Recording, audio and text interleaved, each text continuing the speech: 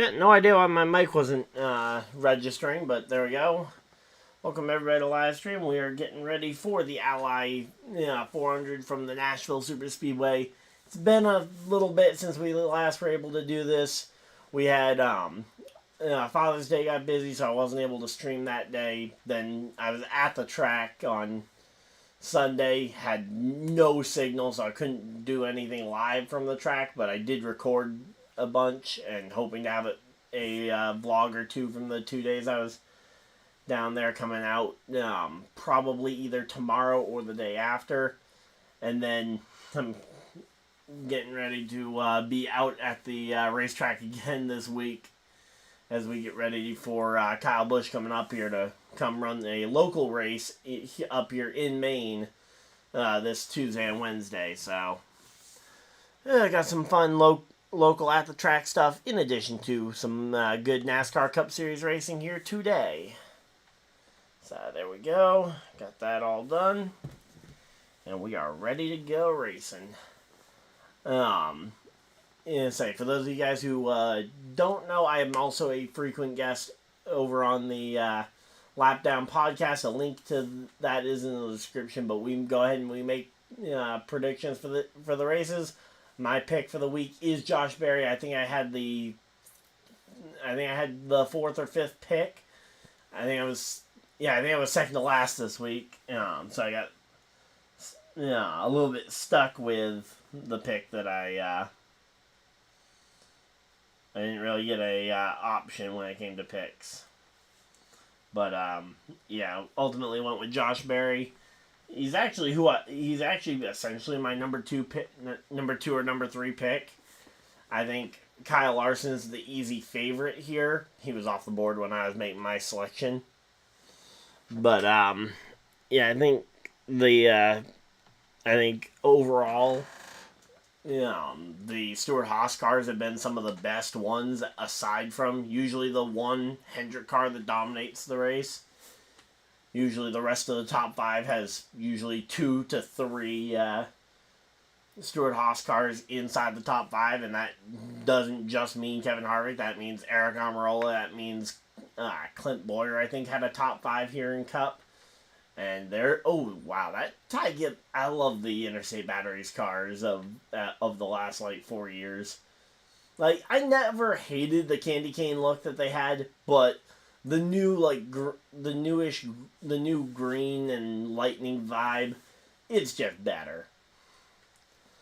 But yep. So Barry's my pick for the race, but feel free to let me know who you guys think's gonna win.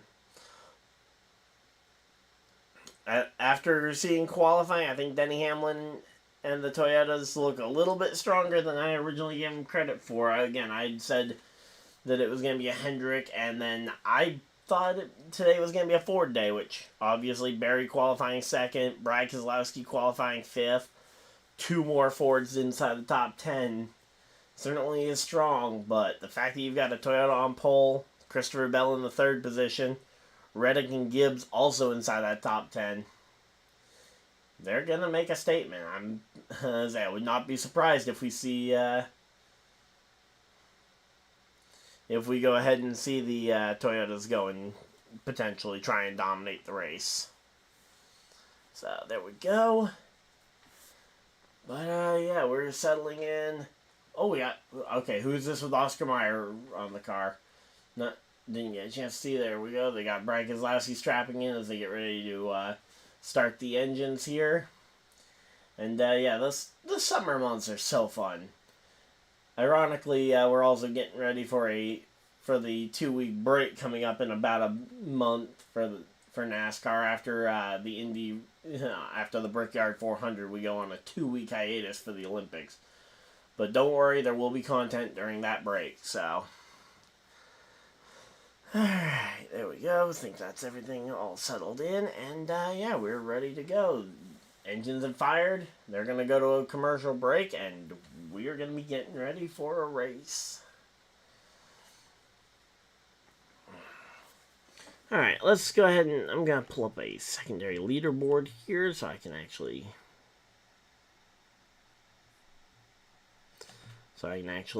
scroll up and down without messing up the overlays.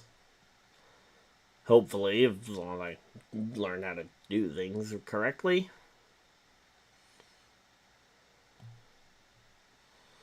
Alright, so let's look a little bit further outside the top 10. Someone I don't give virtually any credit to, Austin Dillon, starting up in the 11th position. The highest non-Hendrick Chevy driver, and ironically, he's got 2 more Hendrick Chevys right on his tail. But, yeah, Austin Dillon qualifying 11th. Not too bad. Alex Bowman going to try and put the Ally car in Ally Victory Lane today. We'll have to wait and see if he can get the sponsor into Victory Lane. ChaseElliott being the other Hendrick car lined up in just outside that top 10 there. Michael McDowell and Carson Host of our 14th and 15th. Should be some fun to see some of the underdog drivers running through the field. Especially as we wait and see if some of those guys can bump their way into the playoffs.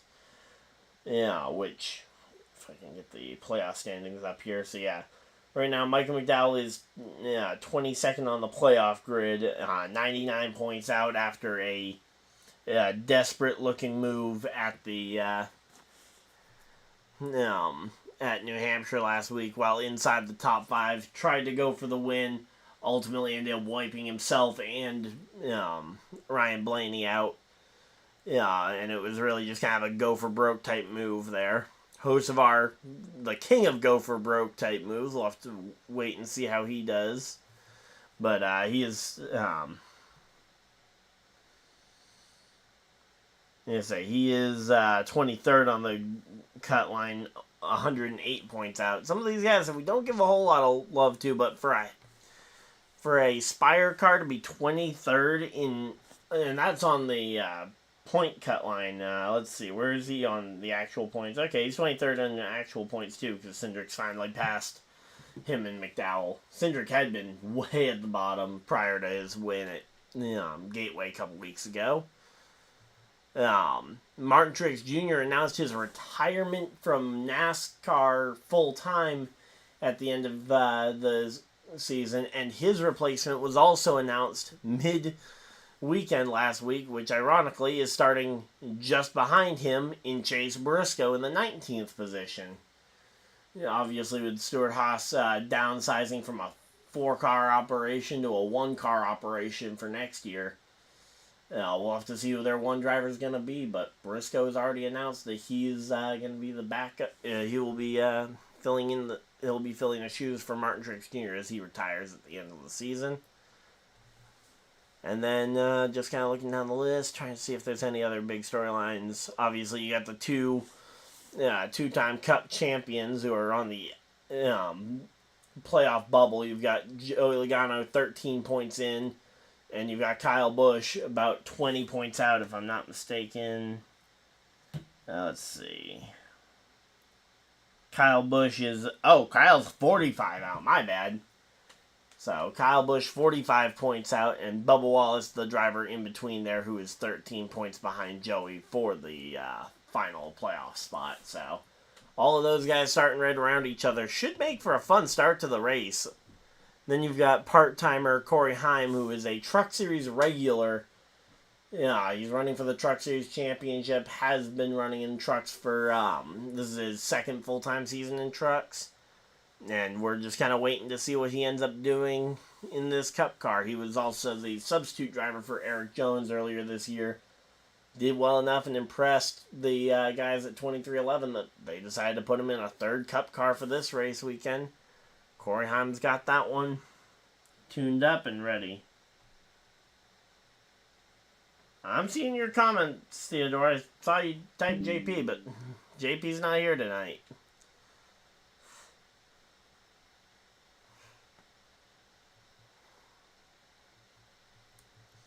But yeah, I was kind of surprised at just how bad the two drivers for Legacy Motor Club qualified, with Eric Jones and John Hunter Nemechek qualifying 34th and 35th respectively. But yeah, we're getting ready to roll here. The cars are already rolling.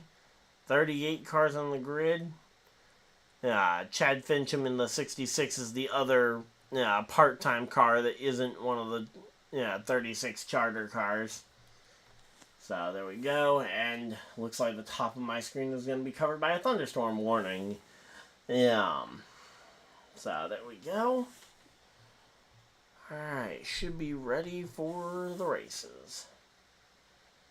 And they're going to be doing an in-depth pit box coverage for the for I believe it's ChaseElliott and Brad Keselowski's cars. I believe they're doing it. But yeah, all the crew guys getting everything ready, and hopefully they won't be needed too quickly, because theoretically everything should be good to go. We got a 90 lap first stage. Tells me that we'll probably see pit stops around the 50 lap mark or so, depending on how tire wear is looking. Because I would imagine that they can go probably about 55 laps or so on fuel. But I could also see this racetrack being a little bit abrasive, so we'll have to wait and see if this is going to be it. Alright, let's see.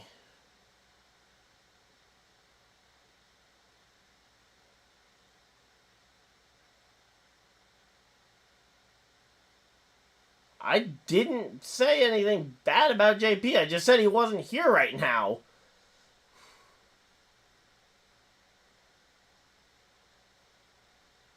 He's a good friend of mine, and we're both on the Lap Down podcast constantly, so I don't know.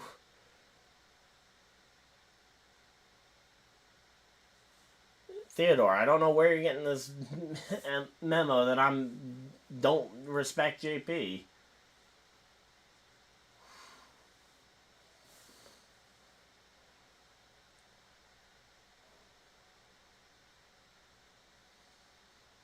Alright, let's see.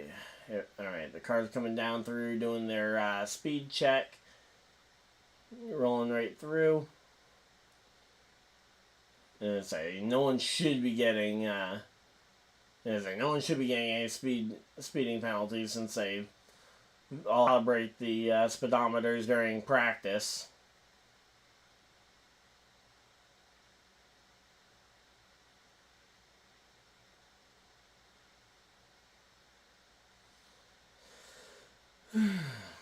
But, yep, here we go. Let's see. Inboard. Okay, so the Thornton's onboard cam is Kyle Busch. Alright, so there we go. We should be ready for a good race today.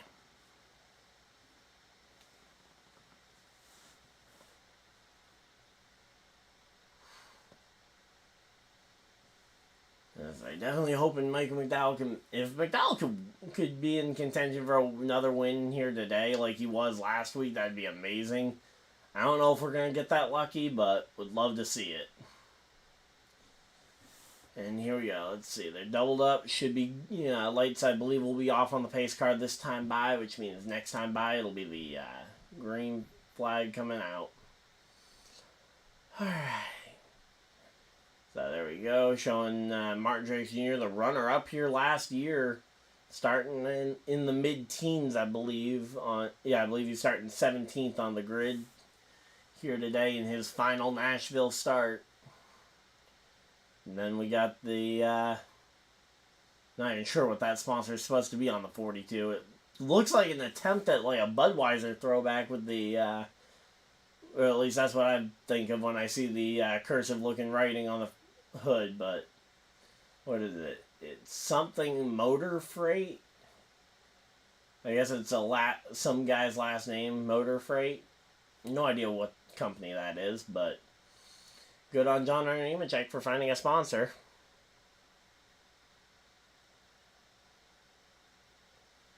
Alright, let's see. Alright, Bowman, 10 top 10 finishes, the most top 10s out of any driver who has not found victory lane so far. That's pretty impressive.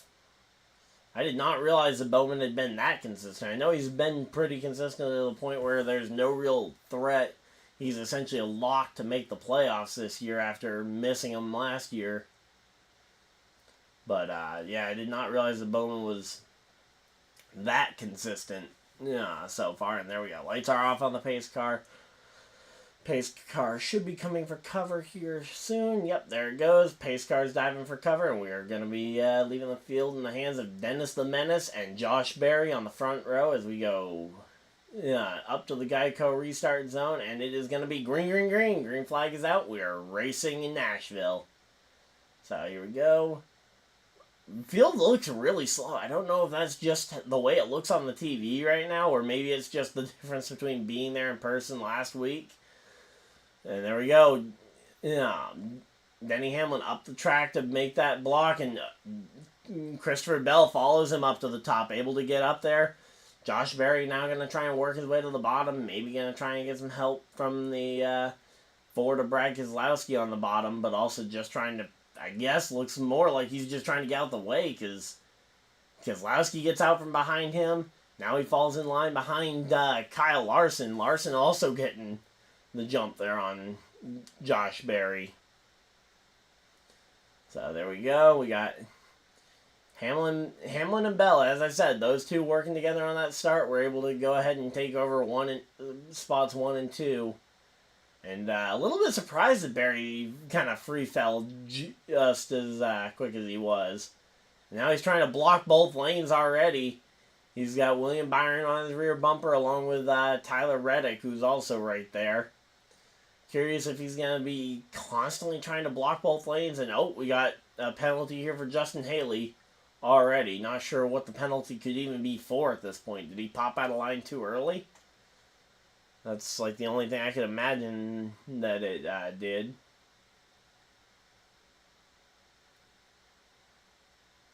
But so either that or he got a pre-race penalty where he had to go and do a pass-through penalty on the start of the race. There we go. Michael McDowell on the outside of 3 wide. He's losing spots pretty badly here. So you've got, he's already down to 20th. He's down 6 spots already. And does not look like that's going to stop anytime soon, as you got Noah Gragson trying to pass him. You got the 21 of Burton right behind him. Which, honestly, Harrison Burton, I wouldn't be surprised if he's not back in that car next year. It sounds like they're actively looking to replace him. Just don't know who the replacement would be. Is it going to be someone like a Josh Berry? Honestly, if I'm the Wood Brothers, I think Josh Berry plus Rodney Childers could actually be a pretty decent 1-2 combo to replace someone like to try and replace Harrison Burton and try and basically build up a Wood Brothers culture. And certainly would be more stability at that position than I think Harrison Burton currently brings. But also I'm sure that Rodney Childers commands a decent sized paycheck for a crew chief, considering the fact that he is a proven Cup Series champion. He won the championship back in 2014 with Kevin Harvick, and also had multiple winning seasons with Kevin Harvick. Back when the Stewart Haas cars had winning speed. Oh, there's Kyle Busch looking to try and make some moves here, trying to pass Briscoe and Preece. It's up a couple of spots on the start, but not a ton of positions gained there. So, Elliott, Dillon, and Bowman have kind of all floated right around where they were.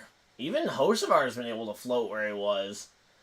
But, I guess just for whatever reason, the Fords just seem to not be able to stay put where they qualify very well. Obviously, Berry getting dropped, Michael McDowell dropping 6 spots. Berry's actually dropped 6 spots now as well, as he's down to the 8th position here. And then you've got, Keselowski's like the only Ford really that seems to have stuck their position so far. So Logano only 2 points above the cut line right now, with Wallace breathing down his neck for that final spot. Those two could get into a pretty decent battle. The question is, though, will we see a win down the stretch potentially? from a driver outside the picture. I remember 2017 we were in a similar position where we had a lot of winners in the early portion of the season, and then you had a big surprise in Casey Kane at the Brickyard 400 pop off a win. Could Kyle Busch be this year's surprise winner? I mean, shouldn't feel like he's a surprise winner, but he is known to win at the Brickyard 400, and if he's able to do it again, it would jump that cut line up, and I would say it would be a surprise at this point. They think 75 to 80 laps on fuel. Okay, that seems a lot more generous than I was willing to estimate. All right, let's see. And so they're listening to some onboard here from the 45 team. Yeah. But, right now, though, Tyler Reddick is just storming up here. He's up into the top 5. And he's closing in on Keselowski a bit as well. Although, the gap between Keselowski and the front 3 is starting to spread out quite a bit. Alright, so we're just settling in here, though. 12 laps into this race. Would not be surprised if they cut this one to commercial, especially where this is the first network NBC race of the year, I believe. And there we go. Yep, there's the top. They're showing off the top 5, and they're going to cut us to commercial break, which means I get a chance to actually just sit back and hang out with you guys while we're at commercial break, because we love commercials. But it is necessary to pay for the show, so there we go. Alright, let's see.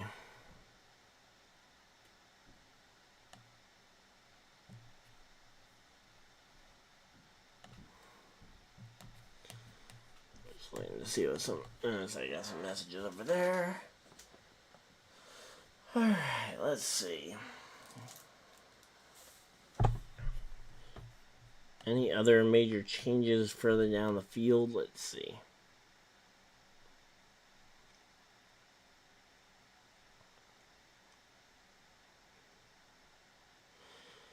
Corey LaJoy's hung on pretty strong there. Where is Michael McDowell? Oh, this is not actually live. Okay. The leaderboard that's showing for you guys is working. Not sure why the one I'm looking at is not doing the same thing. So, Michael McDowell is hanging on by a thread to that 20th spot. There we go.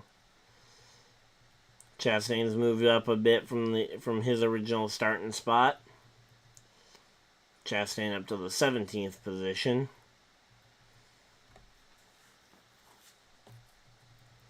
And Kyle Busch all the way up to 24th. He's gonna be challenging for those top 20 spots here soon, and realistically, he needs some good days here to try and make a run at the playoffs. If Kyle Busch wants any shot at a playoff spot, he needs to start looking like a 2-time champion. And I would say the same thing to Joey Logano, but at the very least, he's a lot closer to a playoff spot. In fact, currently holds it by 2 spots over Bubba Wallace there.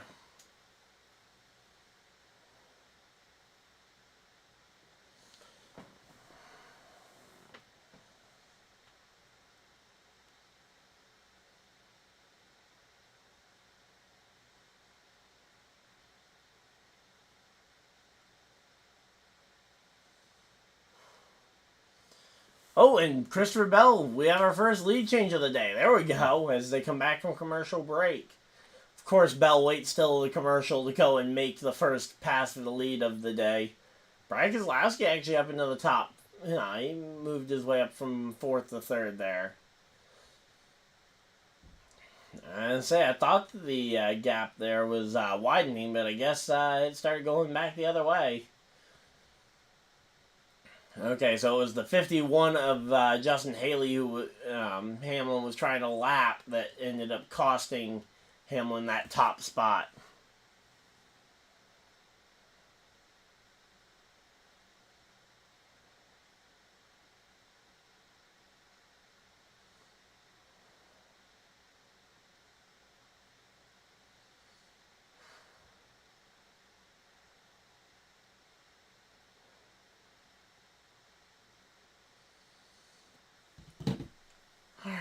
let's see.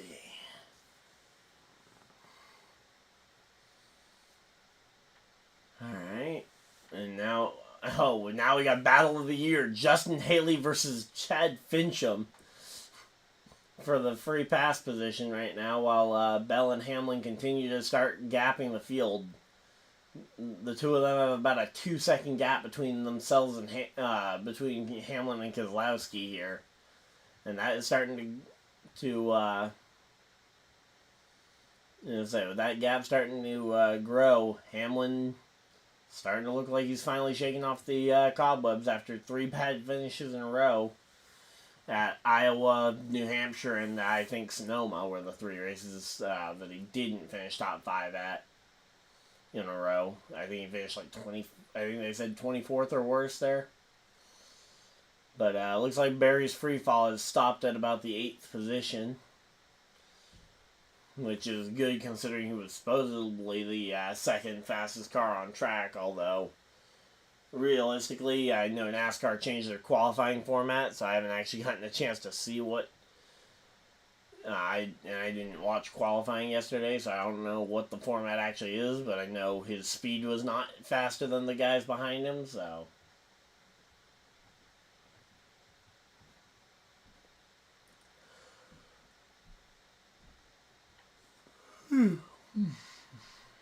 alright, let's see. So Larson's closing in, going to try and battle with Keselowski for the spot, especially as Keselowski has now caught the same lap traffic in Justin Haley. Alright, live odds to win the race. Hamlin the favorite. Larson and Bell not too far behind. Kind of surprised that Keselowski's odds to win are as far down as they are. They're saying it's twice as likely that Christopher Bell wins this race than Keselowski. But, yep. I don't know. I'm curious to see. And there we go. Ty Gibbs and William Byron are getting to battling. So, we got there's some good battles going on around the track. Just wish we could see more than just Keselowski's rear bumper cam. Although, fighting in the traffic is usually a pretty good recipe for success when it comes to trying to find the action. Find the leader that gets stuck behind traffic. And here we go. Ryan Blaney in the 15th position, starting a little bit of a recovery drive. Obviously not as important after his after Ryan Blaney did pick up the win at, where did he win? Was that Iowa? I know he won recently. Yeah, Iowa was where Blaney ended up getting the win. So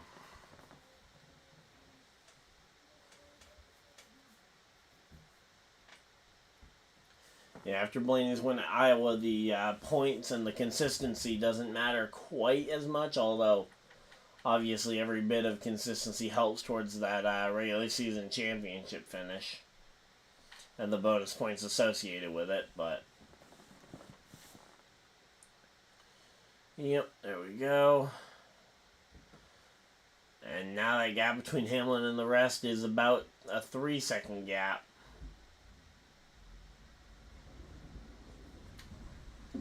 Alright, let's see. So again, Fincham and Haley, the only 2 drivers to lose a lap so far. Gregson and McDowell still hanging on to those top 20 spots. But Kyle Busch continuing to charge up there. Okay, they're showing Nashville from like 3 years ago. I mean, I don't really see a reason to why they're showing this outside of potentially trying to announce or jinx Blaney's tire. Because Blaney's tire is not something we want to see cut down today after showing that replay. There we go. Bubba Wallace up 13 spots. What? Is he really up 13 spots from the start of the race? Where is he up to? Bubba Wallace is up to 15th already? Wow. Alright. Good for Bubba. I did not expect him to be up to 15th already.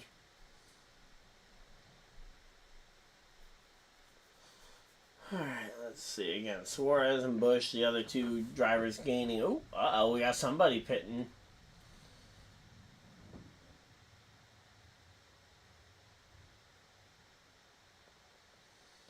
Alright, let's see. Again, we're just chilling out here.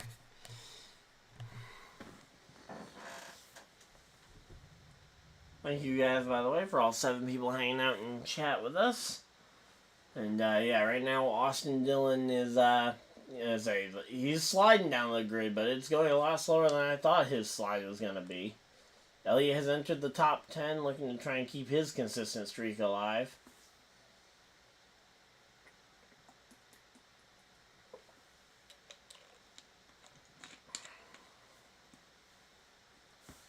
Alright, let's see.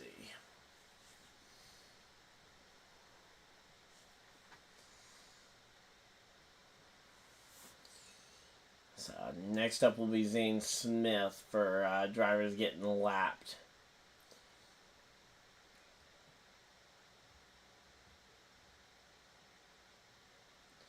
Alright, here we go. Battle for 5th. Ty Gibbs up into the 5th position over pseudo teammate Tyler Reddick as they go to commercial break. So Ty Gibbs is moving up the grid a couple spots every few minutes.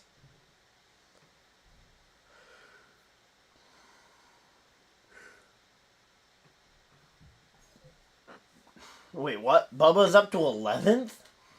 Alright, well, I gotta let Will know that his boy's doing really well.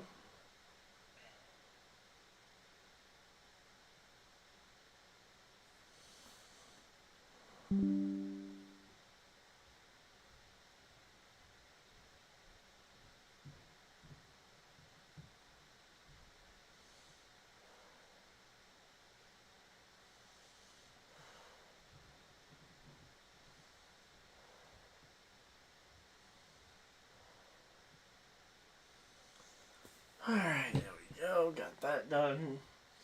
Now I got a Safeway Auto Glass commercial. Yay. Let's see. Any movement in the back half of the field?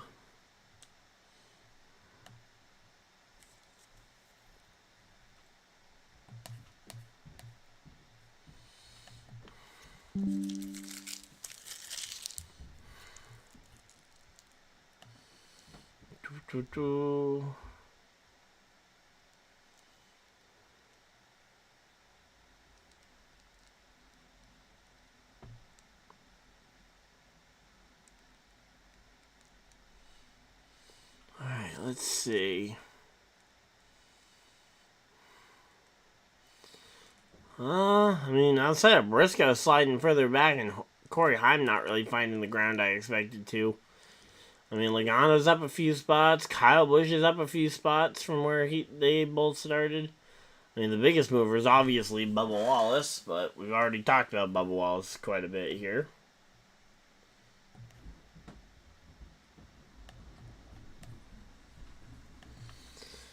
Alright, there we go.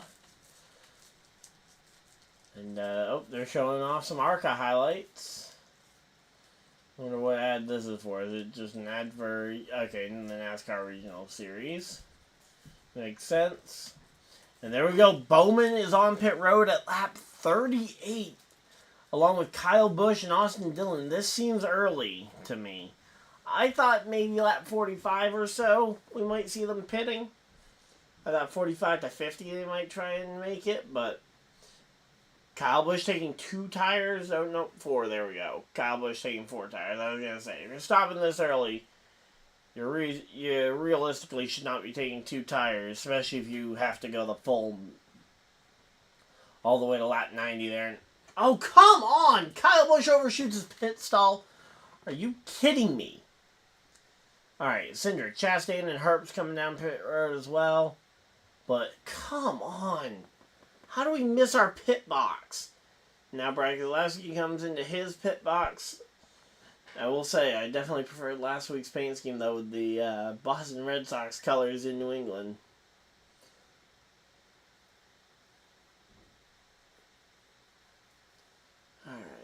go. So Keselowski found his way to pit road. Here comes Corey Heim. AJ Allmendinger. Looks like a little bit of a lighter load here. Oh, never mind. Here comes the 2 leaders. Denny Hamlin, Christopher Bell coming in nose to tail.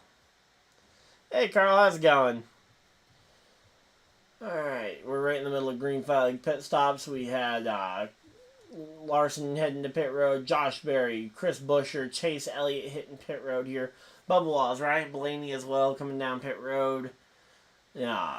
Looks like Bell got out of there with a 9.4. That's one of the fastest ones I've seen so far. Seems like a lot of the back teams are hitting. Oh wow, Hamlin with a 9.4 as well. Larson with a 9.0. That's pretty impressive. Berry with a 9.6. Buescher with a 9.8. 9.2 for Elliott. Not bad. Some pretty good pit stops there from some of those top teams. And here comes Hocevar and Harrison Burton along with Priest and Suarez all coming to pit road. Looks like Ty Gibbs as well, I believe. Okay, I was going to say, I thought he was already on pit road, but I guess I must have been mistaken with somebody else's car.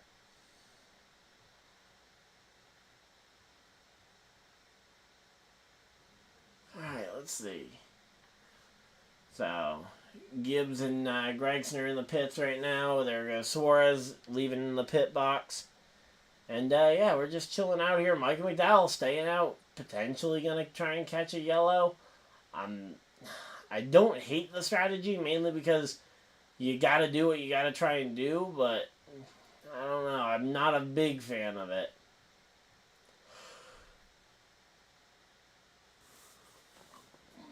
And my Peacock is buffering. There we go. Great.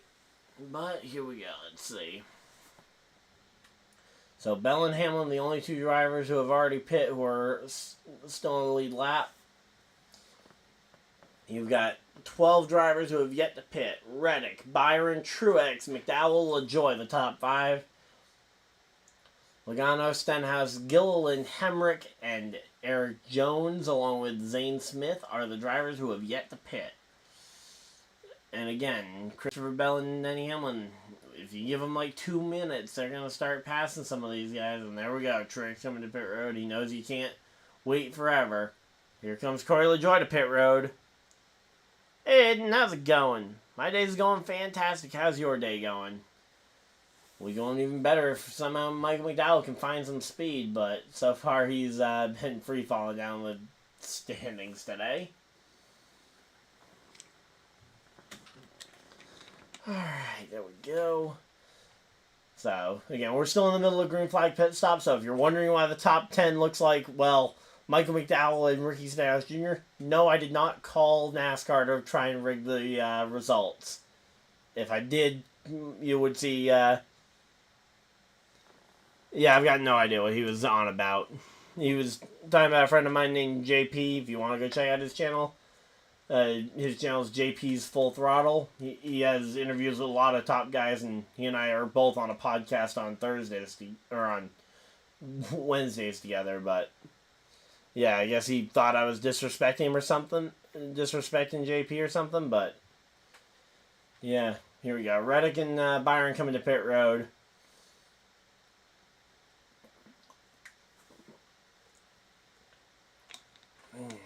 So Reddick and Byron, these are the last of really the front runners coming to pit road, and we get a severe thunderstorm warning right in the middle of the race.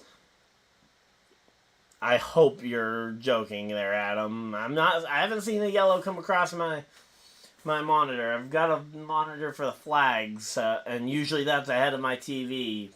But literally, you said that as I lost access to actually seeing the footage because we got a severe thunderstorm warning coming through the area. But I am almost certain that that is not what happened. Yeah. Yeah, I was going to say, the timing on that was impeccable, because you had to say, but legitimately I saw your text come through about Denny blowing a tire, supposedly, the second I lost access to actually seeing the track.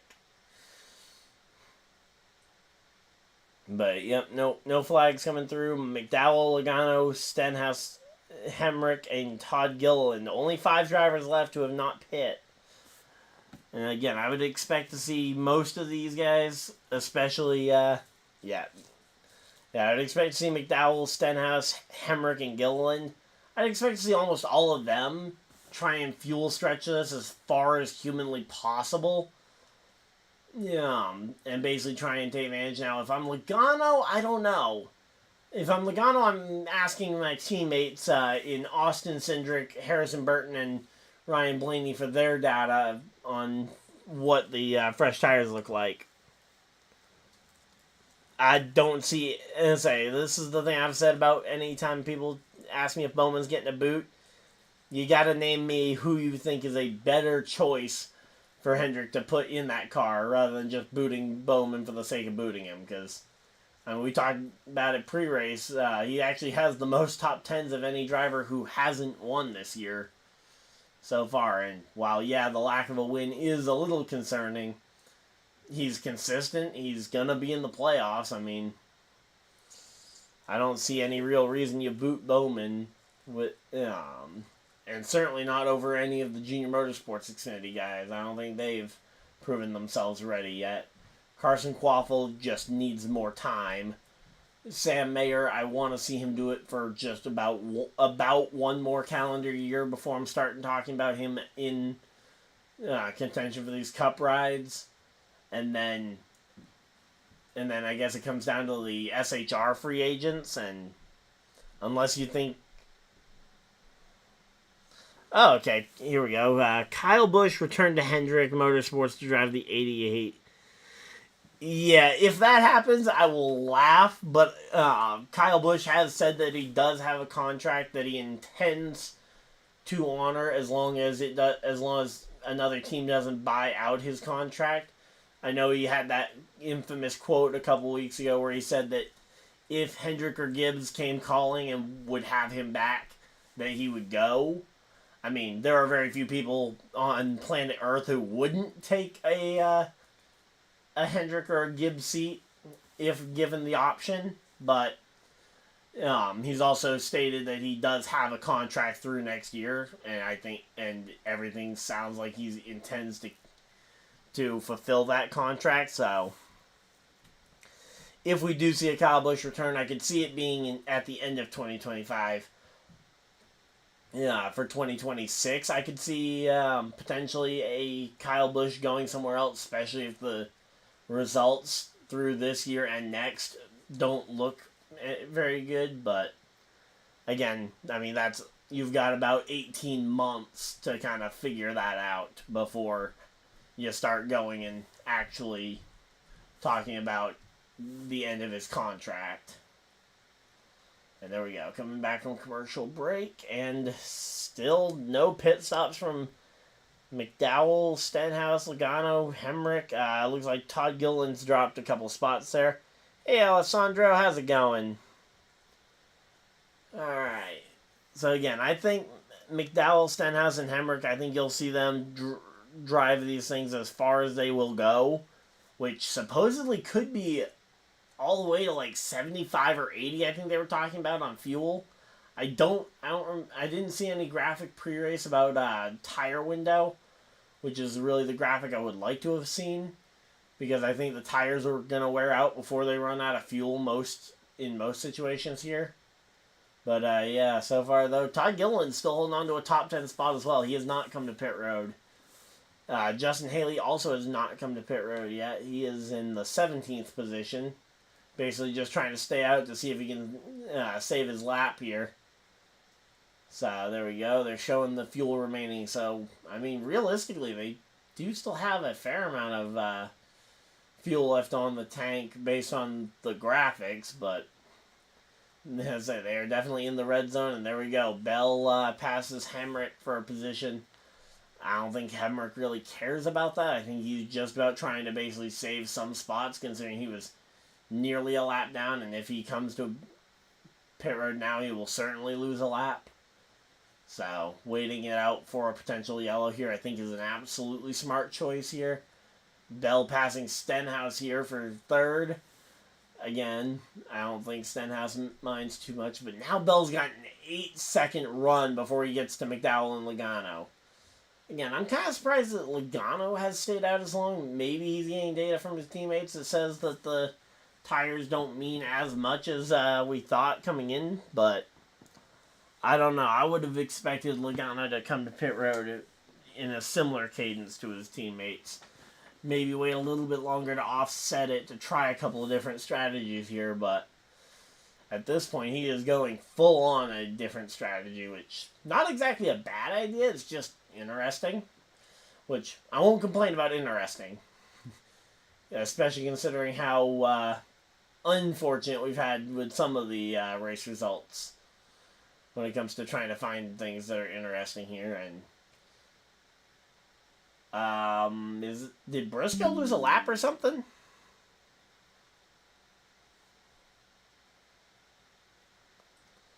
Alright, let's see. Again, my TV keeps going super blurry with the storms in the area, but again, right now, it's all about the front runners here, and now we get the Sonic overlays. So we got the thunderstorm overlays, and now the Sonic overlays. Now I got about the size of about a license plate there. Thanks, Carl. And yeah, we've been trying to do these almost every Sunday. I missed Father's Day and I missed last week because I was at the track. But yeah, we've been doing these almost every week throughout the NASCAR Cup season. So there we go. Bell is up to third place. It's now only 7.3, and he is closing in on those top two here. So again, right now, looking to see. So they're showing last pit lap. So Bell's been on track for 20 laps now. So they pit 20 laps ago here for Bell. Yet right now we're still waiting to see if McDowell and Logano, if they can come out with 20 lap fresher tires, I mean, hey, that run for the stage win could be a real threat. Especially if we were to get a caution. I know that would be pie in the sky thinking for a Mike McDowell fan here. To see a caution while McDowell's in the lead and potentially we've run enough laps to where everybody else would consider pitting as well. Again, I don't think it's totally insane, but it certainly is on the outside of realm of possibility. There we go. Say Larson, this is best average finish by far, a 3.3 average finish on at Nashville compared to his other best tracks like Dover or St. Louis, where his average finish is about 8. Hey Eli, how's it going? Honestly, not even surprised we're a giant mouth. Okay. Maybe we'll get a top 28.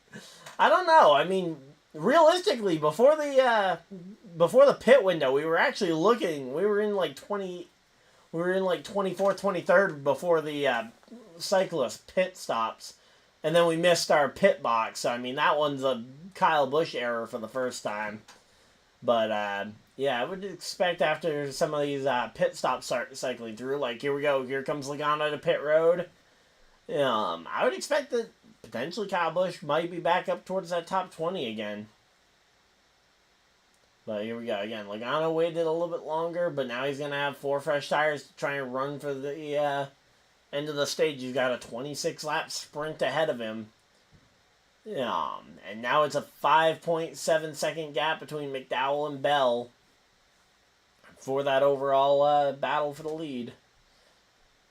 And I say Hamlin and Larson are the other drivers who have made it through the pack of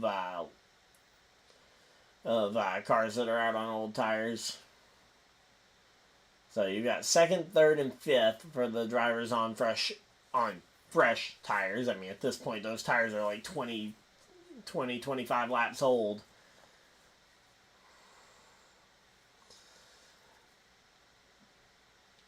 say, Kyle Busch top 30 this race. Again, I'd be hard-pressed to see him stay outside the top 20. Again, his car did look pretty good early in this run, but again, we'll have to wait and see what the adjustments end up doing to everybody else's cars. And we're going to another commercial break with Michael McDowell in the lead still. No pit stop yet from Michael McDowell. Are you kidding me?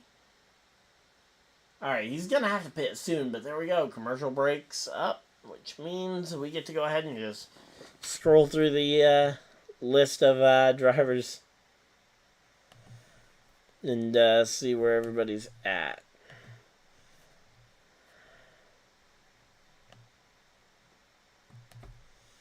Alright, let me go ahead and pull this tab up. There we go. So I can get...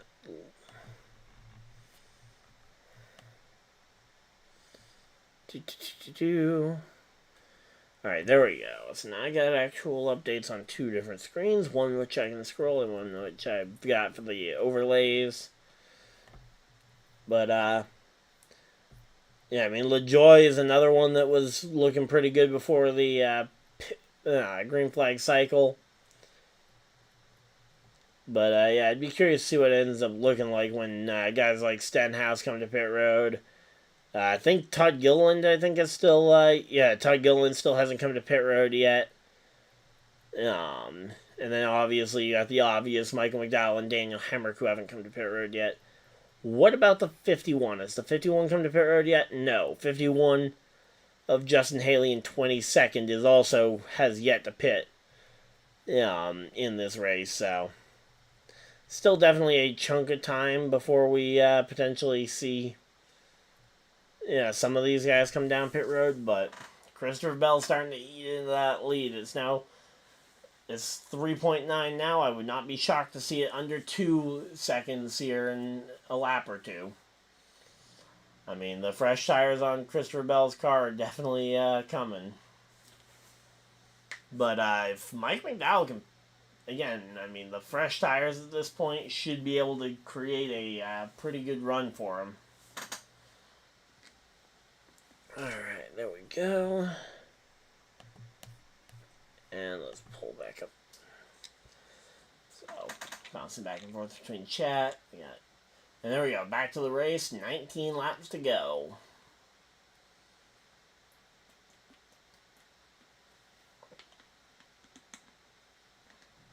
Alright, there we go. Showing the in-car for Brad Keselowski. And so we got Alex Bowman. Alex Bowman's Nashville cars always look so good. Like, honestly, I wish half of his Nashville cars could just be the full season paint schemes, because I just don't know why, but I know why. It's because it's the Ally 400, but Ally always brings a really cool custom paint scheme for this weekend. And, it looks like, did the 31 come to pit road, or did he just lose a ton of spots? 31 of Haley has, or not Haley, 31 of Hemrick. Hemrick did come to pit road. Okay, Hemrick came to pit road a minute ago. Here comes Ricky Stenhouse Jr. coming to pit road.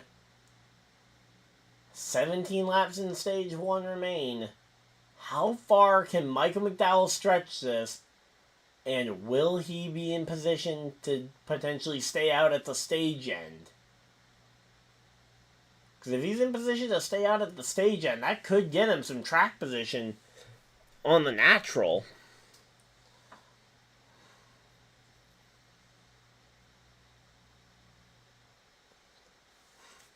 Yeah, I mean, Hamlin's by no means my favorite driver, and you might hear me jokingly call him Dennis the Menace, but I genuinely, I don't think there's a single driver out there I truly hate. I think when it comes to least favorite drivers on track, it's pretty much Logano is my least favorite, but even Logano, I might not like it when he wins, but I can respect him. Same thing with Denny Hamlin, Kevin Harvick in the past. So, yeah. And, oh, we got another cut to that. Yeah, exactly. Yep. Dennis, yep. I always thought that nickname was a fun one for him. Especially considering the way he'd been driving, and the issues he'd had with drivers over the last few years. Whether it was his fault or a certain guy named Ross the Boss. But, yeah. So, again, I've got thunderstorms in the area, so every few minutes they're cutting away from the race to give me an update on how likely it is I'm going to get struck by lightning while inside my house. Oh, Michael McDowell's dropping tons of spots. I think he's on pit road. I think Michael McDowell is on the pit road, which means we're now just waiting to see what he's going to do with 10 laps remaining in the stage. Best case scenario is that we can stay out at the end of the stage, potentially gaining track position. Now, worst case scenario is we get trapped a lap down and we basically have to take a wave around to get back on the lead lap. Yep, so both Front Row Motorsports cars are on pit road right now. A 12.2? A 12-second pit stop? What are you guys doing? Like, are you guys feeding him a chicken sandwich or something on the pit stop? Like, why are we this slow? Literally 2 seconds slower than any other pit stop I'd seen. I mean, granted, I know you didn't have the pressure to try and go super fast because there weren't 30 other cars on pit road at the same time as you, but still, a 12.2 should not be the standard pit stop. But, yeah, Bell and Hamlin have cycled back to the lead. Larson to third. He's about 3 to 4 seconds back, so Bell and Hamlin can kind of just settle in. Those two will probably battle it out amongst themselves for the stage 1 victory. Larson, Reddick, and Keselowski, it looks like, are going to be the three battling it out for third place in the stage. Then Ty Gibbs is kind of just all on an island by himself in 6th place. Might be able to catch Keselowski if he really books it, but hard to really tell where the momentum is for Ty Gibbs right now. But, yeah, right now Michael McDowell's a lap down, and we're going to have to wait and see where he's going to be. So, here we go. So, showing the battle between Truex and Bubba Wallace in 9th and 10th place. That battle's for a point as well there. And, again, you've got Bell still trying to fight with Ryan Preece through the traffic. I mean, we saw lap traffic earlier today cause Denny Hamlin to lose the lead to Christopher Bell, so would not be surprised whatsoever to see Christopher Bell potentially lose the lead here in the closing laps due to the traffic. Although I'm sure that the traffic does not want to be in the position to have to battle with Christopher Bell here. Alright, where's Michael McDowell, and can he get back on the lead lap before the end of this stage? That's going to be the big thing. Him and Kyle... Oh, Kyle Busch is right there, too. If Kyle has some fresh tires, could Kyle maybe run up there and get his lap back? He's up to 26th on actual positioning, and he's only one spot shy of the free pass right now. And honestly, if Preece wins this battle between himself and Bell, he could... Kyle could very well find himself in free pass position, which means probably Michael McDowell will have to wave around to get back on the lead lap, which is not exactly ideal. Alright, Michael McDowell passes Herbst. He's starting the chug through. You live for Chicago too? No, I'm from the Northeast. Was at New Hampshire last week, and yeah, I'm from Maine. So yeah, I'm not from Chicago. Actually, I've never even been to Chicago. Although I am. Oh, you mean am I gonna be live for the Chicago race? Sorry, I misread that. For some reason, I read it as live not live, but yeah, no, I'll be here for, when's the Xfinity Series race at Chicago? I might end up, we'll see if, okay, yeah, I should be live for both the Xfinity and Cup races next week for Chicago. Definitely for the Cup race and the Xfinity race at 3:30, I should be home for, so yeah, I'll definitely be live for both for Chicago.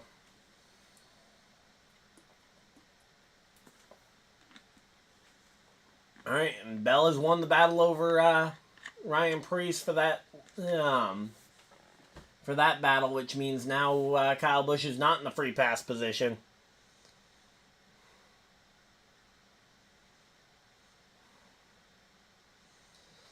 Alright. So here we go. Now we got Justin Haley trying to unlap himself from Christopher Bell. Christopher Bell's got to be real worried about all these lap cars trying to unlap themselves, because if one of them ends up getting impatient with him, they could just send him into the fence. Not encouraging it, but they could, if they get tired of him, just move him out the way and potentially cost him a lot more than they are risking by trying to battle him for the lead lap. But here we go. Let's see. Christopher Bell going up high, trying to find a way around him. And I will say Bell's biggest ally here in trying to hold off Preece is going to be if Preece and Denny Hamlin get to battling for the a little bit further back here. Pit road closes with 2 laps to go in the stages. There we go. 2 to go. It'll be 1 to go at the line for the stage. And let's see. Yeah, there we go. Ryan Preece is going to end up being the free pass, it looks like, over Denny, as Denny Hamlin starts battling with him. I don't know, though. Preece actually battles around the outside. Preece may have a run here at the end. Let's see. Preece versus Bell for the free pass. If Preece... now, granted, Preece gets the free pass regardless here, but if Preece gets by Bell, he doesn't need the free pass, and that would put Kyle Busch in position for it. To wait and see here. And there we go. Larson versus Reddick for the 3rd spot also going on. No contest for Ryan Preece. He's going to be the free pass as Christopher Bell wins the stage. And coming to the line, it's going to be Tyler Reddick over KyleLarson for 3rd. KyleLarson comes home 4th. Brad Keselowski 5th. Ty Gibbs 6th. 7th, Byron. 8th, Chris Buescher. 9th, MartinTruexJr. And Bubba Wallace rounding out your top 10, grabbing the 10th and final point available in stage number 1. ChaseElliott comes home as the first driver to miss out on the points at the end of stage 1. And as we talked about near the end of that stage, Ryan Preece, the first car 1 lap down, will be the free pass, which means Michael McDowell, Kyle Busch, and others will have to either stay out to take the wave around or pit for tires. They'll have to make that decision as to how they want to try and get their lap back. Where Michael McDowell pitted later, I could see him waving around to try and make the old tires work here and pit a little bit more in cycle this time around. Pit around the 45-50 lap mark on this run. Yeah, especially where it didn't work as well last time as they anticipated. Now, for Kyle Busch, where he pitted back on lap 35, he really can't afford to try and... because he can't really stay out on those tires very long, so he can't take the wave around. The wave around's not really an option for him, so he'll have to pit and hope that he can get the lucky dog at the next caution flag, which cautions do tend to breed caution, so we'll have to wait and see if the stage can breed another one, but to see it. Let's see. Live point standings. Joey Logano holds a 1-point lead over Bubba Wallace for that final playoff spot. Briscoe is hanging in there about 30 points back with how he's running currently. But, definitely not looking forward to seeing As Michael McDowell and Hocevar are currently tied in points, which again, not trending the right direction for Michael McDowell right now. But in terms of the regular season championship, Larson holds that one with 660 points as of right now, projected over Chase Elliott, who is 14 points back. For DennyHamlin, Reddick, and Truex, and Bell, the next 4 drivers in position are all Toyota drivers on points. But they're ranging from 25 points back for Denny, 51 and 56 for Truex and Reddick, and then you've got Christopher Bell, who's trending at 61 points back. Going to take some work for some of those guys to try and get themselves into position for the regular season championship. But it's starting to wind down towards the end of the regular season. And here we go, back from commercial break. 117 degrees in those cars? Come on! Always forget just how warm some of these, the insides of these race cars can get. Like, 117 is ridiculous. That's literally, basically, putting them in an oven. And here we go. Keselowski, Larson, Hamlin, and Bell are the highlights for the pit stops. Why are they not highlighting Reddick on the pit stops? I mean, I guess maybe they just didn't want 3 Toyotas. An 8.8 for KyleLarson. There we go. A 9 flat for Brad. 9.6 for Bell. And here we go. Denny Hamlin, he's in the number 1 pit box by virtue of the great qualifying run that he had yesterday. And a 9.4 gets the job done. Denny Hamlin, I believe, is the first off pit road. Bell comes out second. Larson's a good pit stop. Only gains him 1 spot over Tyler Reddick. And which it seems a little strange to think that he had an 8.8 second pit stop and wasn't able to pass any of the other drivers, which is a little concerning, but we'll have to wait and see there. Alright. So, now they're going to another commercial here. They've got some sort of NBC. Oh, hey, there we go. Tomorrow, the return of American Ninja Warrior after 2 weeks off.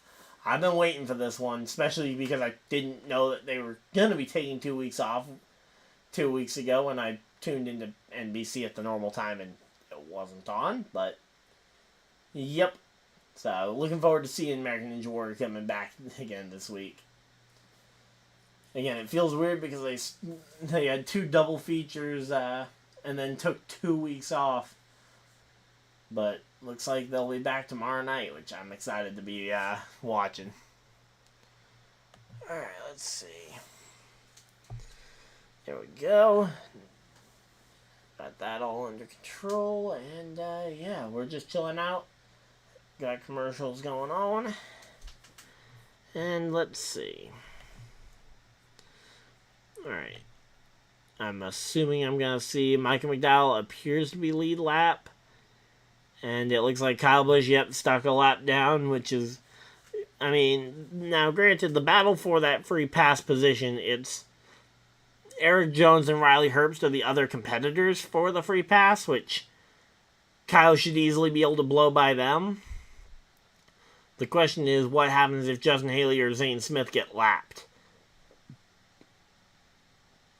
As they're the tail end of the lead lap cars.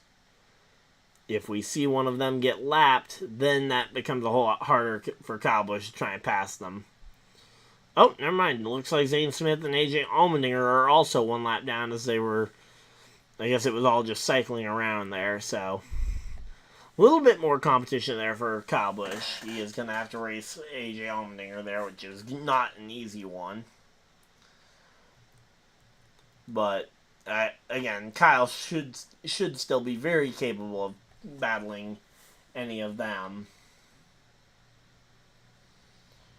Alright, these storms better be crazy upstairs, because the amount of buffering on the Peacock stream today is a tad bit ridiculous.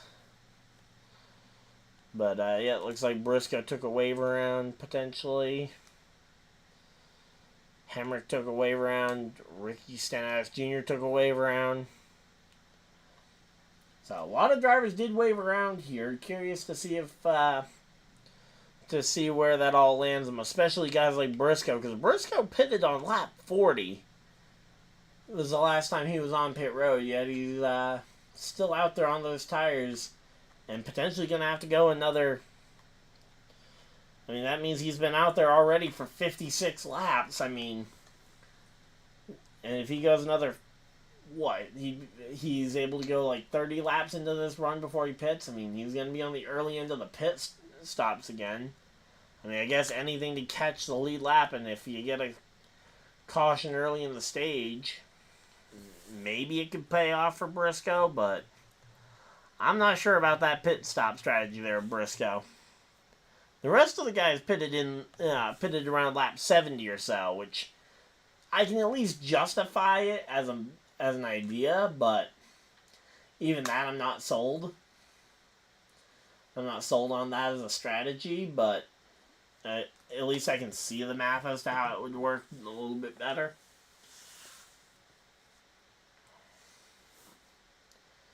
Alright, so there we go. Showing a race victory there for Matt McCall, who is now the crew chief for the number 6 car. But that was a win for him back when he was a driver at South Boston back in 2018, which feels like forever ago. And here we go, getting ready for the restart. Should be doubling up this time. Okay, already doubled up. Here we go. Lights are off on the pace car. You got, Bell and Hamlin sharing the front row here as opposed to working together on the inside. Logano's car is 127. That is really warm. I mean, he's 10 degrees warmer than Kyle Busch's car was. I mean, maybe when he gets up to speed that'll drop, but we'll have to wait and see. But yeah, there's the whole bunch of cars taking the wave around, including car 14, which, again, I'm curious to see. They're saying that we're seeing some rubber there. Joey Logano took 2 tires to jump up into the top 10. Joey Logano to 8th on 2 tires. Bold strategy there. We'll have to wait and see if it pays off for him. Everybody else took 4 tires, and green. Green flag is out. We're back to racing at Nashville. And there we go. Hamlin away with the lead. Battle between Bell and Larson for second. Looks like Bell's going to pretty easily be able to win that battle. And, yeah, I'm starting to look pretty silly for saying that the Stewart-Haas cars... Now, granted, they always seem to end up in and around the top 5 at the end of these things, but right now the Gibbs cars have definitely proven me a little bit wrong. Because, yeah, pre-race and on the podcast this week, I was pretty adamant that it was going to be the KyleLarson and the Ford show. And so far, again, those Toyotas came to play a lot more than I thought. I wouldn't have put it past it if you told me that Bell or Reddick were going to have a good day, or even Denny Hamlin. But to say that they were going to dominate and or control the entire race, or someone like Ty Gibbs going around the outside, I would have been a little bit more skeptical. We're about to have Toyotas 1 through 5. We're literally about to have Toyotas in positions 1 through 5 as MartinTruexJr goes to the outside of KyleLarson for 5th here. Oh, and Larson able to win that battle as Truex just has to fall back in line into 6th here. For now. We'll have to wait and see, but definitely starting to think that this is going to start to become a bit of a one-sided affair. Keselowski looking the inside.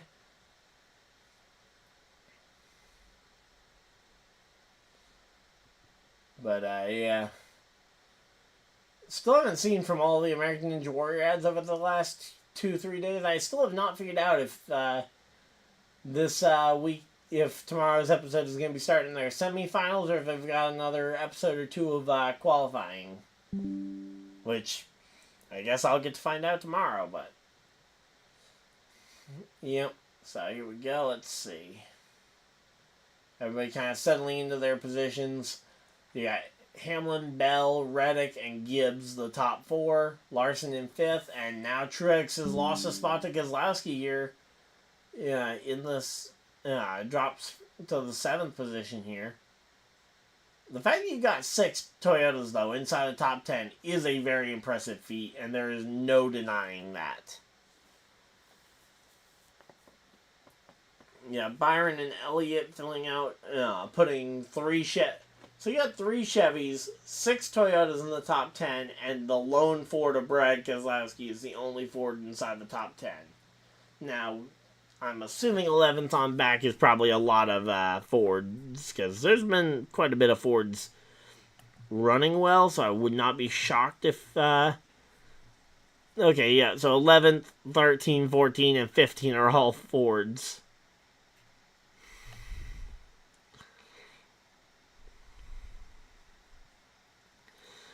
Alright, there we go.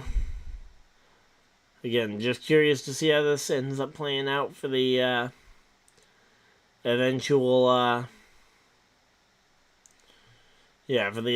win here. And in particular, curious to see how the strategy plays out for those drivers who did the really late pit stop. Because that explains why Logano went for 2 tires.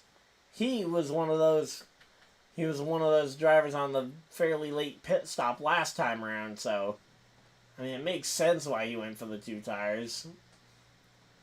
Honestly, I probably would have just stayed out to try and take the lead as a whole. Oh, we got a bit of rain coming in.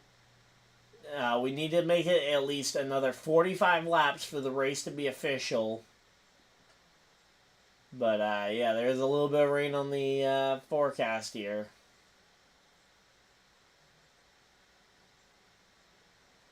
Alright, there we go. Let's see. Alright, so Buescher versus Wallace here for the... Buescher and Bubba battling it out for the 10th position here.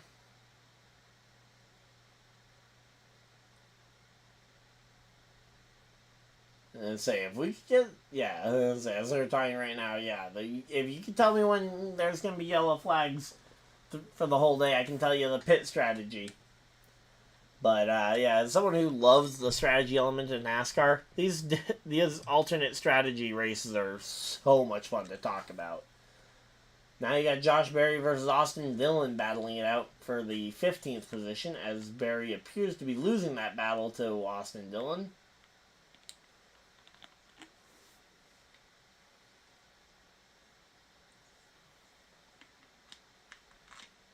Ooh, wow. Berry puts a big slider on Austin Dillon, trying to make these blocks happen, but Austin Dillon just seems to have more speed today, which is concerning because Berry was my pick for the race, which, I mean, I'm kind of stuck with that one. I don't get to re-pick for the podcast, but here we go. Let's see. Corey Heim enters the top 20. There we go. Number 50 for Corey Heim, joining that top 20 drivers.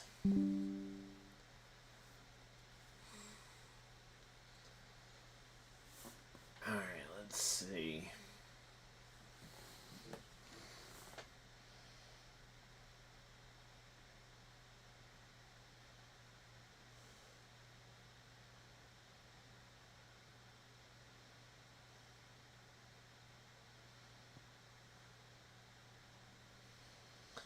Alright, let's see.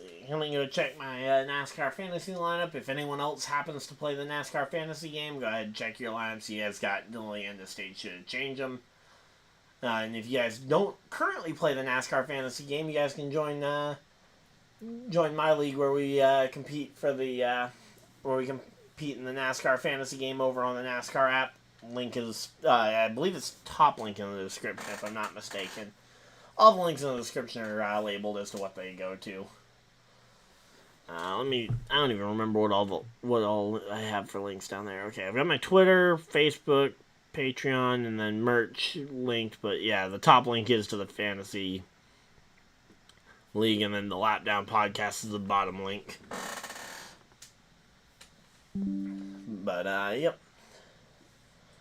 Obviously can't late to set a lineup for today, but Also, just a quick reminder to go and check in on the NASCAR app to go and get your NASCAR fan reward points. NASCAR has a program. They've been giving out points that you can redeem towards free prizes, such as race tickets, autographed merchandise, and more. I've been saving up a ton of points to try and get something special for my Bristol trip later this year when I go to the Bristol night race. So, waiting to see if I can build up enough points for that. If not, there's a lot of other good prizes out there that I can go and redeem my stuff for at the end of the season. And, I'm seeing a caution flag at 1:15. Is there a caution flag out? I hope that's just a graphical glitch on the app's part, but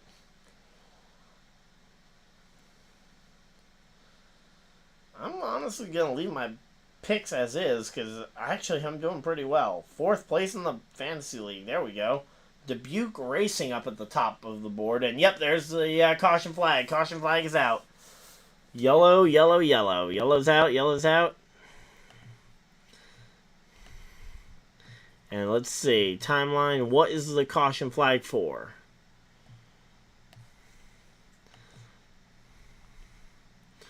Waiting for a report on it because we are currently at a commercial break. Ironic that we go to a commercial break and the second we go to that, we get an incident there.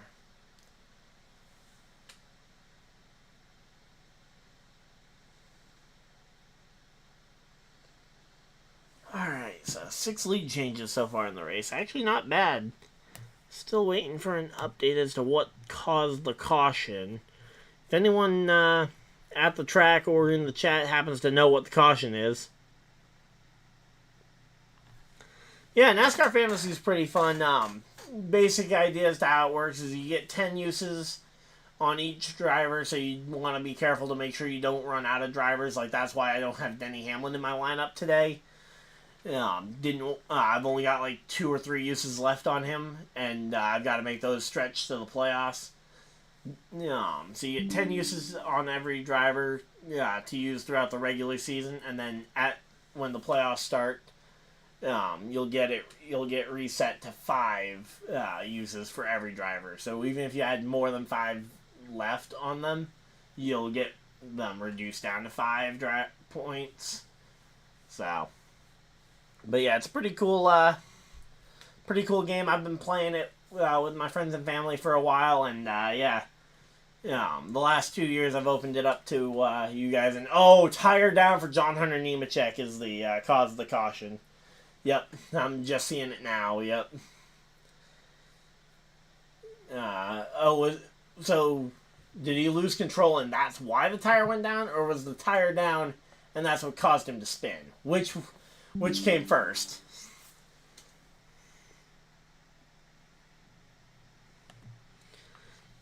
But, yep. So, that caution flag absolutely helps Joey Logano and all those cars that waved around. Who's the free pass? Free pass. That's who I need to figure out. Is that going to be a Kyle Busch free pass? Let's see.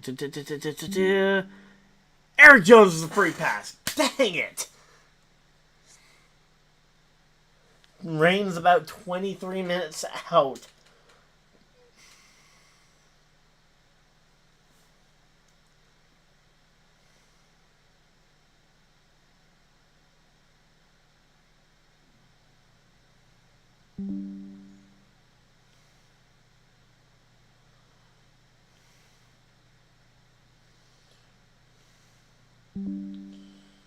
But yep, Eric Jones wins it, I believe, wins the free pass, if I'm not mistaken.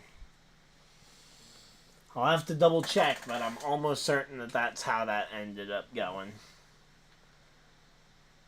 And I can't tell because we got another thunderstorm warning on my screen that's taking up my screen. I am in my basement. I am about as safe as absolutely possible.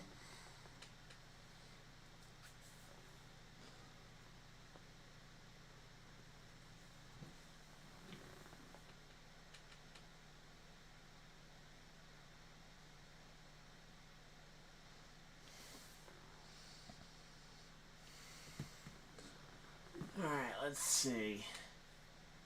Alright, and they're under commercial break when I get back, so yay. Alright, now I'm seeing Kyle Busch being scored ahead of Eric Jones, so I gotta wait and, I guess, see if Kyle is or isn't actually the free pass position here. It's hard to really tell. Alright, and we are 118 laps in. We need to get to lap 150 is halfway. And when we get to halfway like that, the race can be official. It'll all depend on what ends up happening with the rain and the forecast going forward. Last week at New Hampshire, I was there in person. Ain't no way any of us thought we were getting back racing, and then suddenly around 4 p.m. we got around 5:30. I mean, we got a pocket of sunshine. We're able to dry the track, and we were able to get the remainder of the race in. So I mean, it's not impossible just because the forecast doesn't look good. Does not mean that that we're necessarily done for the day. And if we do get a rain delay, I'll stay basically as late as I can. We had to end the Coke 600 broadcast early, which ironically we got to see the end of the race anyway because it got called a couple hours later. But it was one of those situations where the race didn't get called till like 1 a.m. And I do have work tomorrow at my day job, so yeah, I won't be able to stay up infinitely late, but hopefully if we do get to halfway, NASCAR just calls the race if the rain does look bad, but hard to tell. It looks like a somewhat small pocket, but yeah, it'll depend, and without rain tires at the track this week, it'll take longer to get the track race ready. Which also means that all these drivers are going to be racing a whole lot harder for their positions. And ain't nobody going to complain about drivers having to race harder for positions.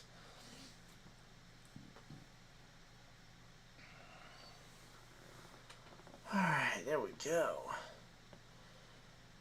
Say we're just chilling out here. Again, yeah, I should have a vlog coming out either today or tomorrow. Or, not today. Probably tomorrow.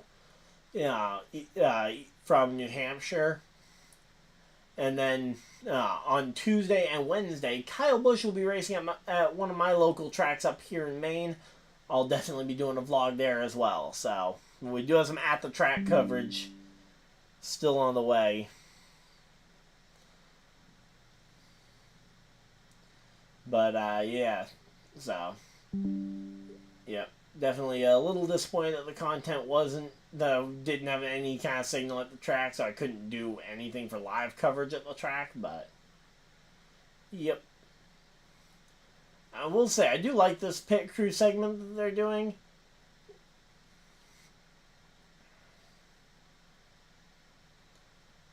But, yep. Alright, let's see. And now they should be, we're getting ready for pit stops and or choose cone. Which one is it? I think they already did they already open pit road? Okay, let me go ahead and mute notifications because this is getting active and don't need it checking. Okay, let's see.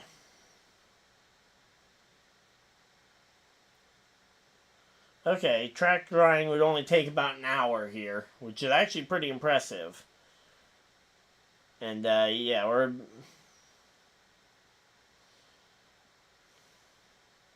But, there we go.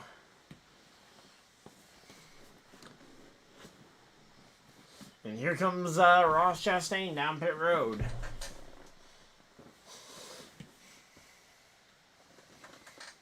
I will say, if Busch Light doesn't come out with a watermelon flavor at some point while they're sponsoring Chastain, they have missed a trick.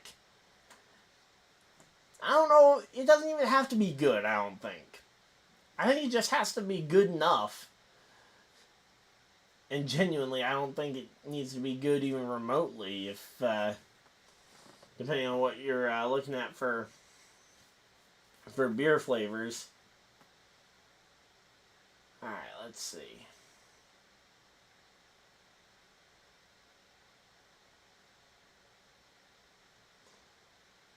Alright, let's see.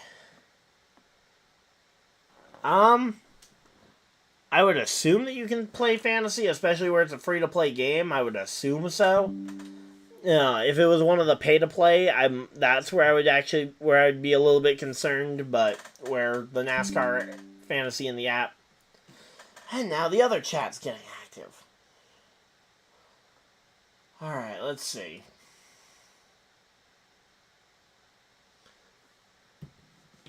Yeah, so it's just right in the NASCAR app here, and green. Green flag's out. We're back to racing, and Christopher Bell and Keselowski on the restart.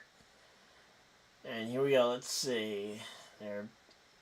This should settle in, and oh, whoa, okay, yep, there's a ton of action in the back half of the field. Looks like Logano sliding further back.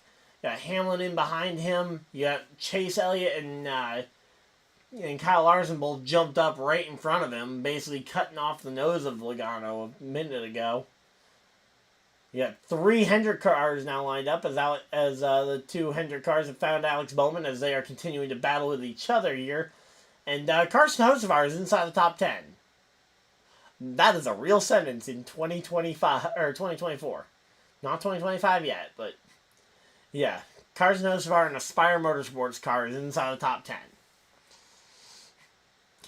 But, yep. Alright, let's see.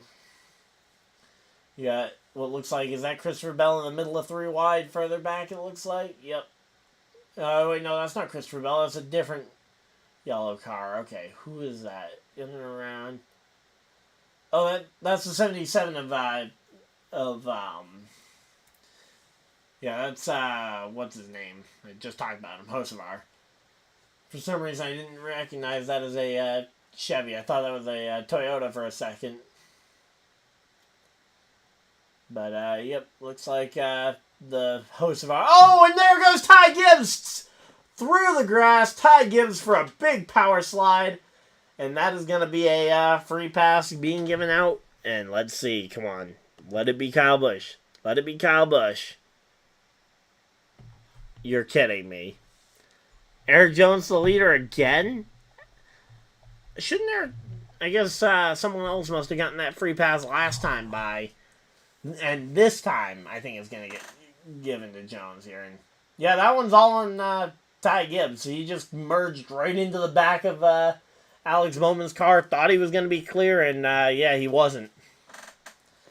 I mean, I try and be fair there, but yeah, no, Ty Gibbs just tried to slide into a hole that wasn't quite there. He was trying to slide up in behind the 48 to try and get in the line. And, yeah, he just ends up hitting him in the corner instead. Now, okay, here we go. On the restart, I want to see what happens to the, what happened to, the 22 here. So, yeah, the 11 and the 22 both get squirrely there, and then, yeah, Chase jumps up in front of them. So the issue actually came before that, though. Yeah, whatever happened here, yeah, I guess Logano checked up, causing a stack up where the 11 was getting shoved by the 5 into the back bumper of the 22, and all 3 of those cars really just stacked right together. And now that I'm seeing the replay again, the chop that I said from the 9 car, definitely not as aggressive as I originally called it. But, yeah, now we got a caution flag, and here's a chance for, again, all the drivers to kind of adjust themselves here.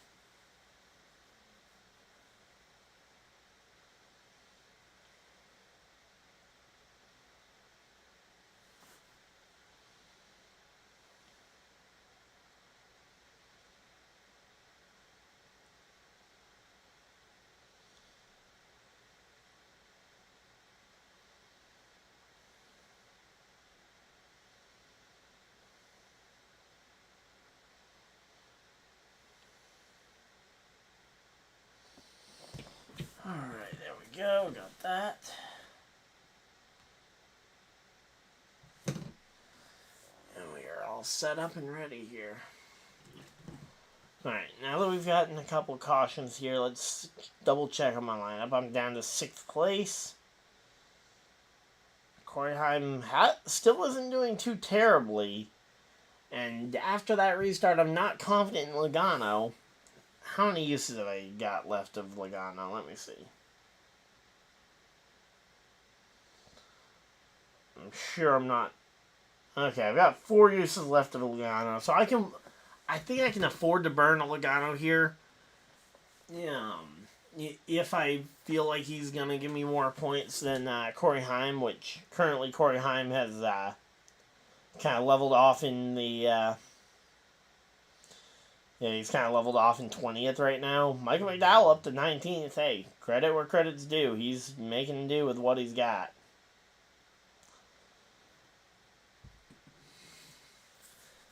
Alright, let's see.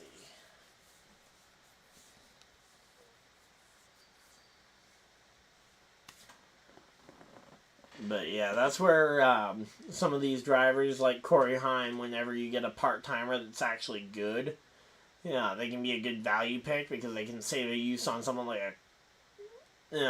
a Joey Logano or a MartinTruexJr. If you think Corey Heim's going to earn a similar amount of points. I expected Heim to be a little bit better than he has been so far this weekend, but he hasn't been bad. But yeah, there we go.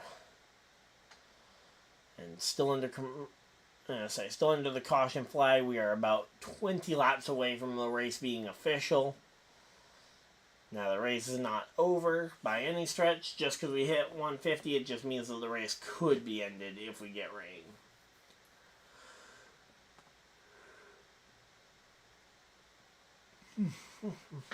Alright, let's see.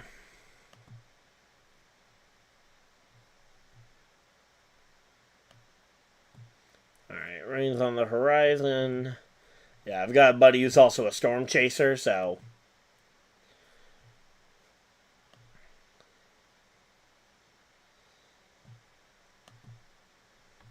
There's no way we have rain tires here. What? Okay, one of my buddies in the podcast chat is talking about how they were talking about rain tires. We don't have rain tires here, right? Let's see. Rain's coming our way. Track position. Alright, let's see.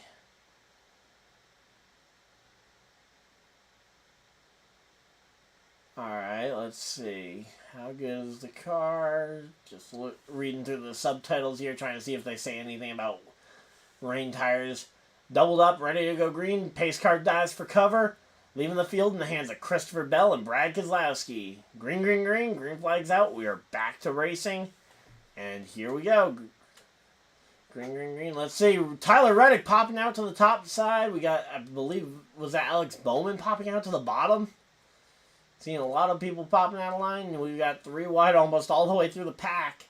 As Reddick and Bell now are going to try and do the same thing that Reddick and, Bell and Hamlin did earlier in the race. Noah Gragson jumps up into the top 10. There we go. That's what we've been waiting to see. Michael McDowell also making an appearance up in the top 15 now. Even if it is just a brief fleeting moment. Nice to see Michael McDowell having at least some speed in the car. And there we go. Chris Buescher joins. Chris Buescher, after restarting the race inside the top 5, is going to fight with Elliott to try and stay there. Elliott in the all-white Napa car. And then you've got... Okay, it looks like Elliott is going to win that battle over Buescher for the 5th position. As Buescher... But man, that sky does not look very bright here. I don't see a way we necessarily get all the racing in without a delay. Question is how much of a delay. Uh-oh, I saw some smoke in the back. Yep, yellow, yellow, yellow. Yellow's out, yellow's out. What's it going to be? Is it for rain? I thought I saw smoke in the back, but I guess what I saw must have been something else. And here we go. Berry all the way to the bottom goes Josh Berry. Let's see, where's Barry gonna be? Barry trying to make a pass on Bowman here for 15th. As Corey Heim goes around the outside of the 22 and the 2 car as well. So again, Heim starting to look a little bit more confident here. And again, we know a caution flag is coming out this lap. I just don't know what's the cause of it. And yeah, my TV is just behind. Okay, I'm seeing some people saying the caution is for lightning. Okay, yellow is for lightning. That's what they're saying, is that there was a lightning strike. Alright, let's see.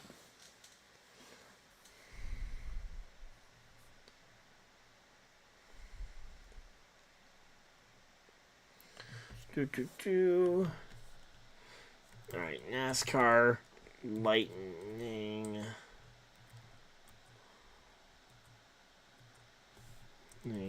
clock.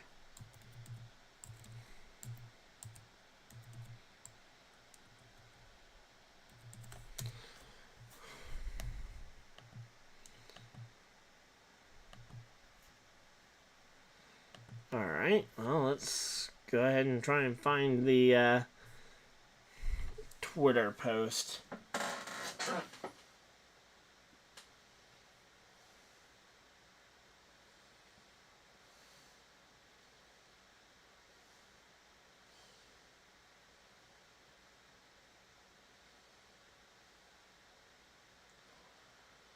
So yeah, that's what the yellow is for, though, is for the lightning strike.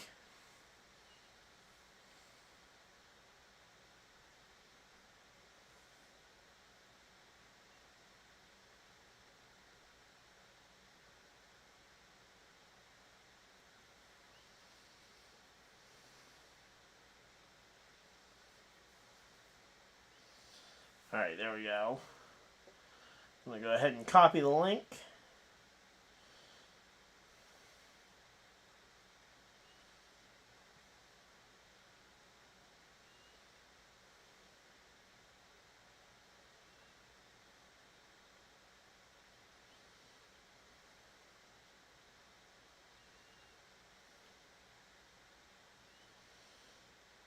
I'm going to go ahead and retweet the lightning clock from last week.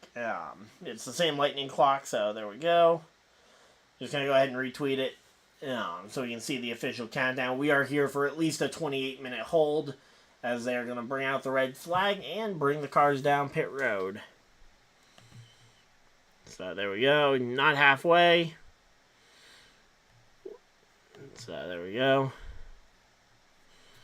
Yeah, not to halfway, so the race will be restarting either later tonight, as this track does have lights, or potentially we end up coming back tomorrow at about noon to try and finish this thing.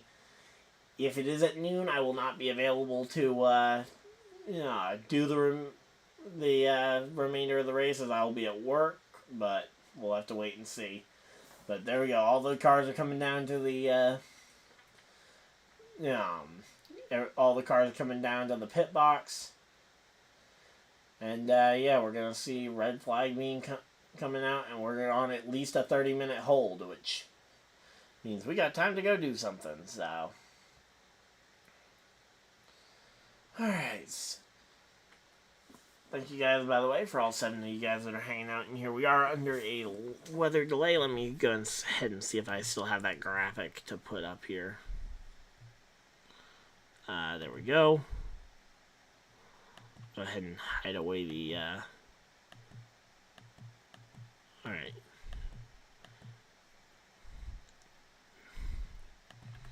Alright, don't even know what that was, so we'll just eliminate that. But there we go. We'll put weather delay up in the corner there, and, yeah, again, we're under a weather delay right now.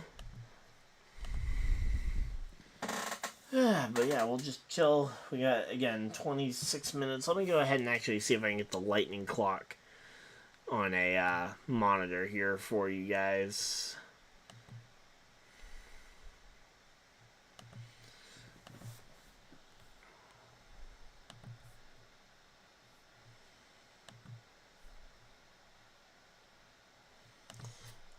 Gotta go to my Facebook because that's where I copy and pasted it.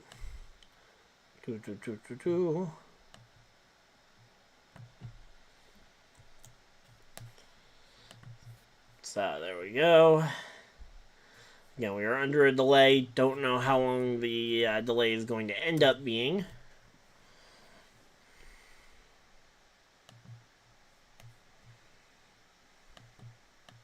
Alright, so that's the lead changes. Here we go. Let's go ahead and do window capture.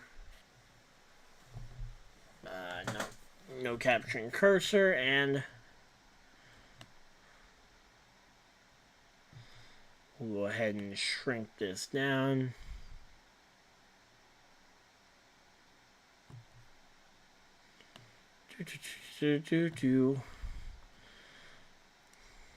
Oh, nope, not what I'm trying to move.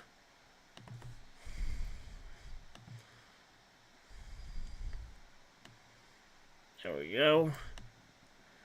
And there we go. So we now have the countdown clock right at the top of the screen.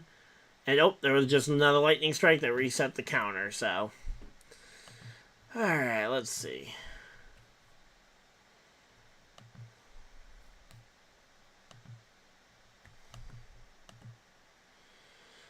Yep, as I say, American weather is wild, and honestly, anytime you need rain, just ask NASCAR to come to town. Because for whatever reason, we seem to be really good at bringing rain. New Hampshire last week. This week with the thunderstorms in Nashville. I've heard that there are supposedly storms forming for Chicago next week. Last year in Chicago, Chicago broke a record for rainfall in the month of July during the NASCAR weekend on July 2nd. They broke the record for total rainfall in the month of July. So, I mean, and then there was flooding in Southern California, a place that's been stricken with a drought for a while now. Yeah, they ended up with flooding the week that NASCAR was there during the race, so.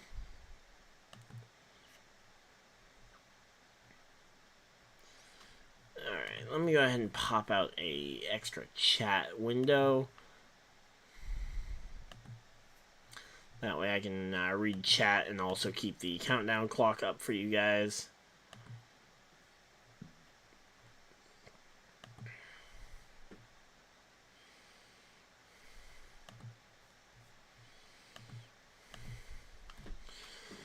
Alright, well, there we go.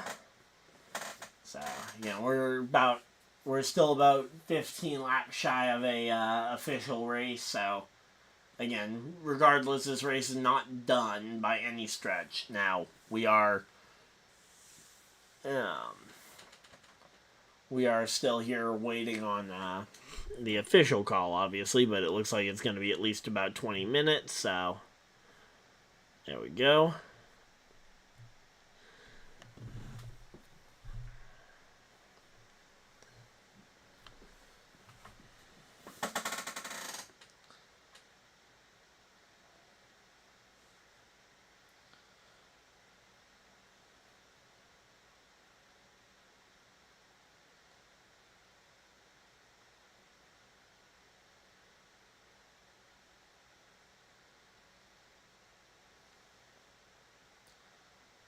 Alright, let's see. Hey, you know what?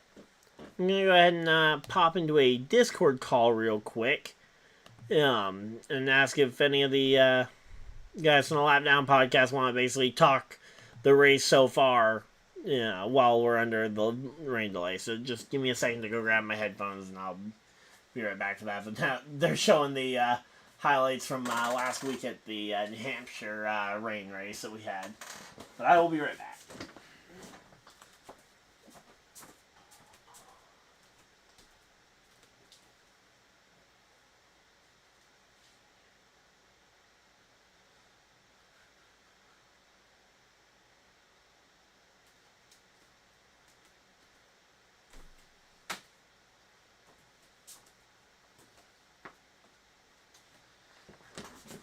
Alright, here we go.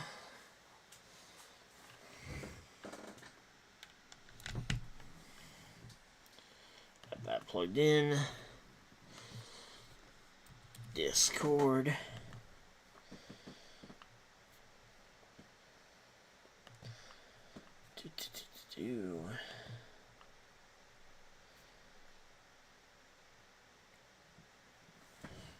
Alright.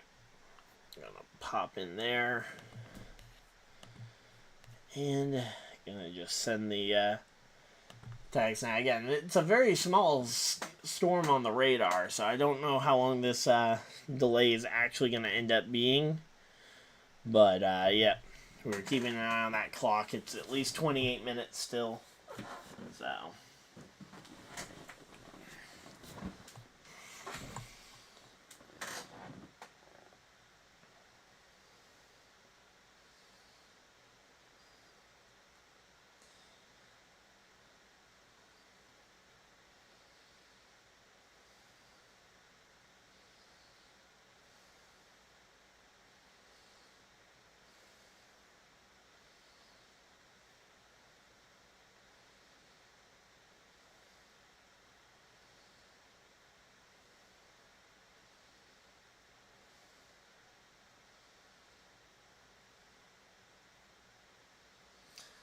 Alright, so there we go. As I said, the wind is definitely insane. Looking at the wind on those flagpoles.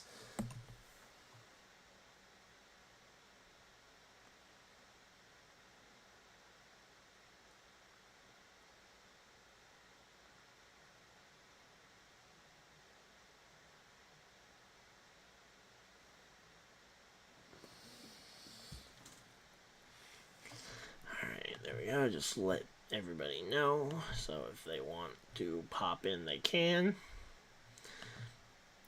And if you guys have any questions, feel free to go ahead and ask them. We'll look into a little bit of Q&A. I'm just gonna go ahead and flip my voice over to push to talk. And yeah, that's an okay keybind for it. Okay, there we go.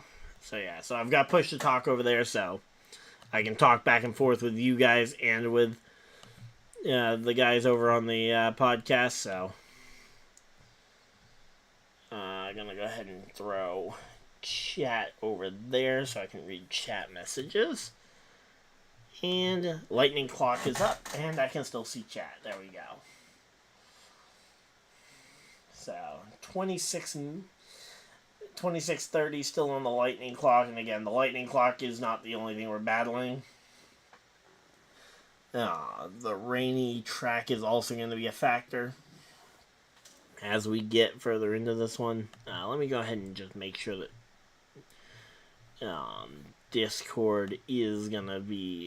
Discord audio should be coming in, no problem.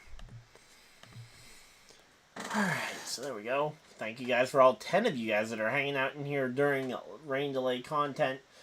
We do have the lightning clock up at the top of the screen, so yeah. Right now we're just kind of waiting out the rain delay, hoping to be going sooner rather than later.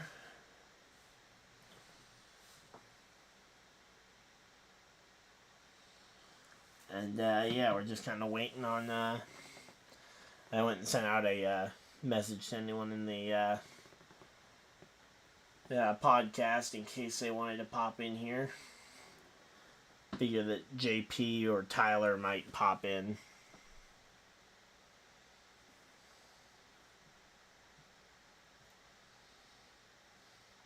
I would ask Eli to pop in, but I kind of already know all his thoughts, because his thoughts are, Kyle Busch is going to be 28th all day, probably.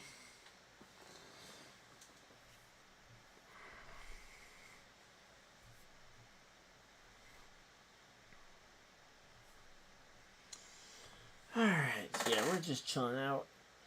Up to 12 people now watching during our rain delay, and Brad Keselowski's up on top of the pit box.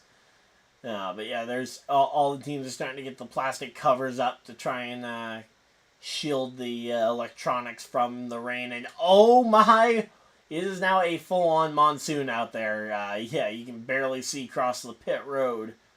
with how much of a downpour this is. So it's going to be a minute to dry the track as well after that after the 24-minute lightning clock delay. Again, we got the lightning clock up on screen, so hopefully we can keep updated on if there's another lightning strike in the area. And again, I am just waiting on people for the podcast. Kind of expected that maybe one or two of them might pop in, but if they don't want to join in, we can just hang out and talk. I mean, again, basically we're just doing Q&A at this point until... And another lightning strike puts us back to 30 minutes on the clock. Fun times.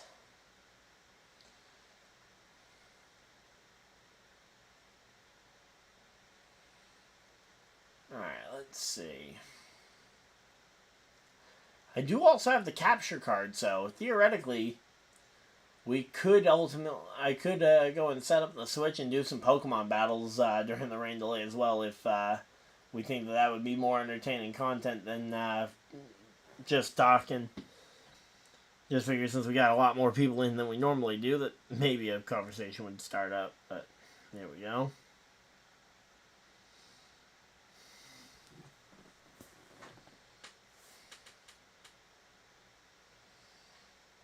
Alright, well, Tyler has seen the text. I'll go text JP specifically.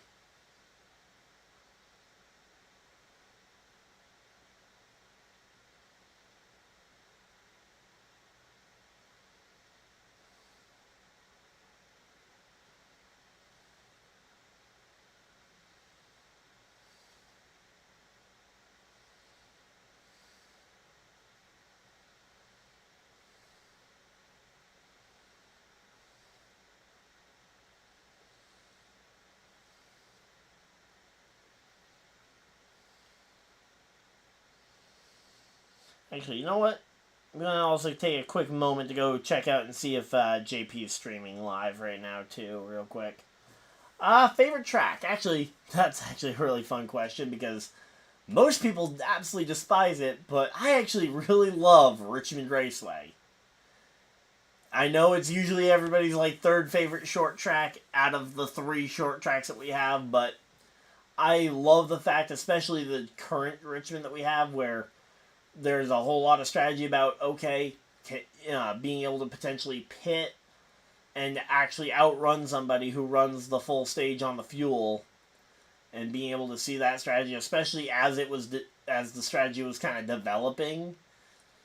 Now that the strategy is kind of more well developed and we kind of know what the strategy is going to be, I will say it is a little bit more predictable, but it's still a bit more interesting, especially compared to some of the other short tracks where it's just yep, you're basically just waiting for the Martinsville moment where somebody bumps somebody out the way and you get your one highlight for the week. So, a little bit of a long way to get to it, but Richmond's probably is my favorite track. I love the Daytona Talladega plate racing style, but as a racetrack itself, I feel like you're too dependent on everybody else around you versus at a short track where, for the most part, you can control your own destiny. And then road courses, it's almost... road courses are interesting, we just don't have enough of them, or don't have enough history at most of them for them to really have become fan favorites.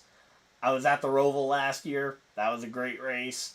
But, like, aside from Watkins Glen, we really don't have enough history at any of the road courses to really have any of them establish themselves as favorites, so... Because I know that's the couple of things I always get from when I've got people in the chat from other places. It's like, oh, road courses are the only real racing, or the conversation about the plate tracks.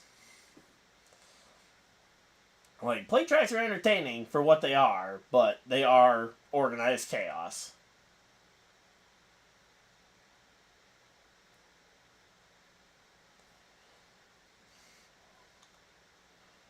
Alright, so JP is not live currently.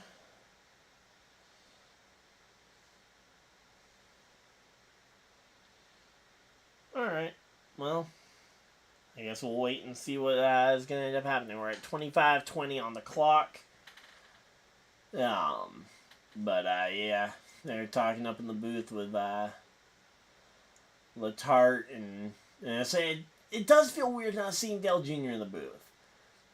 I know Dale Jr. We've known for a little while now that he wasn't going to be in the booth for the NBC portion of this year. I believe Amazon picked him up, so he'll be on for the Amazon portion of the NASCAR season next year.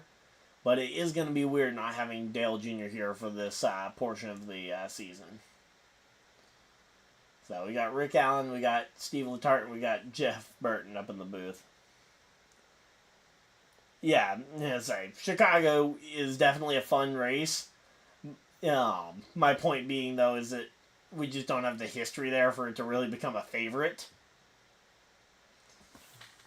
But, yeah, last year's race was great. Definitely the underdog story, and the rain definitely helped it. Yeah, I've seen some of On The Go with CeeLo's streams before. In fact, I think CeeLo's actually rated in here a couple of times.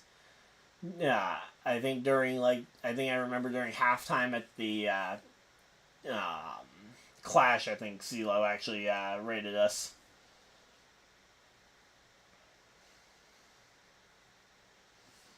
So let's see.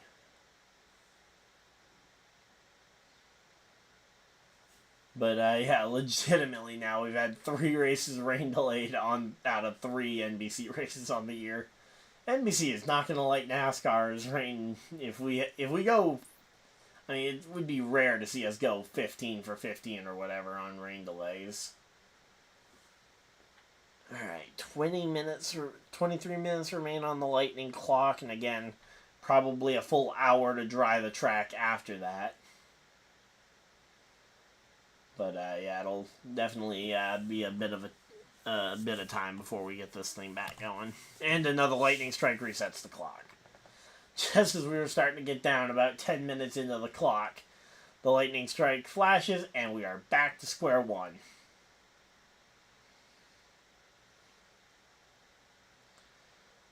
Fun times.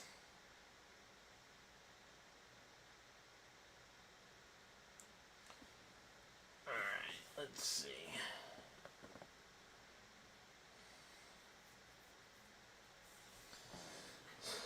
I was kind of expecting somebody to pop into the Discord at some point. Yeah, I'd be lying if I said I wasn't a little disappointed. Let's see. What are other Discords doing?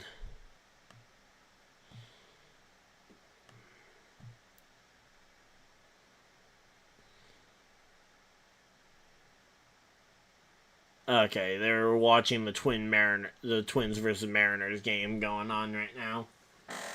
And they're going to go ahead and go back to the beginning of this race for a replay here. Alright, well, again, we don't have anything going on in there, so we'll go ahead and flip back over to that.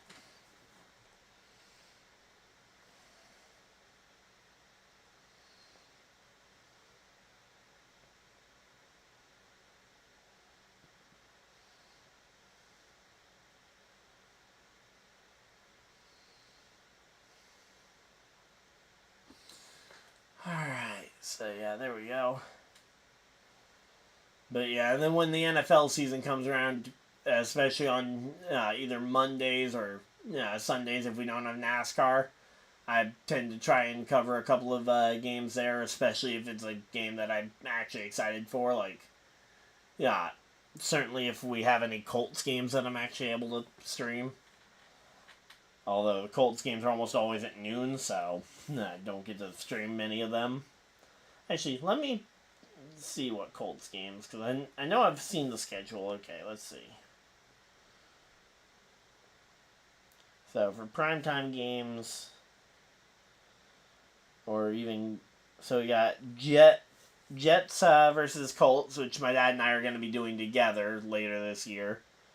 That one's after the NASCAR season. I think that's like the week or two after the NASCAR season ends. And then the Broncos in December is, I think, the only other game that we are guaranteed is going to be in a time slot where I can actually watch them. All the others are all 1 p.m. start times, which, yeah, if you ever hear me say a noon game, I mean a 1 p.m. start time, but 1 p.m. and noon are pretty much the same thing here. Just kind of depends on what time zone of the country you're in. But, yeah, right now, though, let's see. Again, they're just showing the replay of the first few laps of the race.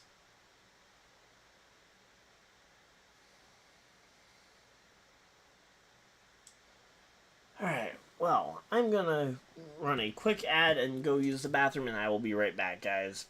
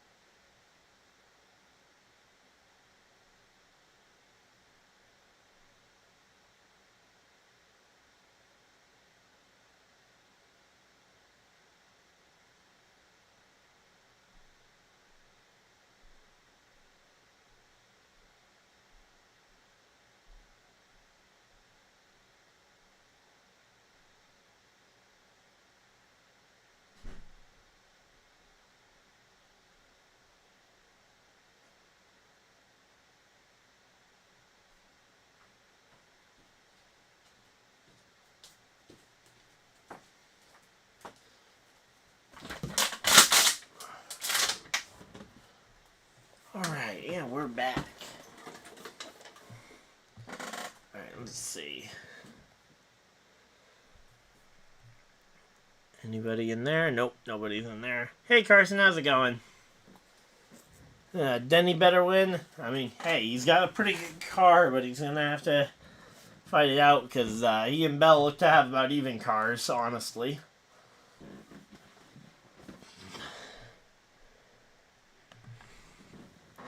Alright, here we go. We're now about 10 minutes down on the clock. Still kind of surprised that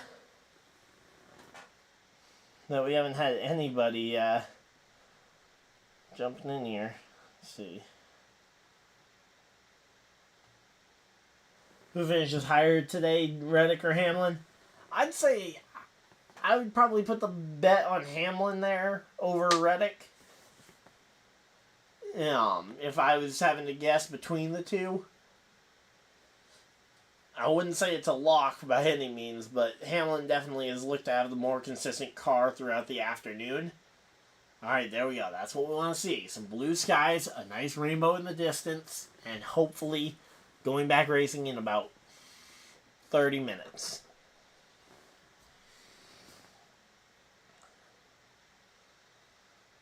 Alright, let's see. So we are 14 for 22 on races, including the Clash and All-Star race, that have been affected due to weather. Which is kind of impressive if you think about it. But that we've managed to have, what is it? Total of, what, 6, 7, 8 races that haven't had rain be a factor? But yeah, now they're showing the replay of Justin Haley blocking Denny Hamlin, causing him to lose the spot to Christopher Bell. Yeah, which led to the first lead change of the afternoon. And in fact, that pretty much was the only real lead change of the afternoon, because then we had our cycle of green flag pit stops, which led to a moment where Michael McDowell was leading for a bit.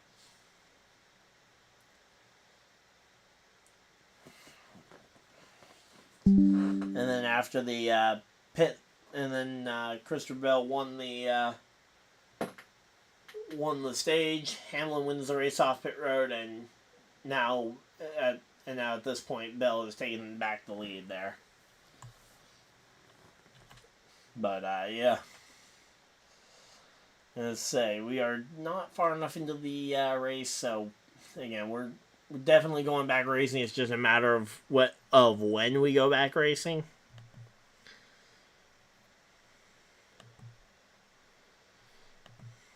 Alright, let's see.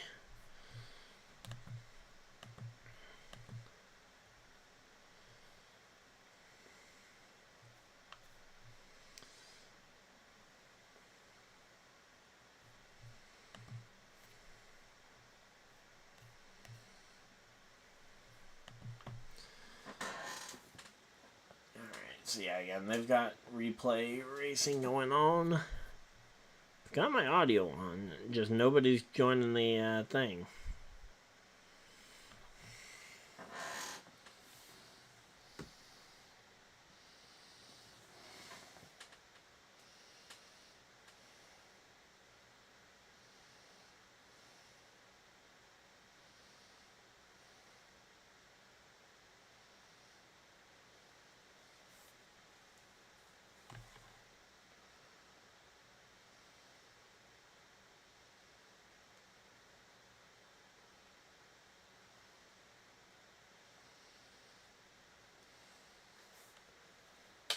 Alright, let's see.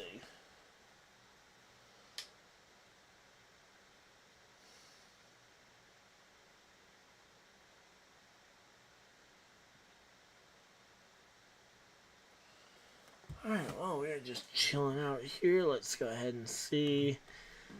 Again, we have not had another lightning strike, so 16 minutes away. We could be going back racing here in about, again, close to 20 minutes away. Because while the lightning delay is out, the track is starting to dry. fact that Carson Hocevar is up in that top 10.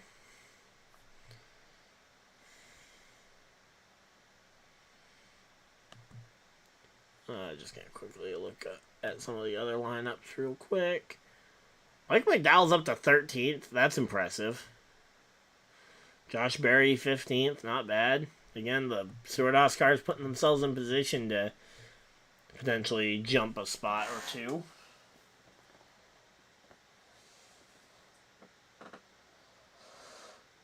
But, yeah, we're just chilling here, waiting on, again, the rain, and I don't anticipate the rain being a super big delay here.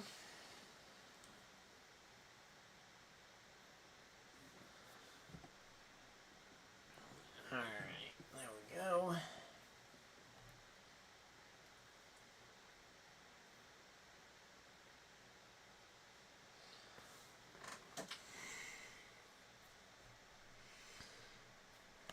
Alright, let's see.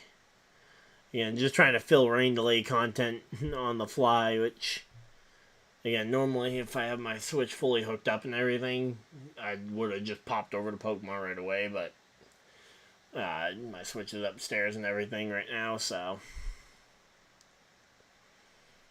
let's see. Again, it would be a whole lot easier to fill an ad-lib if I had somebody else to talk to here.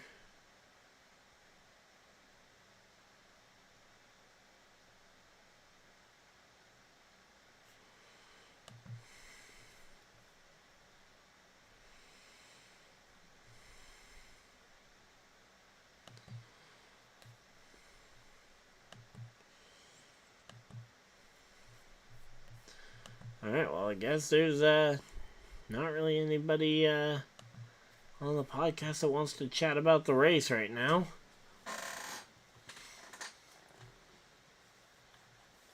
Alright, let's see.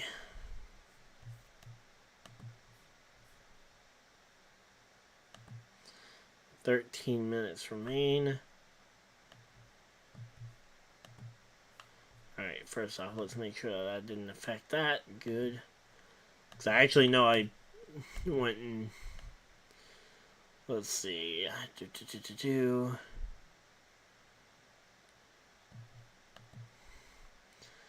Yeah, so I actually had ChatGPT come up with a ton of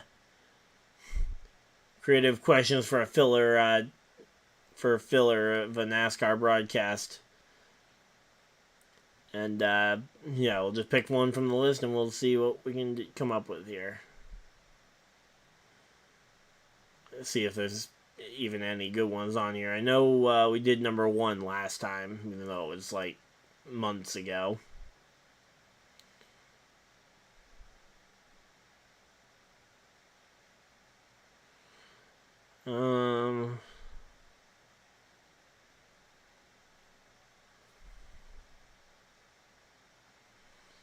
Really, none of these questions are very good. I guess ChatGPT just is not very good there.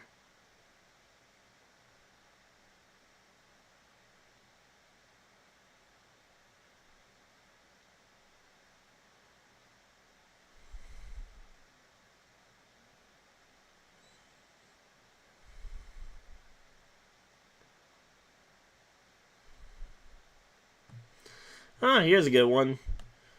If NASCAR had a Rookie of the Decade award, which driver who debuted, and I guess we'll go with the 2010 since that's the decade that's concluded, which driver that debuted in the 2010s do we think is going to be the best? Joey Logano debuted too early, so he's out of the question for that. Genuinely trying to think of drivers who debuted from 2010 onward. I mean, Brad Keselowski would be the easy choice. I'm trying to think if there's any others. But yeah, best driver of the the best rookie of the 2010s. Actually, wait a minute. Brad was a full-time rookie in 2010. I know he had that big win in 2009 where he flipped Edwards upside down at Talladega, but that wasn't a part of a full-time season, so I think he was officially a rookie in 2010, so I think he counts. Let's see. 2011, I don't remember who was rookies that year. Honestly, the 2010s was not really a very big year or a big era for rookie drivers. Like, almost every other driver that we got in Cup has either been around longer or a lot less time than that. Alright, so Keselowski is definitely the easy answer. Let's see. Who else? I guess Byron, you could maybe say, even though he's got a lot less. I mean, obviously you could go with Suarez or Eric Jones from that rookie class.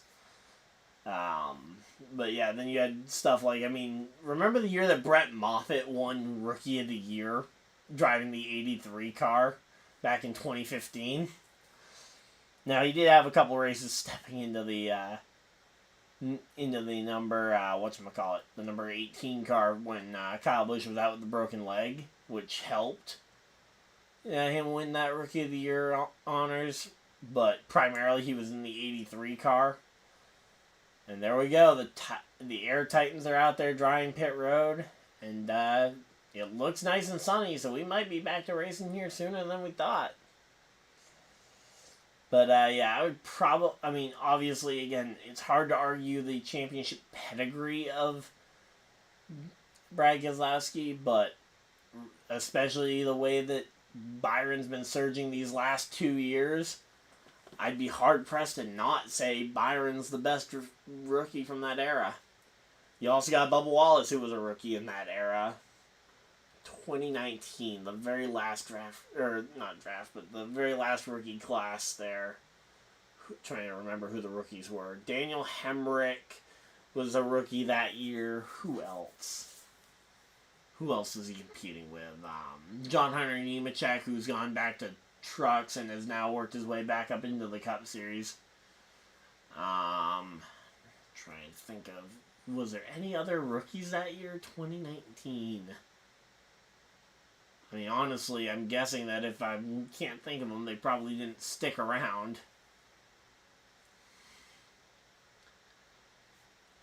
So, yeah, I mean, Byron versus Keselowski, I mean, I guess it depends on whether you take the championship, the guaranteed championship, but the probable that his career is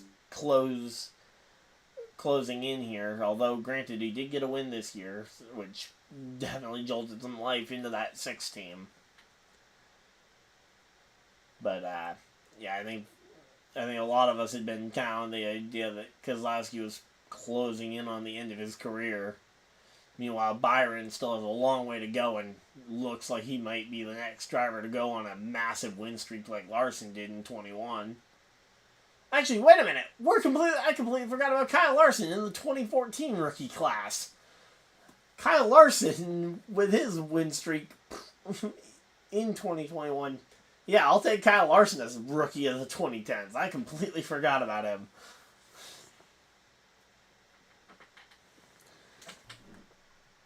Let's see. Still nobody over in Discord. And, wait, what? We had more time added to the clock. Luckily, it isn't a full reset. Not sure exactly why the clock is back up, but yeah, no, you're going to be hard-pressed to find a rookie that was better than KyleLarson. I completely forgot about KyleLarson from that 2014 draft, or the 14 rookie class. Let's see. Chase Elliott from 2016. Ryan Blaney's another one that's won a championship from the rookie classes of the latter half of the 2010s. I guess it's just that first half of the 2010s that was really dim for rookies. But yeah, so let me know who you guys think the best rookie of the 2010s. In fact, you know what? We're going to go ahead and put that as a poll in the chat real quick. We'll leave that running till the rain delay ends. Rookie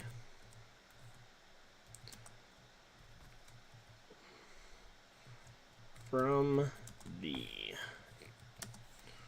2010s.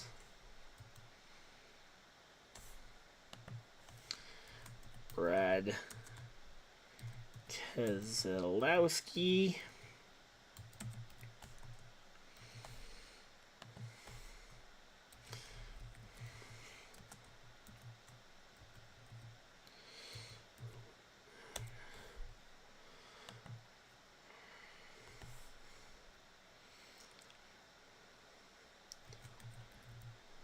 William Byron.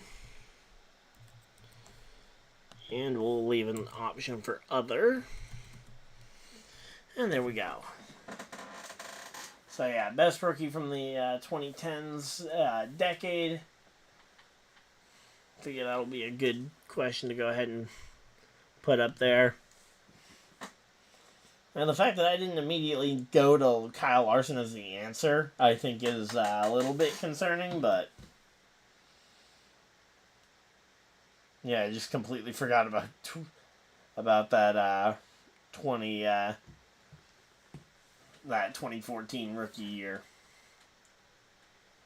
I don't know why I guess I was going through it in systematic order, and I was like, okay, and then I ended up going on to that 2015 rant about Brett Moffitt being the rookie of the year.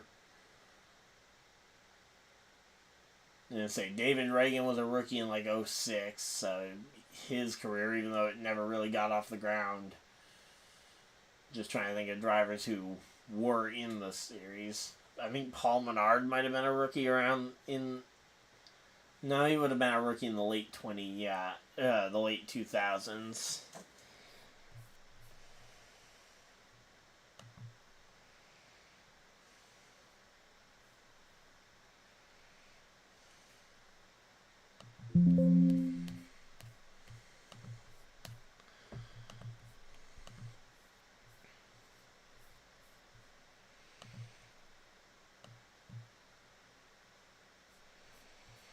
Alright, there we go. So, still 11 minutes sitting on the clock. Trying to think of some other rookies. Stenhouse debuted in 2013, so I mean, Stenhouse would be a valid option. Although I don't think anyone would be arguing that Stenhouse is greater than the 3 drivers I put in that poll. But honestly, Stenhouse you could probably argue him as a top 10 driver from that era. I guess it feels like Keselowski and Byron just feel like they're completely different eras, even though their rookie years, I believe, are exactly 8 years apart.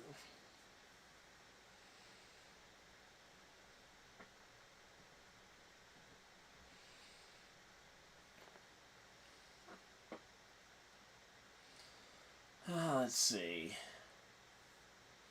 But yeah, then I guess we can kind of start the discussion about who we think the best of the rookies from the 2020s is going to be. I mean, you've got Bell, you've got Reddick.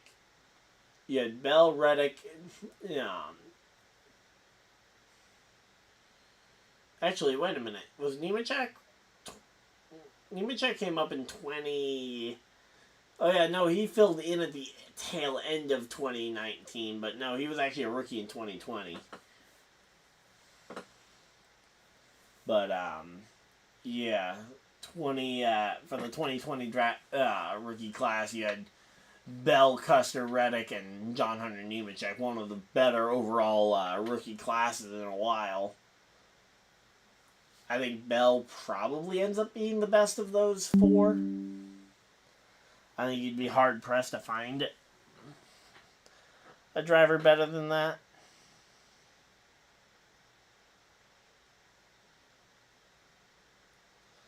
Alright, so PRN saying within 20 minutes of the Lightning being cleared, we could be done.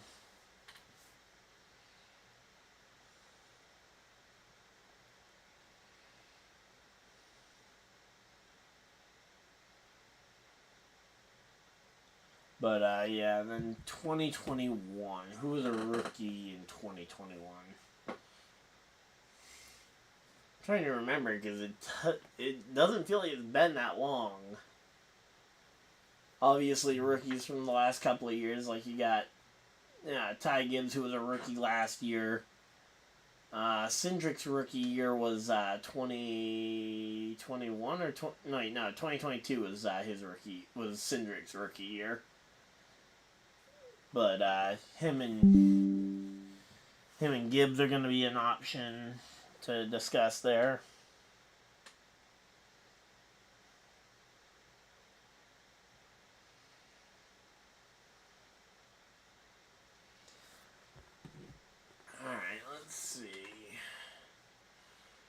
Trying to remember who else. I mean, obviously, Custer's a big unknown because he went back to Xfinity before his career kind of completely burned out in Cup, which actually, in hindsight, might have been a very good decision career-wise because now he looks like a championship contender down there. And yeah, that track's looking dry and raceable right now. I'd say we could actually end up going and racing this thing pretty quick. But, yeah, we're getting close to the end of the rain delay. Lightning clock only has 7 minutes left on it before drivers would be available to get called to their cars and start uncovering them. The TV broadcast is going back to the laps while we were waiting for Michael McDowell and all them to pit, which I don't know why you would show this part of the race. I mean, I like it because you're showing the part of the race where McDowell's running first, and people might not know immediately why he was running first.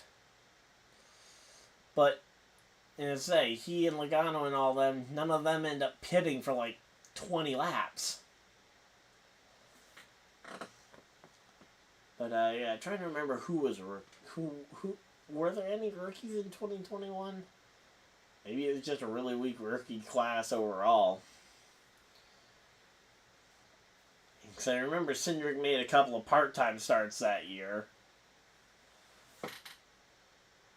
Hey Carl, how's it going?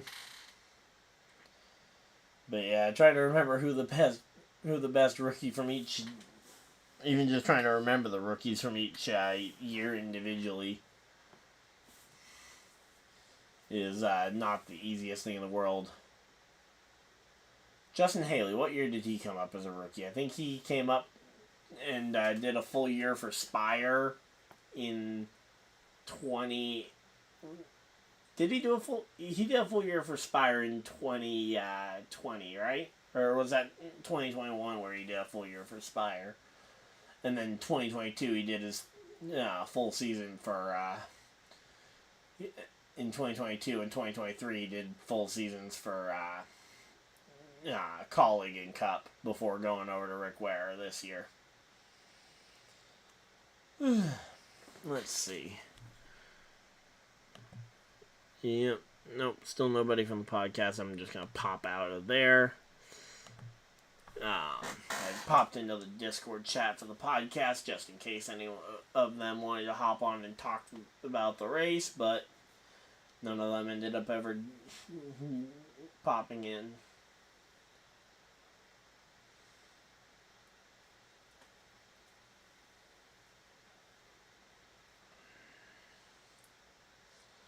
But, yeah, I mean, I think the 2020s question when it comes to who the greatest rookie from that decade is going to end up being, the question is going to be, how far does Christopher Bell go? Does Ty Gibbs maintain his meteoric rise as a sophomore this year, as he's already starting to look like he's probably a top 10, top 15 driver in the entire series? And then the question about, okay, where do Reddick and 2311 end up? And then obviously the other questions of, okay, well, who are the other rookies? In fact, rookie years this year. Who all has rookie stripes this year? Not a very large list. You've got Hocevar, Smith, and I know there's one more. Hocevar, Smith, who else? It's the two Spire Motorsports guys, and Hemrick's not a rookie. Who was the other rookie for this year?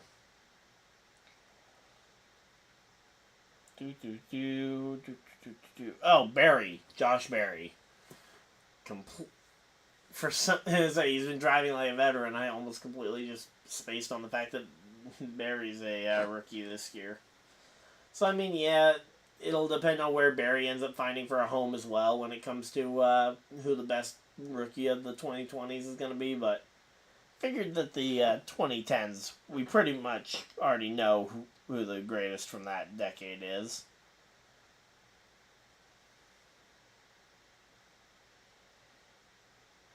Alright, let's see. Alright, so it looks like we're pretty well split on that one. Honestly, seems like it works pretty well there. So, yeah, definitely looks like... I think Larson probably is far and away the best rookie from that 2010s class. But, again, I think it also comes into a question of, okay, how do you grade them? Do you grade them just on the track success? Or do you factor in the off-the-track problems that Larson's had? Does that count against his stardom at all? I mean, I know he pretty much completely made everybody forget about what happened in 2020 when he went on that tear in 2021, winning the 10 races in a championship. But, I mean, like, if I was going to start a brand new race team tomorrow, and I could choose Larson, and I could choose Keselowski, Larson, or Byron, I mean, I'd be hard, especially if I'm starting it right now, in an era where simulation is key, I would be hard-pressed not to take William Byron.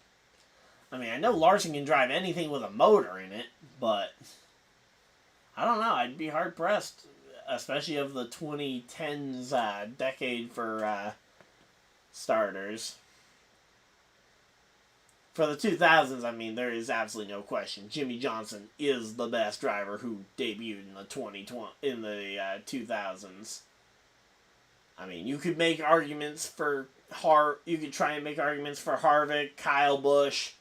Speak to the Kyle Busch fan in me, and yeah, I can pretty much guarantee you won't turn me on this one. Jimmy Johnson's the best driver who debuted in the 2000s.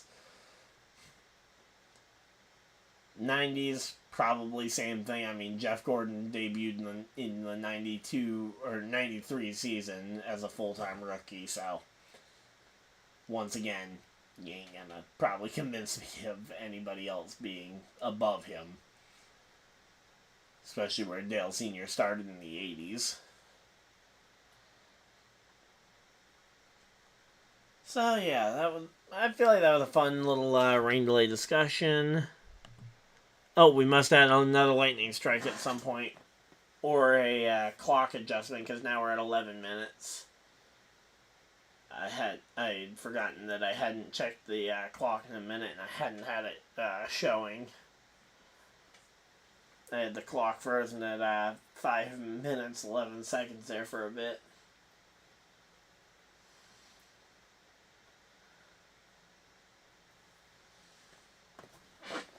But, yeah, so, I feel like that was a fun rain delay question.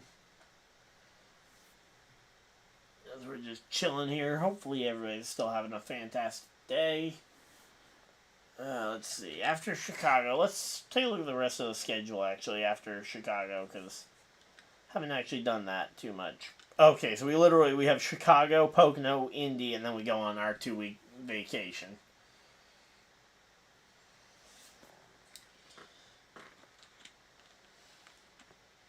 So, Pocono and Indy are some good races for Kyle Busch, hopefully.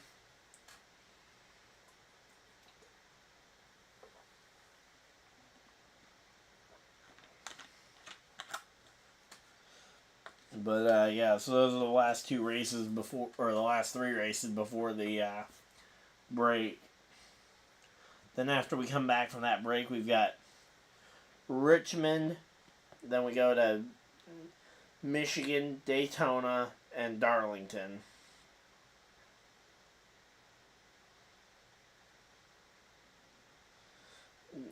and Darlington's the end of the regular season. I am curious to see what Daytona ends up looking like when it's not the last chance. When drivers, like, potentially, like, if we have a situation, let's just say that there's no new winners between now and Daytona, where Bubba and Logano will have to be protecting points at Daytona. And that'll be interesting. I mean, I hope that they're still able to actually race and aren't just protecting points the entire time, but yeah. And here we go. That track is looking very dry, and the lights are on the pace car. Not sure if they were on the whole time or not. We're now 9 minutes away from the lightning delay being up. The Air Titans are already out there and working. Alright, a few minutes away from drivers being called to the track. Here we go.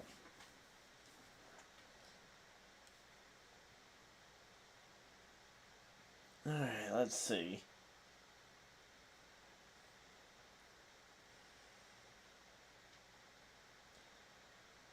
Alright, well, I see somebody put other in the chat. Who do you guys think outside that list should be the rookie of the 2010s? Would love to hear the difference of opinion there.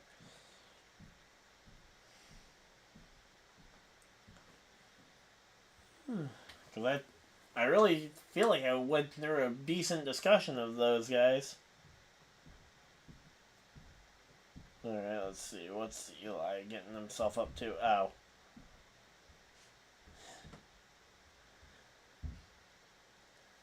I didn't say he just read my message from earlier.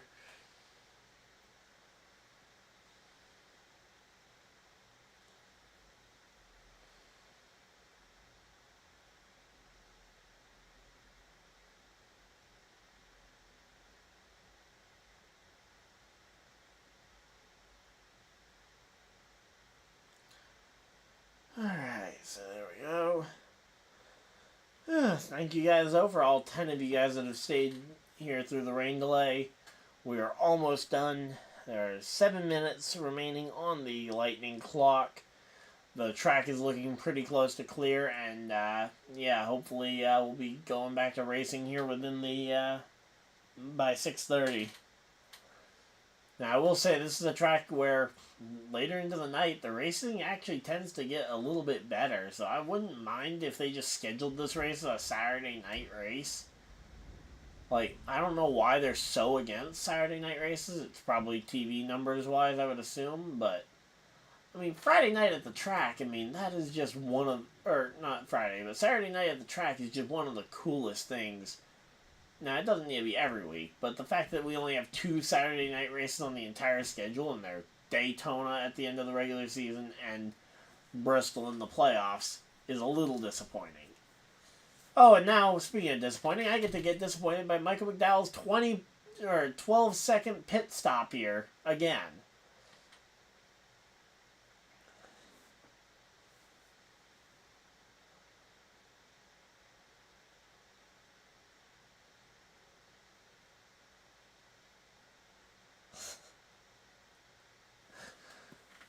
Yep, here we go. Mike McDowell getting his pit stop in on the replay. Let's see. Is it going to be better than 12 seconds this time?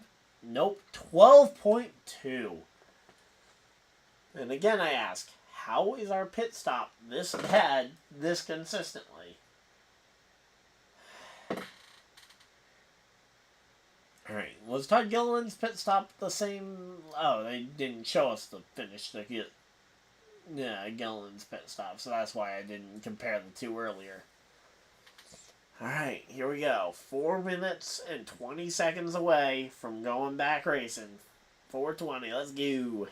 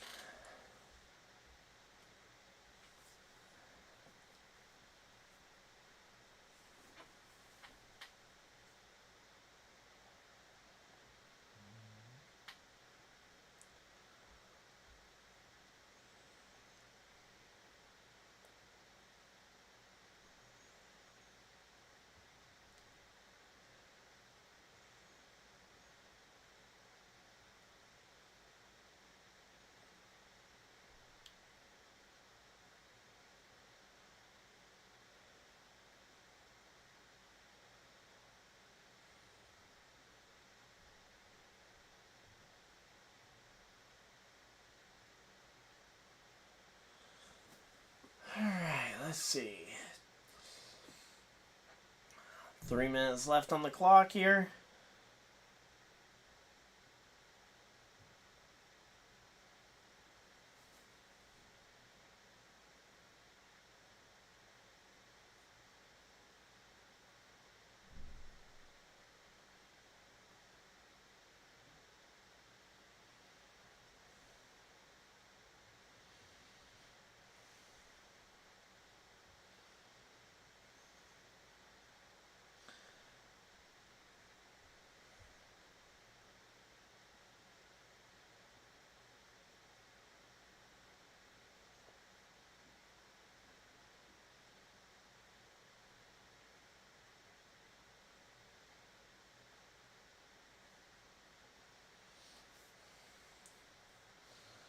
Alright, here we go.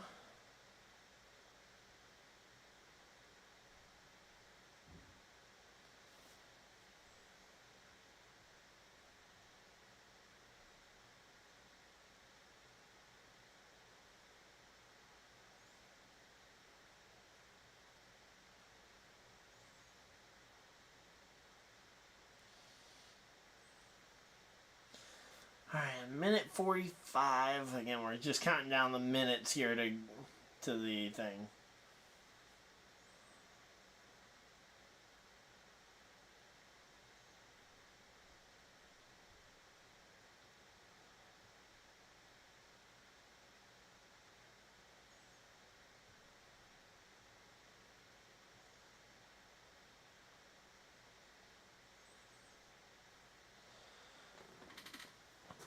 Alright, here we go. We should be, again, pretty close to going back racing. 1 minute remaining on the lightning clock. Let's go. So, 5 laps left on the replay before the end of stage 1. And here we go. 50, 49, 48, 47. Actually, you know what? Let's try and make this a challenge. When we get to 30, I'm going to try and name a driver who's driven each of the car numbers.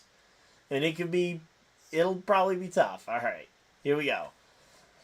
Getting ready. 30, Noah Gragson yesterday. 29, Kevin Harvick. 28, oh man, I stumbled on 28, Davey Allison. Oh, and we're at 0. Wow. I blinked and literally missed it. Alright, I gotta see. Did that actually just instantly disappear from literally the top down? I was gonna say 27 Menard, 26. 26 was that Kurt? No, Kurt was the 97. Jamie McMurray was the 26. 25 we'll say Chase Elliott. 24 Jeff Gordon. 23 will go Bubba. 22, Logano. Hey, Scotty, how's it going? Still rooting for that Alex Bowman win. I can't wait to see how excited you get when Alex Bowman does win one of these things, because the way he's running very consistently. He hasn't necessarily scared us of a win at some point, but I would not be surprised if we see a win here before too long. Today, who knows, but it could definitely happen. I would not rule it out. Alright, there we go.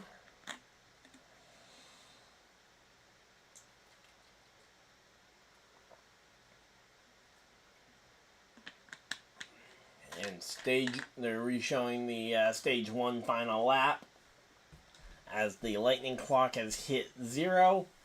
I went and hid away the lightning clock because I'm hoping we aren't going to see any lightning strikes that restart the clock. And yeah, we should be seeing drivers called to their cars any moment.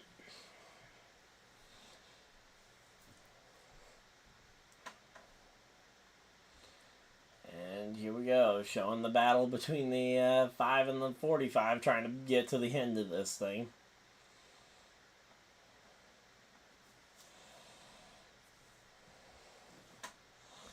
But yeah, I remember during the pandemic when I had to actually, when I was in charge of wiping down door handles in the refrigerator section of Target.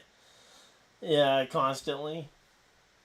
Yeah, I would actually count the door handles as I went over them, and because there was just about 100 of them, I would count through by going over racing drivers who drove those numbers.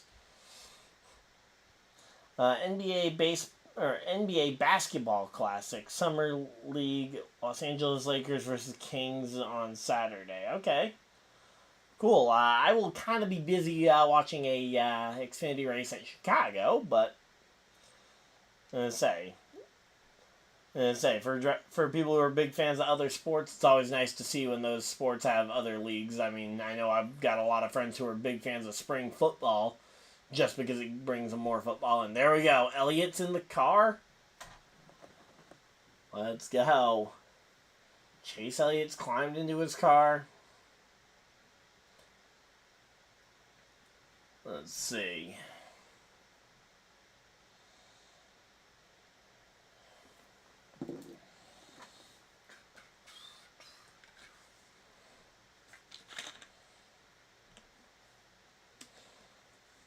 But yeah, same thing happens with spring training with baseball up here with a lot of baseball fans, as the Red Sox are literally everything up here.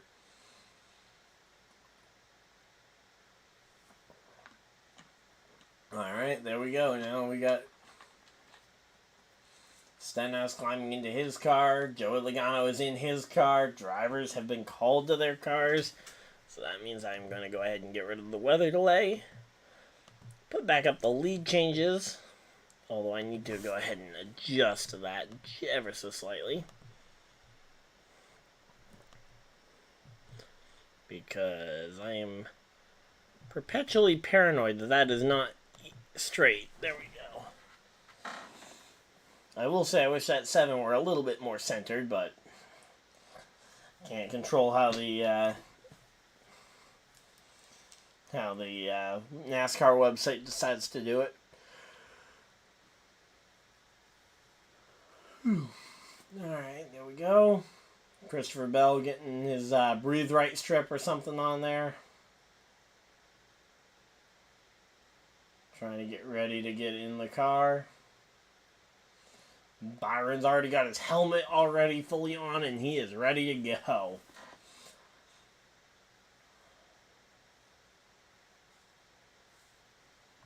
Alright, let's see.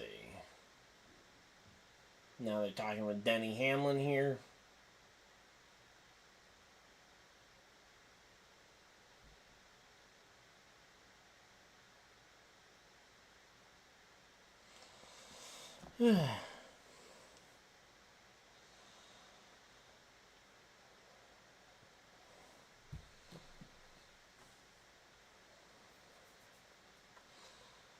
Alright, let's see. We got 9 people still hanging around in chat. Thank you guys for everybody that's decided to spend your Sunday afternoon here with me. We're getting ready to go back racing. Kyle Busch is in his car, getting his neck support there in place. We got Ross Chastain getting ready. He's got his helmet inside the car. Just hooking himself up with his headset. And there we go. Let's see. So yeah, they're showing now the replay of the John Hunter Nemechek caution, which brought out the first and only caution, I believe, for the first of 2 cautions for contact, because Ty Gibbs had this incident not too long after, and then we had another caution for the Lightning. So we've had 1 caution for stage end, 1 caution for weather, and 2 for on-track incidents, and no major contact yet. So there we go.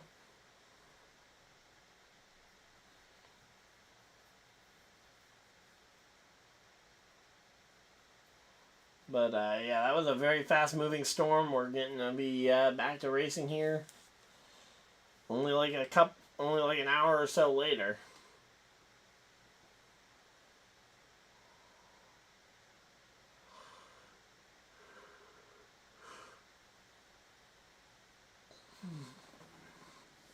Now, granted, this right now here is going to be a great chance for everybody to pit, make it to the end of stage 2. So I don't really anticipate seeing that being much of a storyline going forward here.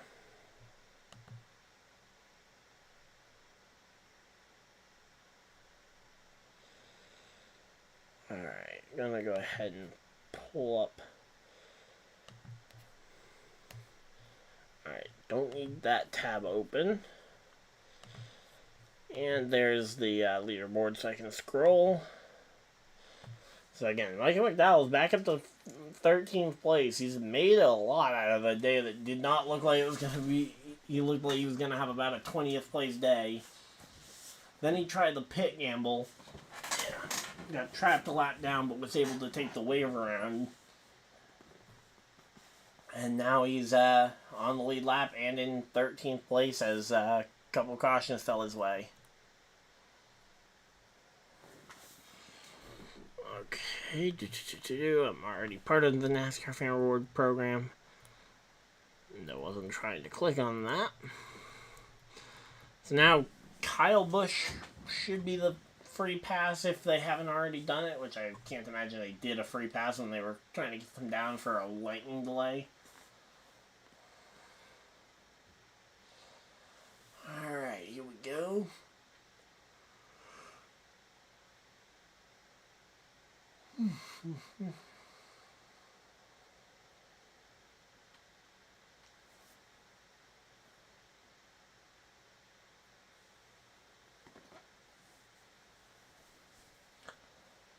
Alright, let's see.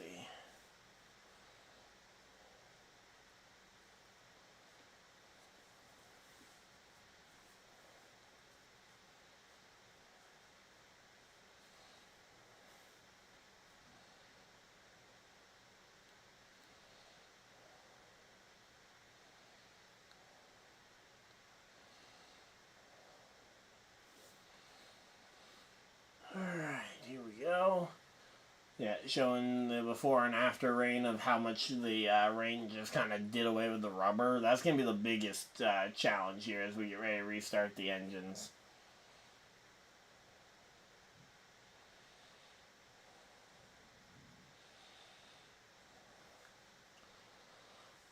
Alright, there we go. Glasses are cleaned off and we're ready to restart this thing.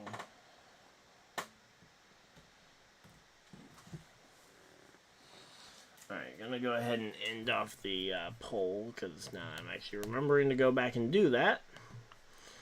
So, Larson did win with 38% of the vote, although, hey, it was pretty split between Byron and Larson, which, in all fairness, that's kind of the way I felt about it, too, is that those were kind of your two best rookies from that 2010s decade.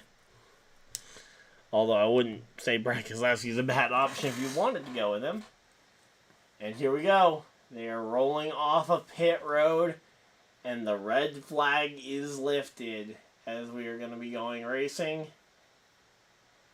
And here we go. Let's see. Someone shared something to the podcast chat. Okay, it's just another TikTok thing.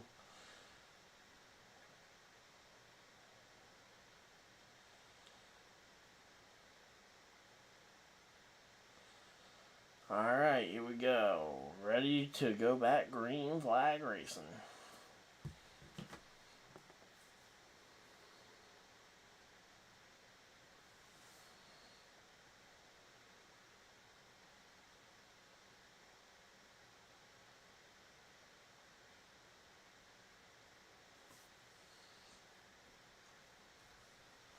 Alright, let's see. So now you got Daniel Hemrick. Looks like Cindric may be waiting to get out of his pit stall.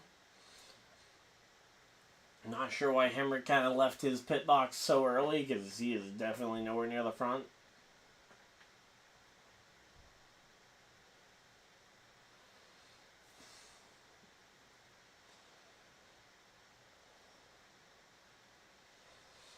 Alright, let's see. All the drivers trying to warm up their tires as they go and get red flag, as they're going to get red flagged on the back straightaway, as they wait for everybody to kind of get out of the pits and into the line. There's an in-car camera for Corey Heim. In-car for Austin Dillon. Alright, and we are all ready and back to racing.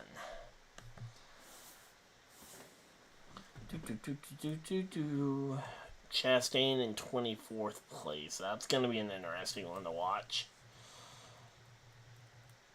Would be a little bit more interesting if their driver lineup, at least their two drivers, didn't have ongoing contracts into the next year already or have signed extensions. Because, yeah, their team has a lot of drivers that are signed to them but don't have seats to go to.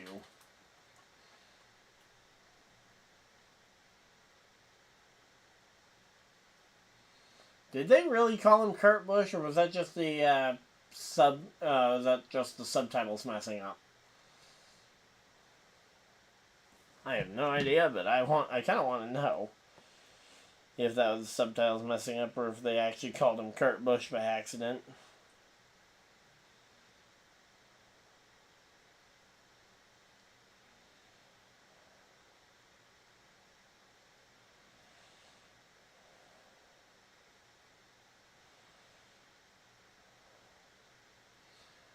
Alright, here we go. Yep, the red is lifted and it is now a yellow flag condition as they are going to be rolling.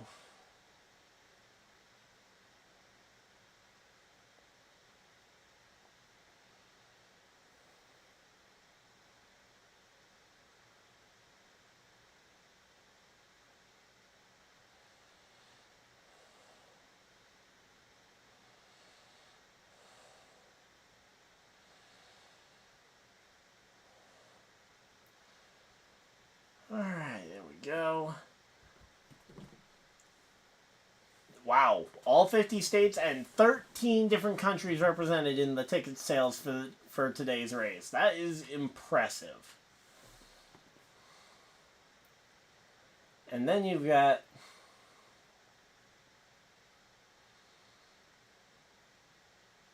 as I say, it's a completely sold out crowd here in Nashville. I would like to go to a Nashville Superspeedway race at some point, but I've also got I'm also working on a plan to move down south at some point here in the next couple of years. It's supposed to be like 2 years ago, but then things just kept happening, and yeah, now I'm making the move all by myself. So.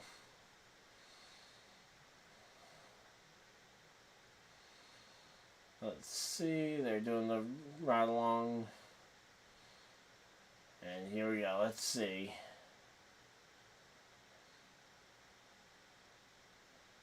Alright, there goes Kyle Busch. Free pass, Kyle Busch, lead lap. Let's go. Kyle Busch back on the lead lap.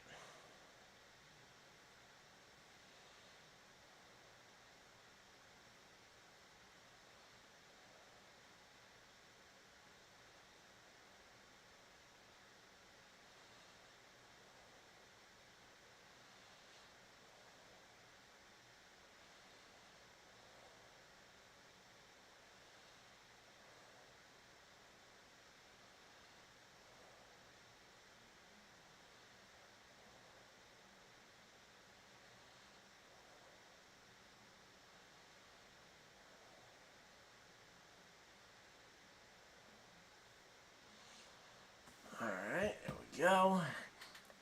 Now we got a couple of drivers coming down pit road. We got Logano. We got Bowman coming down pit road for some fresh tires here. A couple of a lot more drivers. I did not realize just how many drivers were on pit road, considering they were only showing 2 of them. All right, I see the one car of Chastain.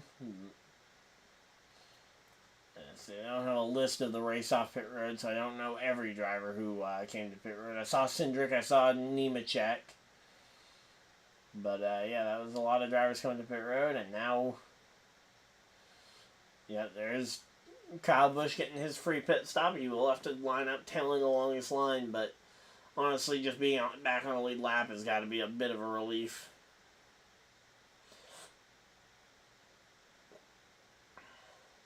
Because now that he's back on the lead lap, he can start to actually race for the win.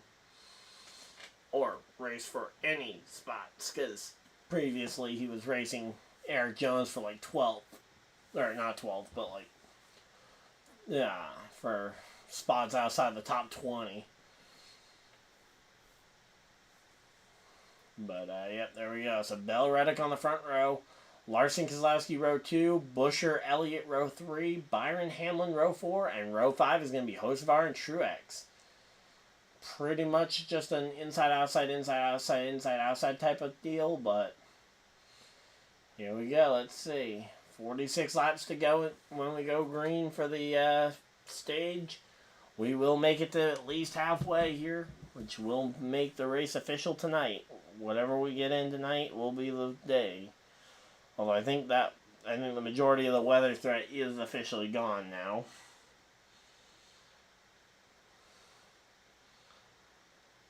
Well, yeah, if NBC does end up doing that, I could see them getting this. What's over on USA Network right now? Let me go ahead and check that real quick and see what we would be bumping. Okay, Law and Order. Yeah, I could definitely see them bumping us over to USA Network. Yeah, and basically delaying Law and Order as we go green, green, green. Green flag's back out. We're back to racing, and for right now at least, we're still on NBC. Bell, Reddick, Larson, the top 3 filter into line. Buescher and Keselowski take spots 4 and 5. Elliott, Hamlin settling into 6 and 7. And, yeah, just curious to see what ends up happening from here. Looks like Elliott's going to try and battle with Buescher here for the 5th position. The only question is, how hard do they battle it out for these spots? I gotta say, that Byron car keeps throwing me off because I see the bright colors and then I see the matte gray and I'm like, okay, is that just a weird lighting thing? And then it's like, no, that's actually the car. I'm just so used to seeing those Valvoline cars being pure white with the bright colors versus it being like a sheet metal gray type thing.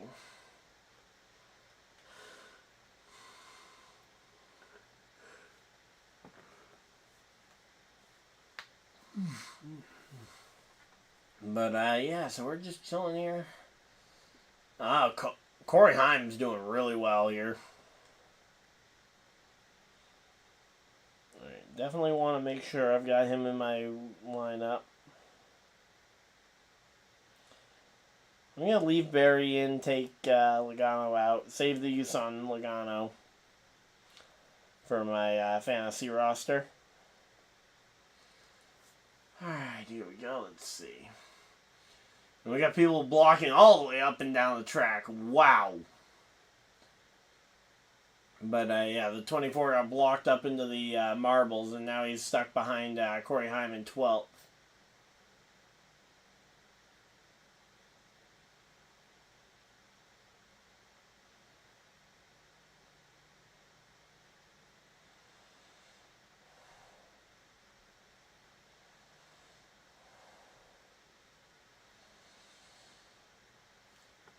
Let's see. So, yeah, Mike McDowell starting to slide back again. Not overly surprised. I was just kind of hoping that maybe things would be a little different at this point. And that maybe we could keep some of our track position, but not overly surprised.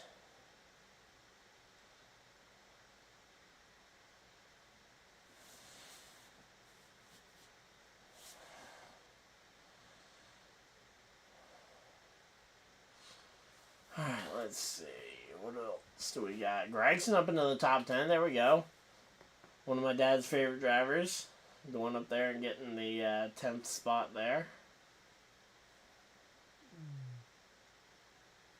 So it looks like McDowell's settling into the 15th position. I'd be okay with 15th for McDowell for the day.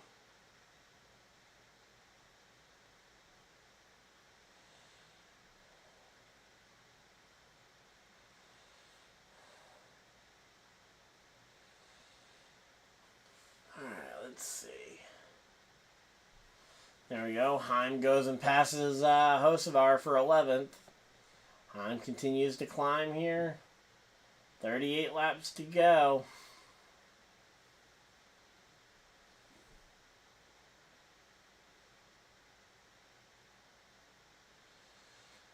Yep, Denny's all the way up to 6th place. Hey, there we go. There's 23XI. How's it going? Could use CNBC for the race at best.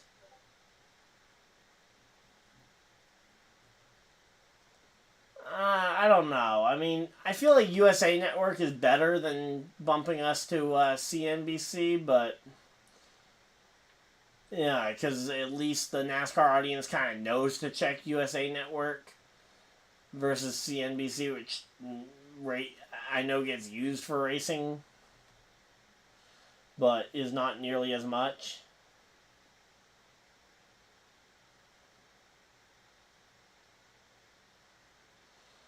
But, yep.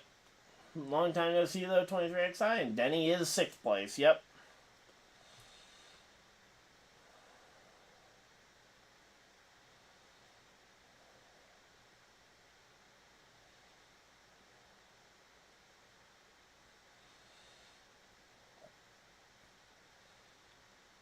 Alright, let's see.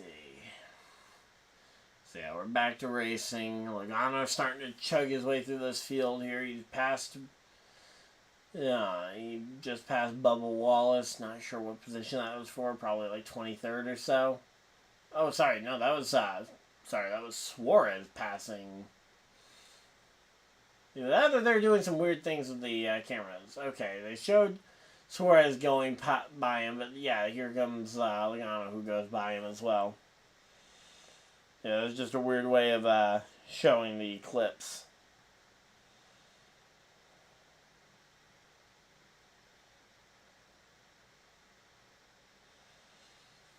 Alright, let's see. I'd say Riley Herbst is hanging in there for a decent day so far. Kyle Busch, again, coming off the free pass, should be in position to try and gain some spots here.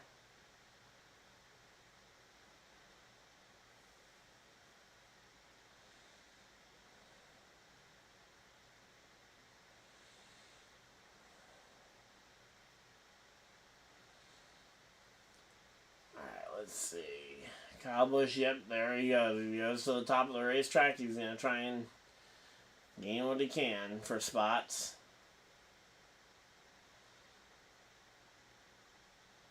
Alright, there we go. And say 2311 has his a third car on the track this week as well. Corey Heim driving the number 50 car. He's currently in 11th place. Always cool to see some of the young rookies getting a part-time opportunity before they get put in the spotlight of a full-time Cup ride. Like I kind of wish that every driver got put in a part-time Cup ride before they get the full-time opportunity. I mean, look at the kind of development that did for guys like Ryan Blaney, ChaseElliott. Some of those other guys. Oh yeah, the new 2311 driver is doing good. Yeah. Yeah, I mean, I think we all kind of knew that he was going to do pretty solid after what he did in the Legacy Motor Club equipment when subbing for Jones earlier this year. But always nice to see the young guys up in the Cup Series again. I mean, even the same thing with that I said about, what's his name, Cindric, when Cindric got part-time starts before going full-time. Now, granted, he still hasn't quite lived up to the hype outside of the Daytona 500 win. But he's better than some people would probably give him credit for, I think. And I think I attribute a lot of the credit there should be going to the fact that he actually got a chance to run a part-time season beforehand.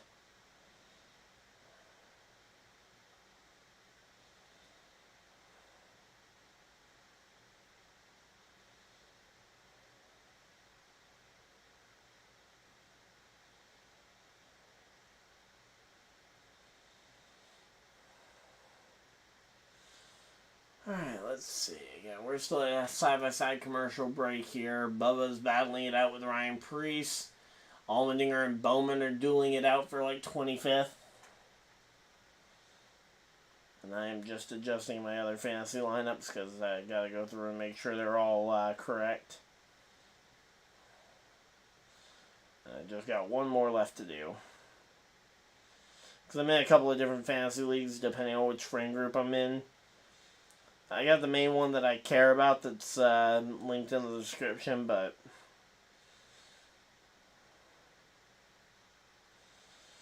I always like to make sure that if I have the chance to, that I go and check all my fantasy rosters in a couple different leagues.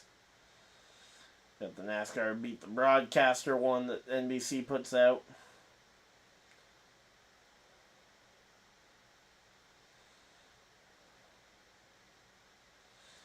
And in the main one, I am currently down in 16th place. Or, no, not 16th place, 6th place.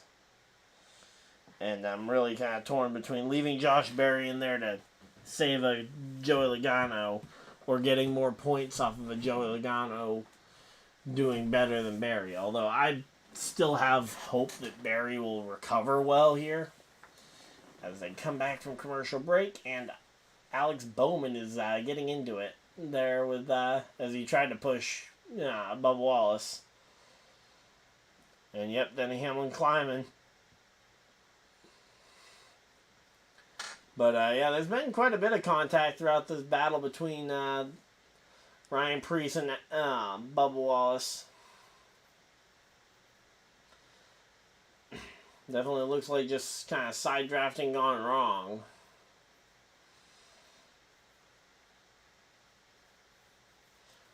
Alright, let's see. 24 laps left in stage number 2.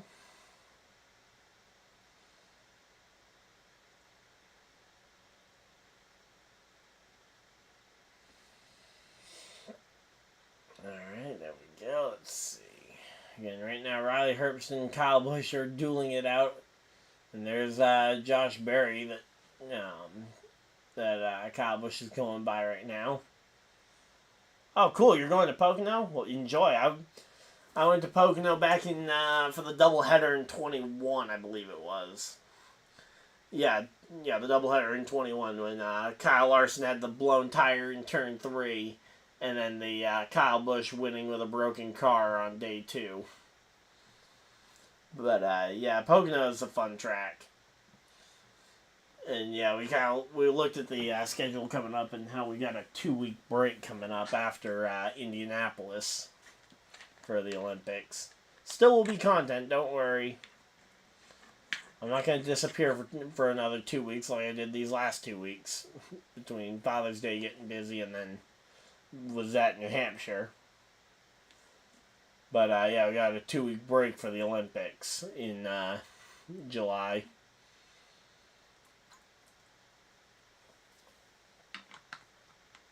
Yeah, so between the Brickyard 400 and then the race at Richmond in August.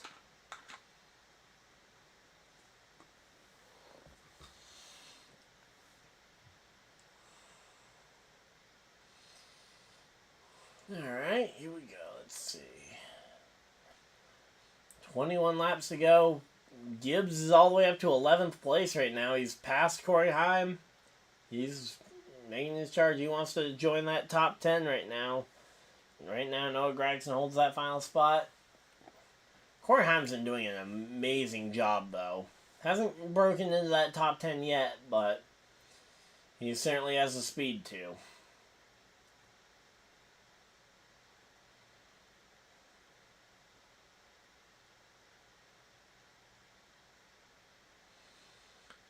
Alright, here we go. We got Hocevar and Byron fighting it out for position. Again, not sure what position this is for.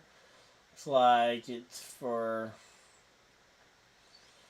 Not sure, because they got starting position, highest and lowest position that they've run, but not current position.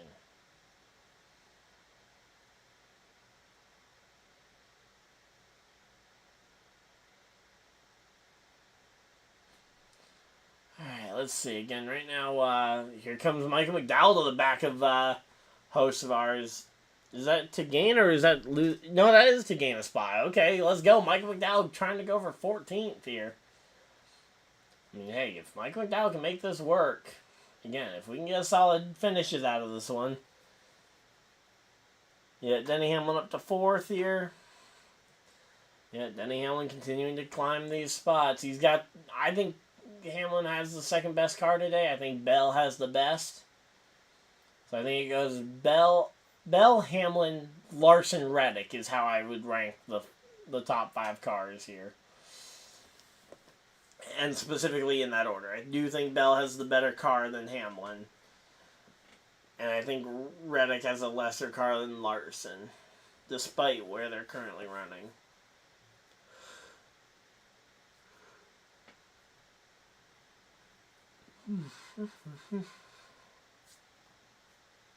Alright, let's see. Alright, Blaney up into the top 10 as well. That's a name I hadn't seen up in the top 10 quite yet.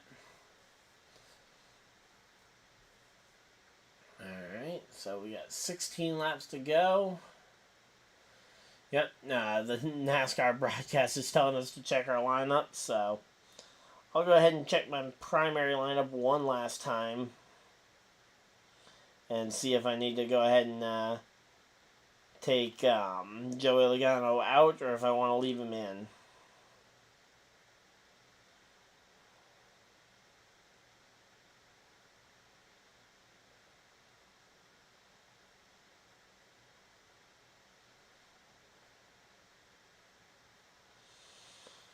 Alright, let's see. So yeah, Gibbs, Heim, 11th, 12th. Who is in 13th right now? Alright, so 13th is Byron, 14th Hocevar, and 15th is McDowell. Actually, not a bad group of guys ahead of him. And here we go, Ty Gibbs versus Noah Gragson for the 10th position. There we go.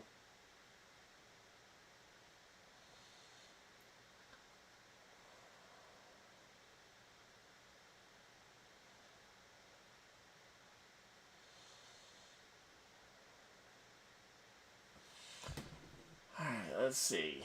This battle between Gibbs and Gregson, I'm curious to see if it stays respectful or not, because I know these two drivers don't exactly like each other, if I remember correctly, from their Xfinity Series days.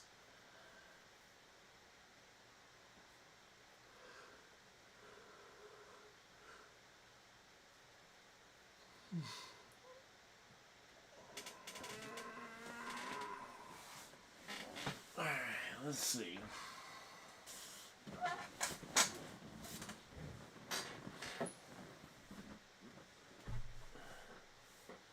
Yep, cut off and moved to USA Network. Yep. Honestly, I'm not overly surprised that we're getting moved to USA Network. I mean, I'd like it if they could at least leave us on here to the stage break. That way, for those of us that either don't have the channel, although I think almost everybody should have USA Network, you know, that we get to see a checkered flag fly.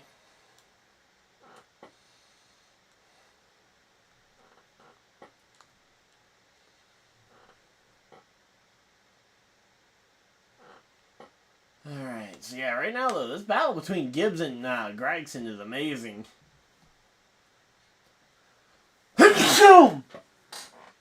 Wish it wasn't being trapped in NASCAR side-by-side, and there we go. They're coming back from commercial break. And yep, coverage continues on the NBC Sports app and USA Network, and Olympic track and field trials are going to be on NBC. Who should you bet on? Bell and Hamlin, I think, have the top 2 cars on the day. Larson and Reddick are not far off, though. And right now, Reddick and Larson have the track position over Hamlin.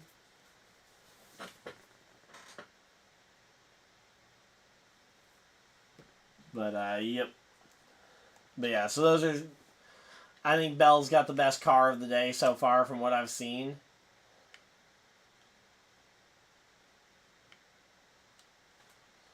Okay, it's the final day of Olympic track trials. I kind of get that. But, yeah. It is a bummer, but I understand since it's a final day of the trials for the track and field guys.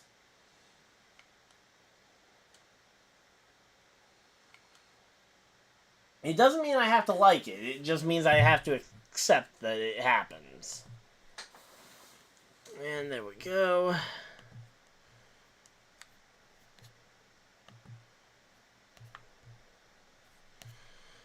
Alright. Tricks it is. Okay. Hey, if you want to bet against what I'm saying, go right ahead. That isn't exactly a bad idea to bet against what I say. I mean, Tricks... He's in 7th. He's just had a quiet top 10 day building. Yeah.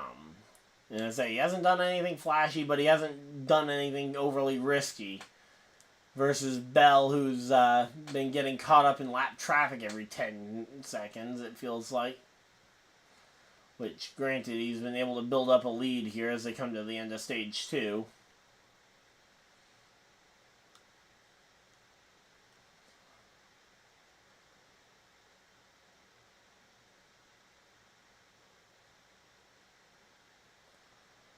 Let's see, and there we go. Here comes Briscoe to the back bumper of the 34. Uh-oh, that's the battle for 16th. That tells me that somebody else has passed, yeah, so Chastain passed McDowell, and now McDowell's in 16th, and Briscoe's going to try and pass him for 16th. I mean, McDowell's hanging on pretty well for a driver who... realistically is, and as I trying to remember that car is not nearly as good as it should be. Alright, here we go. Let's see. Yeah, Denny Hamlin making a move for 3rd here? Let's see. I haven't seen it happen yet. We're going 4 laps to go here. Not a lot of time left for Denny Hamlin to do something, but... Oh, yep, here we go. Yep, the times are really close here, and he's about to make the move.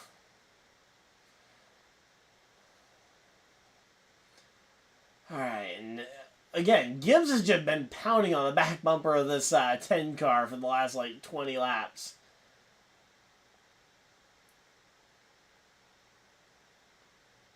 And let's see...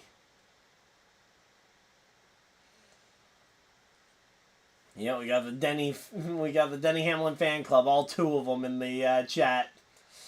But here we go, Ty Gibbs to the inside. Honestly, I think this right here is my dad's dream finishing order would be for these 2 to be battling it out for the win. Yep, you guys do exist. I can confirm that. But yeah. And here we go. We got the 20 trying to work his way through lap traffic here with the 3 of Austin Dillon.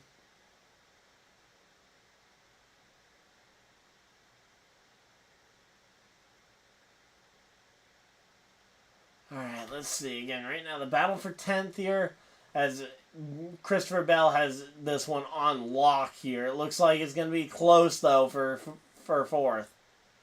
And here we go. Let's see. Taking the white flag. Is Dillon going to even stay on the lead lap? It looks like I think Dillon is going to maintain lead lap here. Let's see. Yep. So Austin Dillon maintains lead lap. Bell wins stage 1. Larson does come across the line 3rd. So Denny comes home 4th. Brad Keselowski 5th. Reddick with a nice quiet... 2nd place finish there, and did I see some contact there between those 2? Gragson holds on for the 10th position over Ty Gibbs, but I think I just saw a little bit of contact there between the 11 and the 5. I don't know about that. I'm not so... I don't hate Denny, but I do think if it comes down to it, Larson does owe a little bit of payback. If you're looking at the overall paybacks, or at the very least, who is owing them. Like, yeah, that move there, it's fine. Don't know what Denny was so mad about.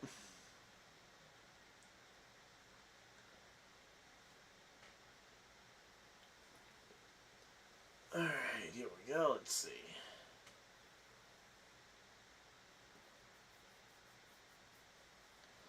But, yeah.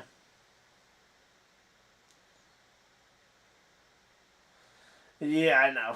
Yeah, that's one of those things where, like, stuff like that is why I don't think that Denny is necessarily innocent, especially if it comes down to these two making contact. I think Larson is in his right to use up the 11 a little bit. I mean, obviously, I'm not advocating for him to just go and dump Denny or anything, but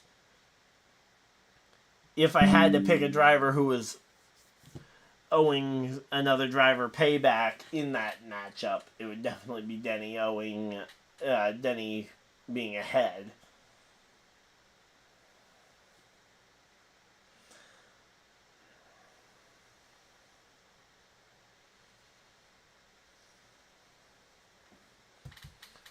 Alright, so let's see. I'm going to just check and see what the easiest way for me to change channels to USA Network is. Because I don't think they have USA Network as a channel listed on yeah, it's not a channel that's listed on Peacock's list of channels that they give you basically for free. Which is unfortunate because, yeah, it feels like if you really want to make us buy into the idea of Peacock, potentially even Peacock exclusive races, you gotta at some point consider, hey, maybe you go and put the races fully on Peacock for people who have and enjoy Peacock. Alright, well then when it switches over at in about 20 minutes, we'll go ahead and switch this one over.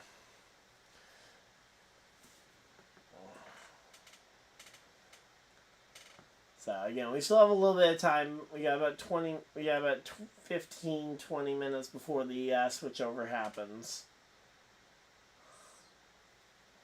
And here we go. We got 3 Toyotas on the screen, along with KyleLarson coming down pit road, and everybody else is behind them. Those are the focus cars, though.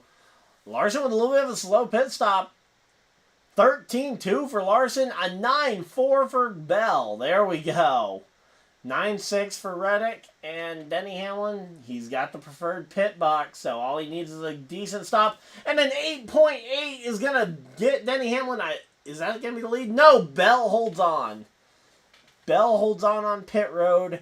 Hamlin comes out second with an 8.8 second pit stop. Oh, and it was close. It was close.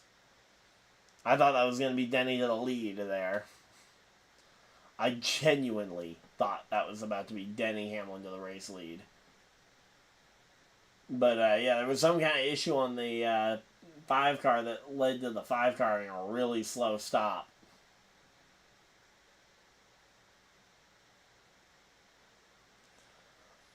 And I say, it looked like maybe the car falling off the jack or something there. Alright, there we go. And we are just chilling out here, getting ready for this one. So, goal for this weekend, by the way. Yeah, or I say this weekend for the for my weekend. Gonna be trying to get Kyle Busch to go ahead and autograph this thing when he comes up here this on Tuesday. Kyle Busch is racing up in my. He's racing at one of the local tracks up here. Gonna see if I can get him to autograph the Bristol 2018 spring win. That's gonna be the thing I try and get him to autograph. I've got a lot of Kyle Busch stuff that I could definitely try and get him to autograph, but that's the one on my list especially.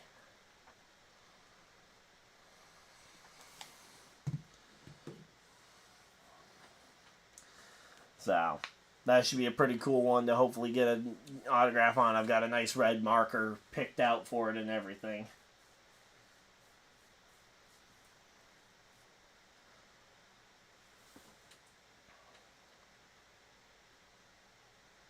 Yeah, I'll say, I'm definitely looking forward to it. And I'll be filming while I'm at the track too, so. But, yeah, I believe it's like a 300-lap race at Oxford this week. Let me go ahead and Google it real quick.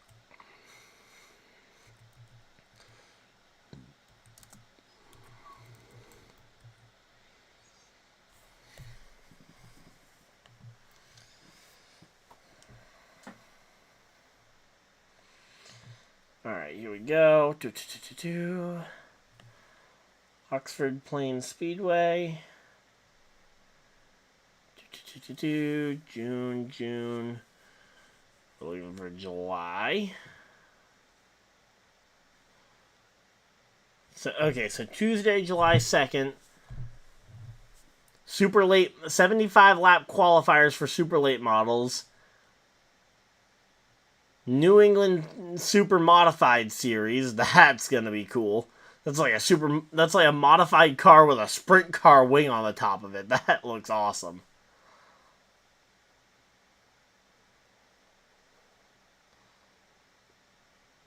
I'm assuming Kyle Busch is in the 75 lap race for the super late models.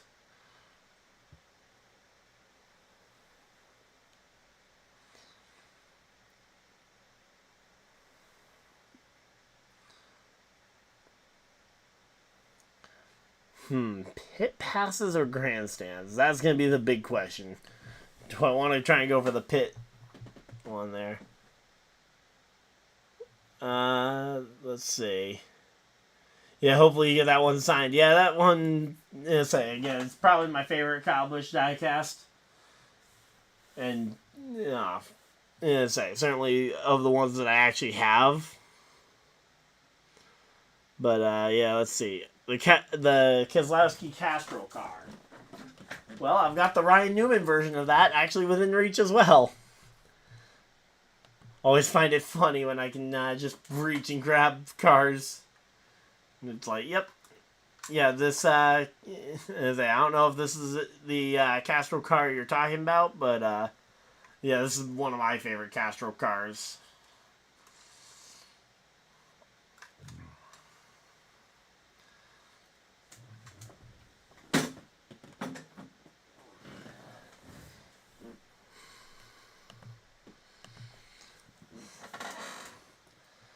Alright, and here we go. Going green. Pace car dives for pit road, and green flags out. We're back to racing.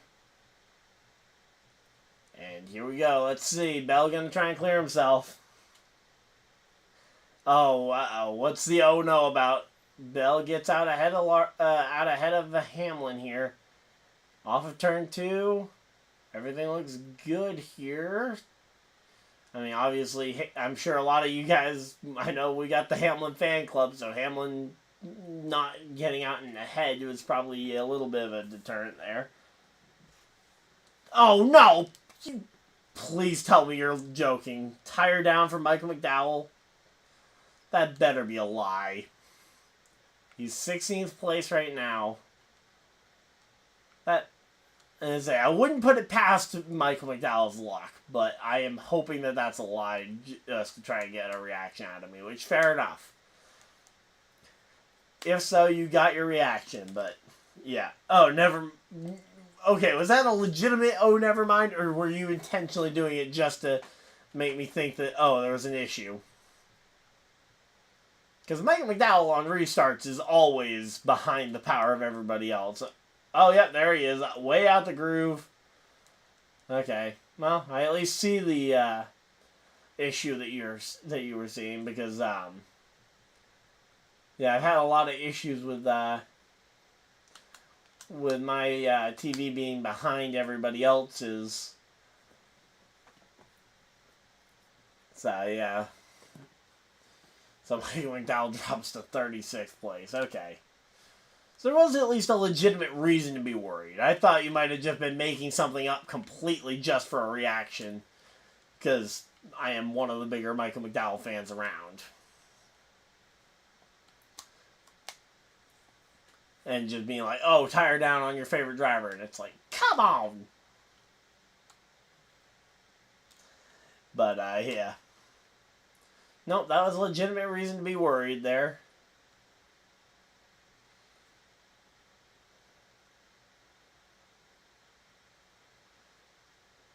Really hoping that he doesn't get lapped. That's the big worry, is that he ends up going a lap down here.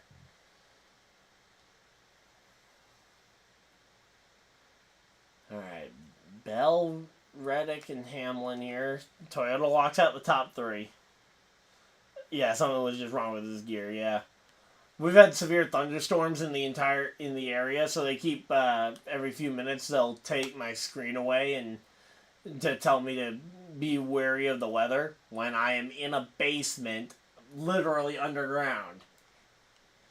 I can't get much more safe from a thunderstorm than that. So my TV's even more behind than usual. So half the time, I'll either see the yellow flag on my monitor down here before I actually see the crash or the cause for the yellow, or I'll see you guys talking about something before it happens. So, yep. But, yeah, no, it looks like we're settling in here. Oh, we do have a yellow flag. Okay, what's the yellow for? Yellow, yellow, yellow. What's it for? What's it for? Poking the head up like a gopher. Where's the yellow? I see the yellow on my dashboard. Now we're just waiting to see what the yellow is for. And hopefully it's nothing major, but this will at least give McDowell a chance to come downstairs, or down to the pits. Caution. Oh, the 15 cars in the wall. I was going to say, this is not this is definitely not caution number 15 of the day. Riley Herbst into the fence. No real surprise. Yeah, that is a completely believable sentence right there. Oh, and we're going to commercial break too. Right as the caution flag's gonna hit too. Oh, come on. All right, we got 7 minutes before the TV switches over to track and field, and we get to go see Lee Diffie. Which I will say, I'm not upset about the fact that we get Lee Diffie. It's actually, I think, the biggest thing that we gain from the from after the Olympics. But yep, there's the 15 smacking the fence. No real surprise that Terrible Herbst would do that. Also, that is just the perfect nickname, considering the family brand, the family store that funds him. The Terrible brand.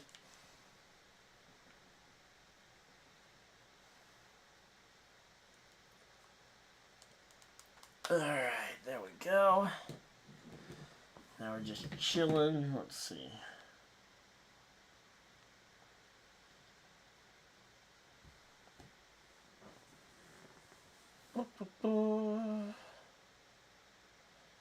So yeah, they're going and investigating the back corner there of the car.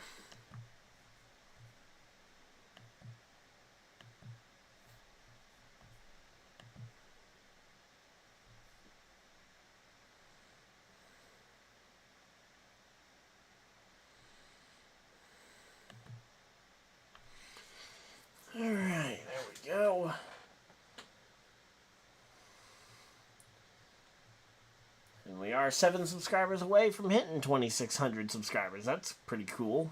Nice to see that we're still hitting landmarks there. Would be amazing if we somehow were able to hit 3K before the end of the NASCAR season. Not sure if it's possible, but we'll keep trying. I say certainly the 2 weeks off in the middle here between the last race I did and this one, especially the fact that I missed Iowa being a debut race, definitely a big one to miss. I'm sure we'll see all the SVG fans show back up though for Chicago next week. And we are getting ready to flip over to USA Network. Once I see who's coming down pit road, or if anyone's coming down pit road, I'm going to switch over to the other TV app.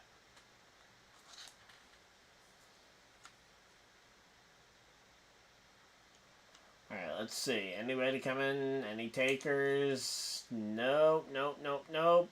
Brad Keselowski, first taker. No, sorry, Chris Buescher, first taker. Chris Buescher, first taker. And, okay, there's a decent chunk of the rest of the cars coming down. You got Eric Jones, you got Kyle Busch. You got Ryan Preece and a few others.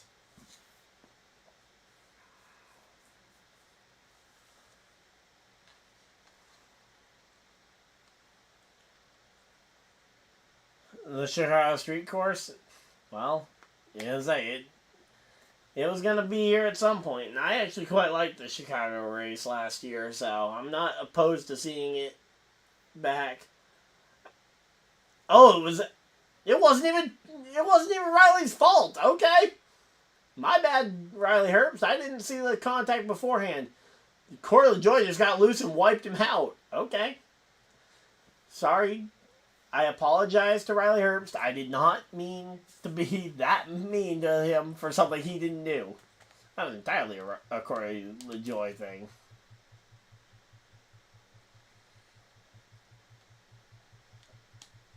Hey, I'd rather have Chicago now than have Chicago in the playoffs.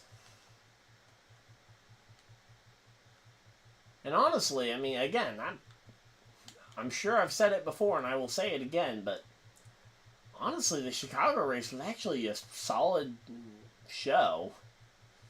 We got the radio-style broadcasting next week.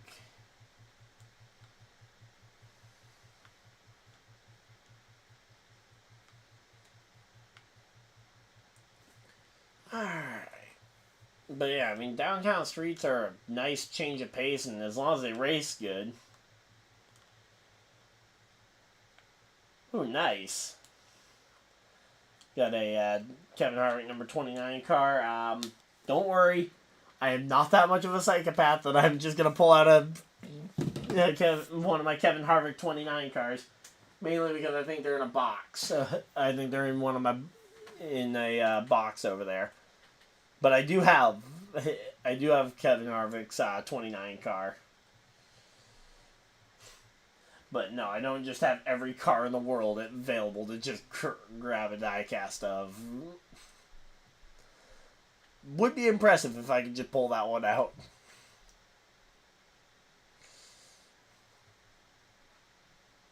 Alright, let's see. Alright, we're getting close to conversion time. I'm curious what they're going to do in terms of, are they going to just leave it caution for like 2 minutes while we switch over? I'm assuming USA Network's already swapped over. Alright, let's see. 207 out of 3 hundo. Elliott. It's on board. Okay, I'm going to just swap over myself before I get cut off. And worst case scenario, I miss a restart.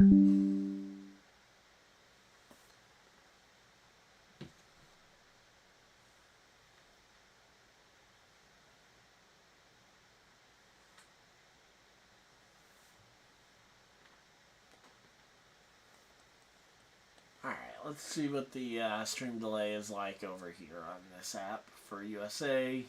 Because I got two different apps I could use for USA Network.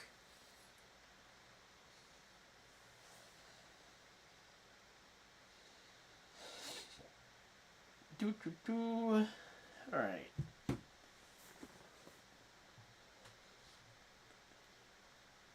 So, USA Network is where the... Yep, there's the race. There we go. Cars are double file, and we are ready to go racing.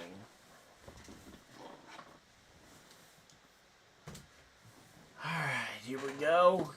Pace car dives for cover. Bell and Reddick on the front row. DennyHamlin and Blaney make up row 2. Row 3 is Keselowski and Truex. Green, green, green. Green flag's out. We are back to racing. And here we go. Noah Gragson popping down the line. So is Barry on the bottom. Oh, okay. Oh, yep. There's Eric Jones. Yep. Up into the fence. Yep. I saw that one in the chat moments beforehand. And yep, there goes Eric Jones up into the fence. Minimal damage, though. I will say that.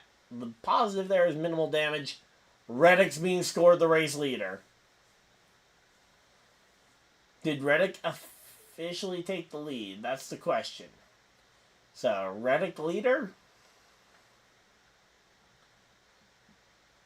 Is Reddick your race leader or is Bell? That is going to be the big question here.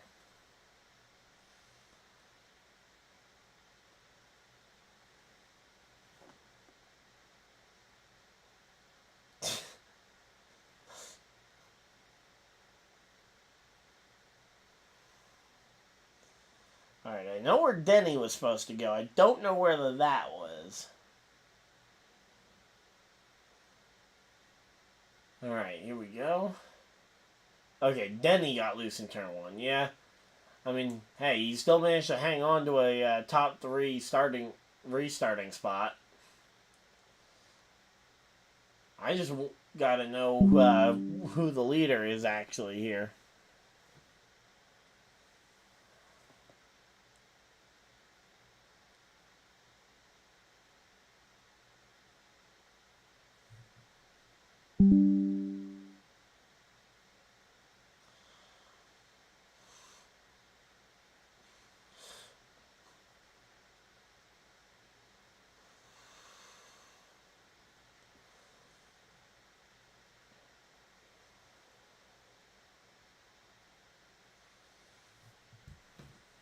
But, yeah, here we go.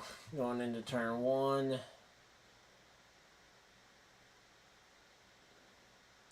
Yeah, see, Barry making it 3 wide. Denny just tried to stuff it 3 wide on the bottom there and just did not have the room to make that work. And, yep, they are scoring Reddick as the leader. There we go, yep.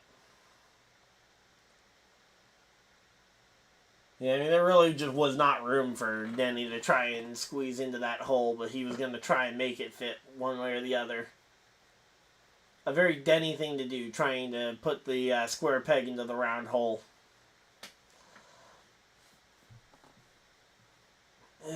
But, yep. There we go.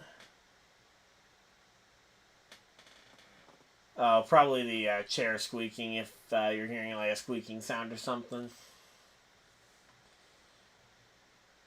Because, yeah, I need to oil the chair down a bit to try and get it to squeak less. Or just need to not fidget as much when it comes to squeaking in the chair. And here we go, pit road's open, and no takers. No takers. First taker is going to be Kyle Busch coming down pit road. Kyle Busch going to be the first taker down pit road. Looks like Hemrick and a couple others coming down as well, just topping off on gas, no tires here.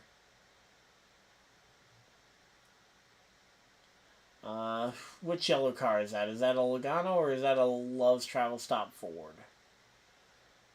Okay, that's that's McDowell. So I want this fuel mileage thing to actually happen. Alright, how many laps left are we? We're like 90 to go. say IndyCar is actually going to be racing here for their season finale for this year and next. So it's a bit of a interesting fact about this track. I don't think we're close enough to fuel mileage all the way to the end. If we get one more caution and the teams are able to top off again in like 15 laps or so, I think we absolutely could see ourselves with a I think we could absolutely see ourselves with a potential fuel mileage strategy to try and make it to the end of the race. I mean, remember, Mike McDowell was able to stretch that fuel, 78 laps or something like that at the beginning of the race, so I mean, theoretically, he could try and stretch it again if he gets a well-timed caution. Problem is getting a well-timed caution and maintaining a well-timed caution.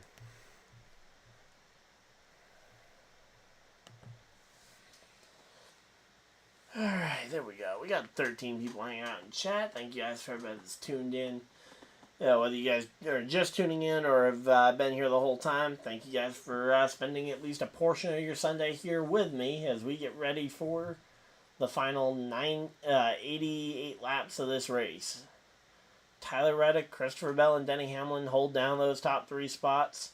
Toyota as a whole has 5 of the top 10 spots as we get ready to go green. And my thing's buffering, of course. Why wouldn't it buffer? Oh, did my stream entirely crash?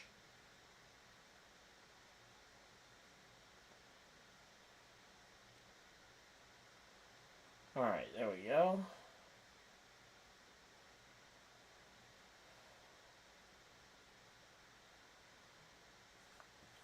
Yep, there we go. Green, green, green. Green flag's out. We are back to racing.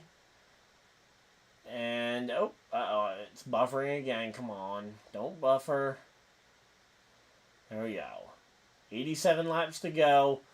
Bell on the outside, Reddick on that inside, and 3 wide behind as MartinTruexJr goes 3 wide around the outside to take third from Denny. And now it's Toyota's having 1, 2, 3, and 4 as Ryan Blaney settles into the 5th position, it looks like. And there we go. Toyota 1, 2, 3, 4 lockout on the top 4 spots. Ty Gibbs hanging around in 8th. Could potentially try and get up there to the 5th position to make it a lockout of the entire top 5 for Toyota. So, definitely an option, but not sure if it's... Oh, whoa! All the way down to the bottom, it's Corey Heim! I guess it is Heim time here as Corey Heim and Carson Hocevar both just went all the way down to the bottom of the track. I thought they were... I thought one of them was about to wreck the other one, and no, they both just managed to hang on to it and keep on going. Heim time all the way up to 12th place here as he goes by Ross Chastain. Chastain going to try and take 12th back from him. Meanwhile, we got Reddick versus Bell for the lead. Side by side still. I think these two know that track position matters so much. Reddick finally has the track position. He cannot afford to let Bell just have the track position back. Problem is, they know that this side-by-side battle is only going to draw in more attention from Hamlin and or Truex, who may try and make this a 2 or 3 or even 4 car battle for the lead. Now, if they're smart, Hamlin and Truex will just work together to make it a 3-wide pass for the lead, and they'll just take 1st and 2nd, while those two continue to fight for 3rd. But that would include Truex and Hamlin actually working together, which I don't know how well that would go. 83 laps to go here. And yep, here we go. Caution flag is out. Let's see what it's for. Elliott in 6th place. Oh, yep, there he is. What caused that? I mean, I'm going to need to see that replay again to know what exactly caused it, but He goes sliding through the grass as Ty Gibbs is now up to the 6th position. Doesn't look like any significant damage as long as he didn't blow a tire or something.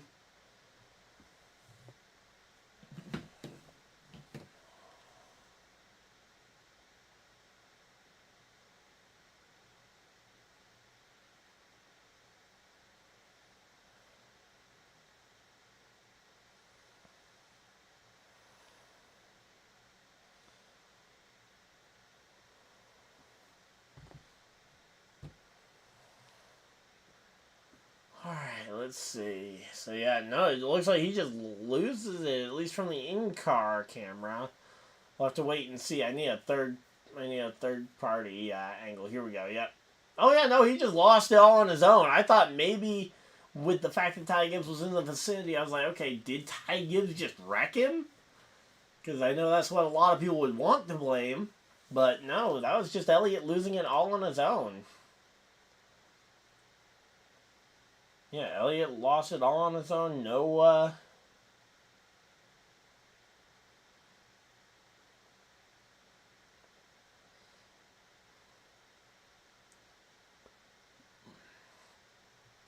no real help from anybody. I mean, the good thing, again, is that at least it doesn't look like it did anything significant to his car, at least that we can see. Obviously, you never really know what the underside of these cars ends up looking like.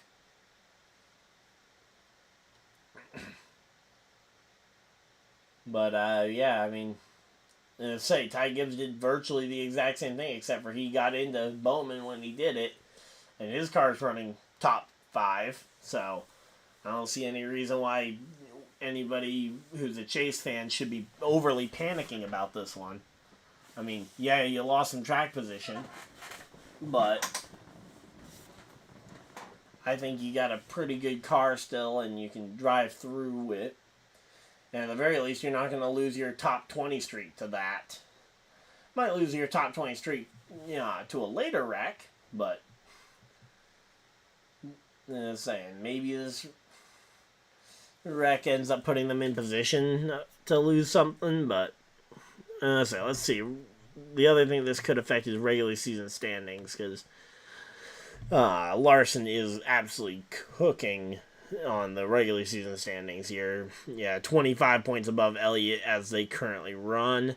And the battle for that final cut spot looks like Logano's got about 16 points on Bubba right now as they run.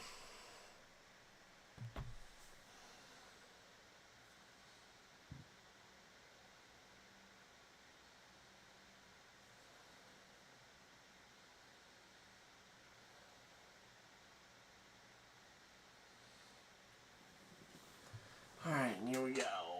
All 4 feature cars are Toyota. 1, 2, 3, and 4 are on the positions here. And let's see. A 9.2 for Truex. A 9.0 for Bell. Here we go. What can Tyler Reddick get? A 9.2 for Reddick. And for Denny Hamlin, it's going to be an... Oh, Denny Hamlin with a slow stop, or at least what looks like a slow stop. But no, it was actually just a bunch of 2-tire stops. Chastain, Logano, and Barry, all with 2-tire stops. Justin Haley's fuel only here. And for some of these drivers, this could be their final stop of the day. In fact, I think this genuinely could be a guy like Michael McDowell's final stop of the day. This could be the fuel mileage race. Like, let's start marking it right now, but I think we genuinely could be in the process of seeing a fuel mileage race about to form here. Alright, wow, we got 13 people still hanging around in chat as we are getting ready for an exciting finish of this race. Yeah, I gotta wait for all the caution flag stuff to cycle around to see what the actual leaderboard's gonna look like, but definitely looks like we're set up for an entertaining finish here. We got under 80 laps to go here. Allmendinger, Blaney, and LaJoie, it looks like, are up in the top 5 here.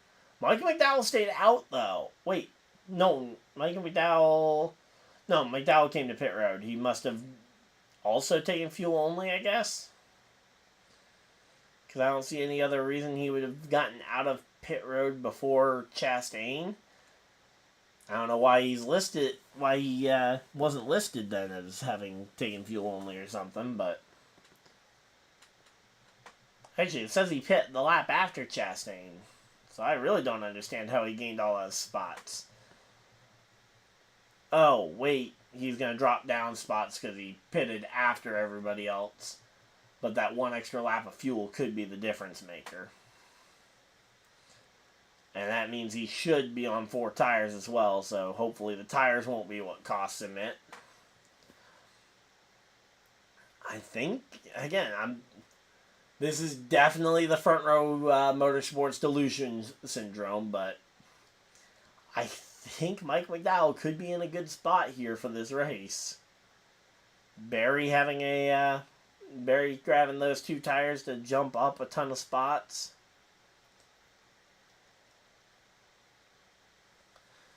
But, yeah, I'm definitely curious to see what this top 5 is going to look like when we go green.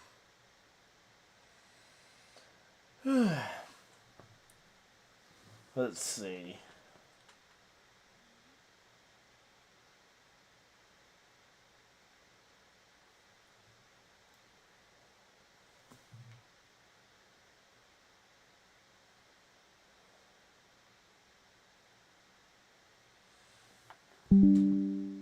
Oh, let's see. Something came to the lap down. Let's see.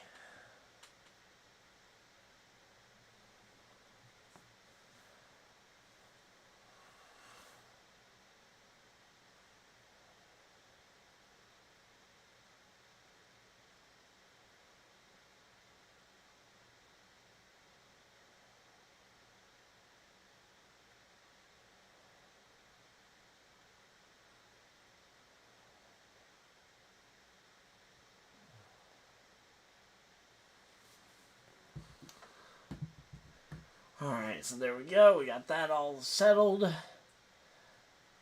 Yeah, there's a lot of shakeups here. So the top 5 drivers all stayed out. Chastain, Logano, Barry all took 2 tires. Haley took none. Kyle Busch took 2. And then I think everybody else took 4. Yeah, and that's the entire top 10 took either 2 or no tires. And in fact, Allmendinger and LaJoie took 2 tires almost 20 laps ago and have stayed out. I mean, granted, it's not the longest time we've ever seen somebody on tires, but I don't know how that 42 car is going to perform. That's going to be the big question mark here as we get ready to go green. 76 laps to go. We saw Michael McDowell do 76 earlier. Let's see.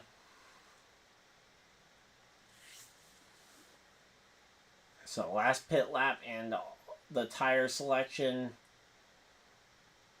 seems like a very mixed bag here as we get ready to go green. It'll be 75 to go when they take the green flag. Doubled up Blaney and Allmendinger. LaJoie and Bubba, Nemechek, Chastain. Again, Chastain's the first driver who pit under this current yellow. He, Logano, and Barry all took 2 tires. Busch and Haley took no tires to jump spots. And here we go. Pace car dives for cover, and green flag's out. We are back to racing. Allmendinger on that top side, he is definitely struggling here, and everybody's trying to fan out. Everybody's trying to dive out from underneath everybody. And here we go. Let's see. Blaney jumps out to the lead. He's definitely got the superior car. I think a Penske car is by far better than a Spire car or a Colleague car. No offense to either of those organizations, but as of right now, I would say the Penske car is definitely a superior car. And here comes Logano to the bottom of 3 wide here, trying to take the lead away if he can, or at least take second away, because Blaney's kind of away with the lead already. And yeah, you're going to need to get through this traffic with some kind of ease if you want to have a real shot to try and run Blaney down. Now, I don't see any way Blaney can fuel save to the end, so if I'm someone like, if I'm a Reddick, or if I'm one of these cars who just pit, a Reddick, a Hamlin, a Gibbs,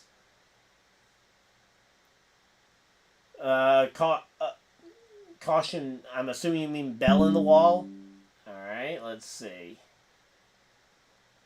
But, oh, yep, there goes Bell. Well, Bell's day is going to be done with that hit, because, yeah, that broken toe. But, yeah, if I'm one of these cars, if I was a Bell, I would have hung back, played it safe, and tried to make sure I could make it to the end of the race. And now Bell's out of the race, so I guess smart choice to Enoch, or whatever his name was. I'm not sure exactly how I was supposed to pronounce that one. Eonin, for not going with my gut of Bell having the best car. I mean, Bell wasn't the only driver I recommended, but he was the person I said who I thought had the best car. And he probably did have the best car. Problem is, he doesn't now.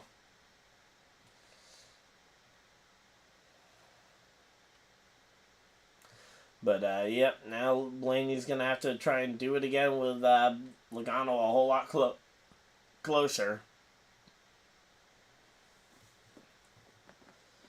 But, yeah, there's absolutely no way Blaney can make it on fuel.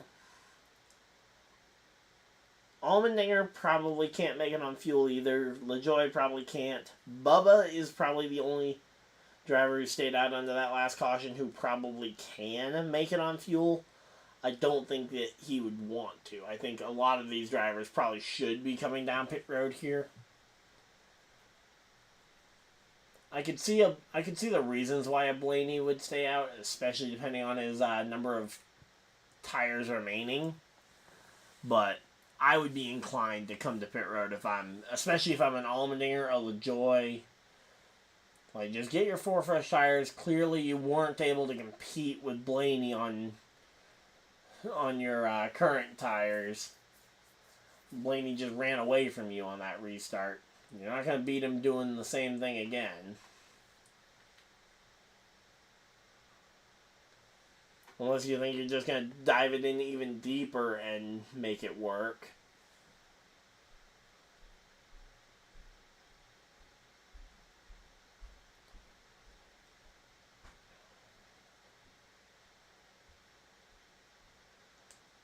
Alright, let's see. What do we got going on in chat?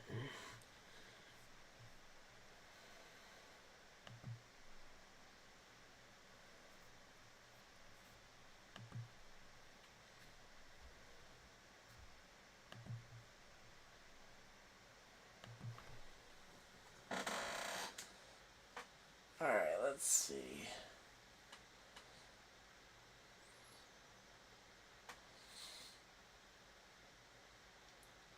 Again, yeah, I think if you pit now, you absolutely can make it to the end of this race. And it's even more manageable here. Again, the question being, how many sets of tires do these guys have left? Because with the amount of times they've pit, it's very possible they could be low on sets of tires. But I haven't heard them talk about sets of tires, and now they're sending a tow truck down to go help Bell finish his trip to the pit road. There we go, just giving him a nice little push. Just giving him a little bump draft. But, yeah, Nemechek dropped all the way to 16th. He was definitely a fish out of water on that restart.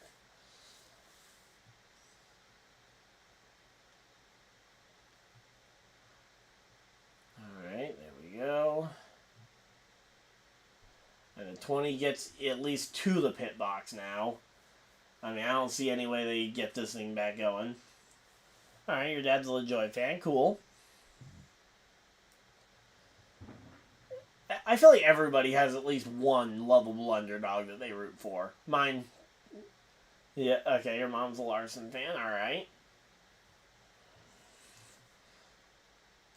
Yeah, and you're part of the DennyHamlin fan club.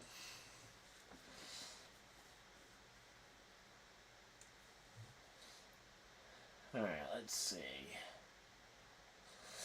Again, I'd be curious to see who all is going to come down pit road here.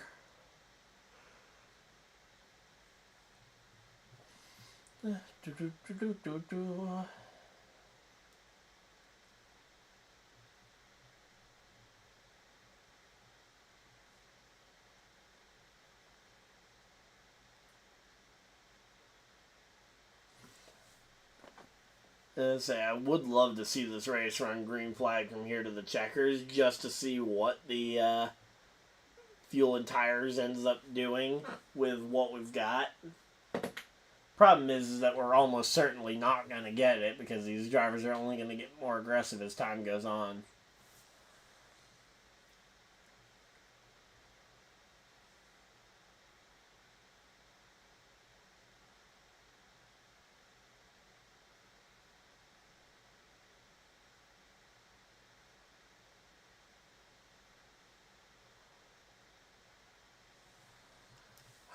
Let's see. And here we go. Yep, Nemechek bails on his strategy. He didn't really have a choice. He'd lost pretty much all his track position anyway. And in fact, he was actually the one that backed up and kind of checked up the 20. I still think the 20 probably could have done something to try and avoid that, but yeah, it was the 42 backing up to him that ultimately caused the slip.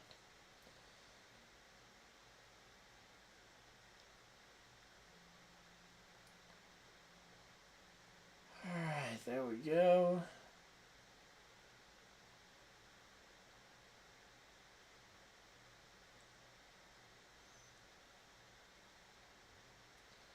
So yeah, we're at a commercial break right now. We're just kind of waiting this one out. Hopefully everybody's having a good time. If you guys are, of course, hit the like button and subscribe if you guys are new so you guys don't miss any future videos or live streams. We've been doing these streams all season long, and we got a doubleheader next week with the Chicago Street Course Saturday for the Xfinity cars, and then Sunday on Sunday for the Cup race. Still have not seen whether or not that's going to be a Project 91 car for SVG to try and put him in the same car he won a year ago in, or if he's going to get the seat, or if he's going to get the 16 car for that race. He's going to get a car for that race because nobody was going to just let that one sit out there.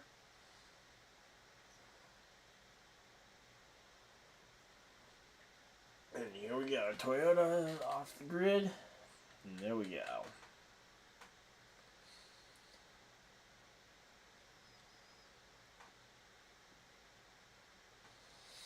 Say, Ty Gibbs doing a bike race against an Olympian. Don't see any way that Ty wins this one, unless the Olympian intentionally let up for him. But, yep, next month for the Olympics. We got 3 races left before the Olympic break, and it's going to be a fun one here. We're just winding down. We got 76 laps to go. Lights are off on the pace car. We will be going green this time. Pace car dives for cover and leaves the field in the hands of the number 12 and the number 16 cars on that front row. And here we go. It is going to be green. Green flag's out. We are back to racing, and here comes Chastain on the outside here. We got Barry and a couple other drivers kind of poking to the inside there, trying to make it 3 wide. We got drivers. Keselowski checking up in the middle of the track there. A lot of guys getting sketchy there, but they all seem to make it so far. But yeah, once again, Blaney away with the lead here. Chastain trying to get by Allmendinger, because as of right now, Chastain and Allmendinger are both on 2 tires, but Chastain's 2 tires are a lot fresher than Allmendinger's. I'm going to say Bubba Wallace starting to make a charge to the field, although he's also only on 2 tires. Say there's definitely a bit of a clogging of the track here. Barry's up to 9th place. That's actually not bad here. Actually, going side by side with Tyler Reddick here, able to keep this one going.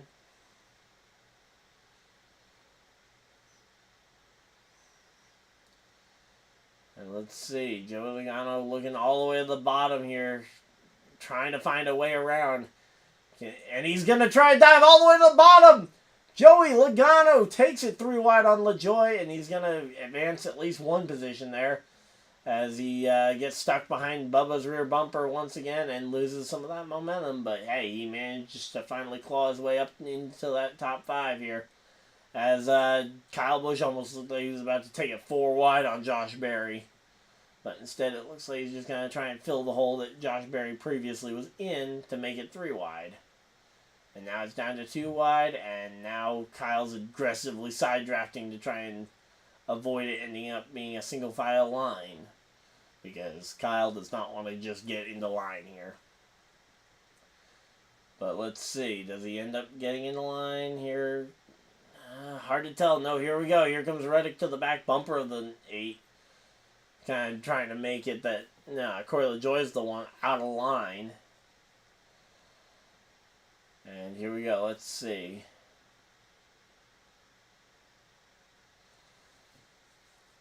So there we go. LaJoie is down to 8th place here, battling with Kyle Busch for 8th. Kyle Busch trying to take 8th away from him. And you know the second LaJoie gives up 8th to Kyle Busch, Reddick is right there to also take it. Oh, and Hamlin up into the top 10. There we go. DennyHamlin up to 10th there. Josh Berry up to 6th.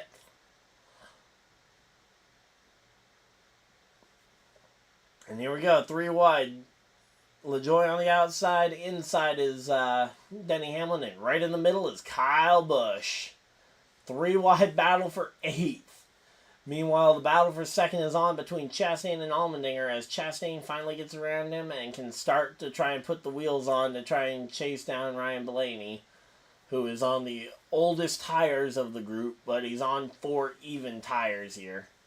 Did I just see Michael McDowell coming back down for another pit stop? Do we really have something that wrong with our car that we're back on pit road? I thought we were going to be in a position to maybe fuel mileage, and yep, we're back to pit road and we're in the garage. Are you kidding me? Took it straight to the garage. We're pretty much done. Yeah, no shot to really compete in this one from here on. But here we go. Let's see. Larson versus Truex.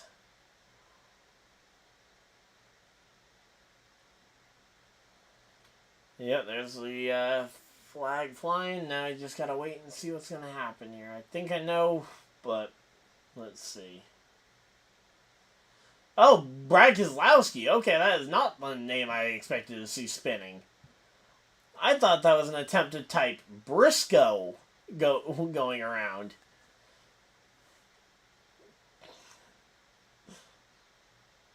But yep, Keselowski spins around and he destroys his car. Harrison Burton also around, and he's got something wrong with his car. It looks like flat tire there on that one. And we get another caution flag. Well, I guess fuel mileage isn't going to be a problem.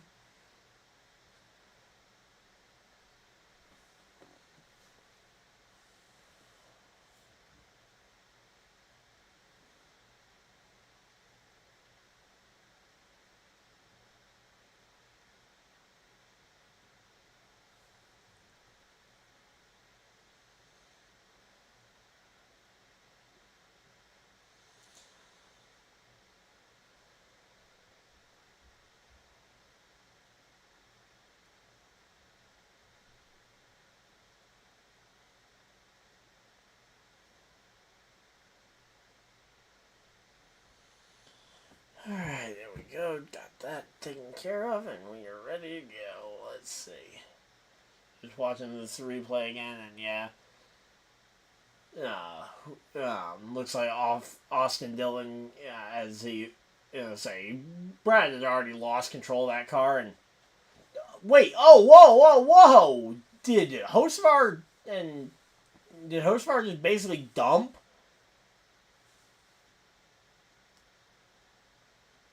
Yeah, did Hosvar just completely dump Harrison Burton, though? Yeah, under caution, and Hosvar just went and dumped him. I mean, I know he did that a lot in trucks, but come on, you can't do the same things you do in trucks up here at the Cup level. Yeah, I guarantee this is going to be either parking him or at least parking him for a couple laps. Like, I don't really care. Let's say Harrison Burton may have something to say about it because he is coming with a head of steam. But yeah, I hope that this doesn't turn into those two using their cars as weapons here. But yeah, right now though, yeah, Hocevar just went and completely turned him. Alright, so let's see the replay as to what happened. So they get by Brad Keselowski. Caution is out. And yeah, he just drives right up to the back bumper of the 21 and just turns him around. Saw the 38 on his bumper, so I thought maybe it was just a stack up and the 21 was like trying to shift it. Trying to do something like shifting or something.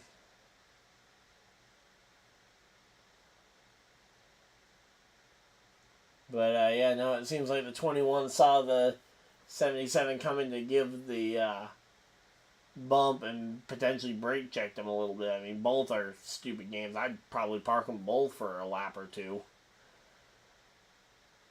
But, yeah, I mean, you just can't do that under caution. I mean, I know it was a somewhat slow speed impact, but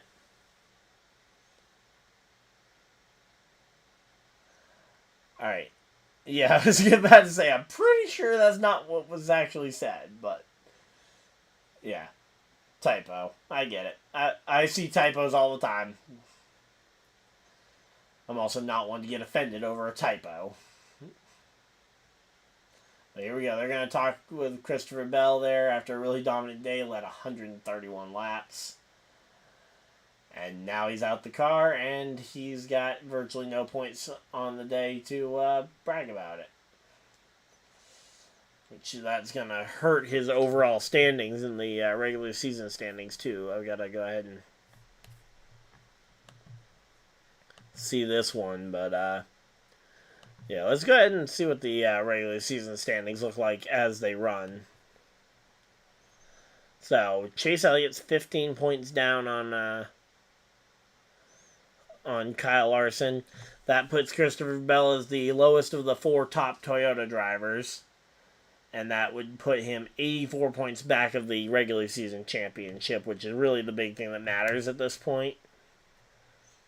Now, he will get bonus playoff points just for passing, say, Truex or Reddick in the points. But the big playoff points are for finishing in those top 2 or 3 spots. And just for fun, let's see. 14th and 15th is Bubba Wallace, and Logano looks like, 11 points. Ironically, they're showing the cut line battle points at the same time I'm looking at them. Must be on the same page with NBC there. NBC, if you need someone to race direct, let me know. I would gladly direct the races. That sounds like fun. Alright, there we go. And we're just settling in here, though. We got, again, about 54 laps to go. And the 54 car is in 10th place, so have to wait and see if you can get this one. Lights are off in the pace car. It's going to be a game of top and bottom here. Barry goes inside third row. That's going to be the one I'm going to be watching here. Kyle Busch and Ty Gibbs sharing row 5 after Ty Gibbs is the one that replaced Kyle Busch in the number 18 car, essentially. But here we go. Let's see.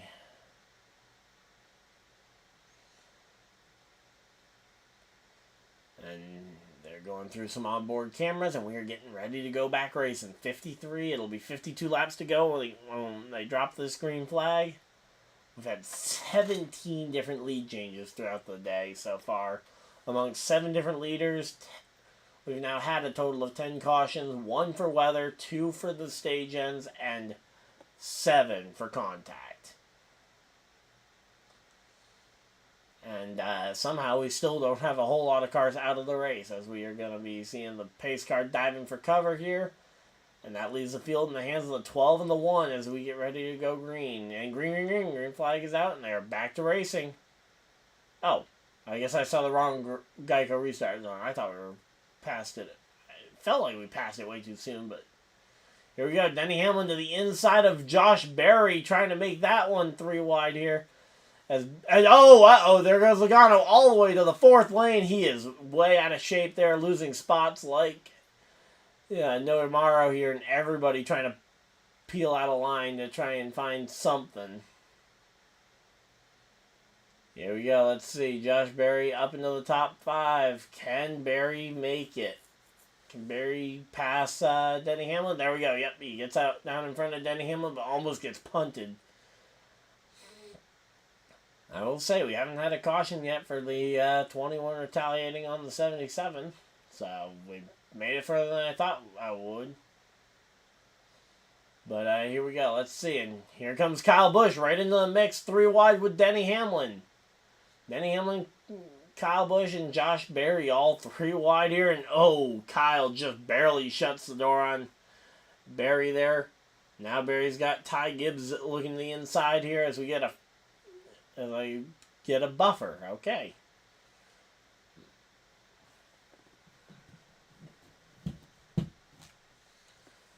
Alright, there we go.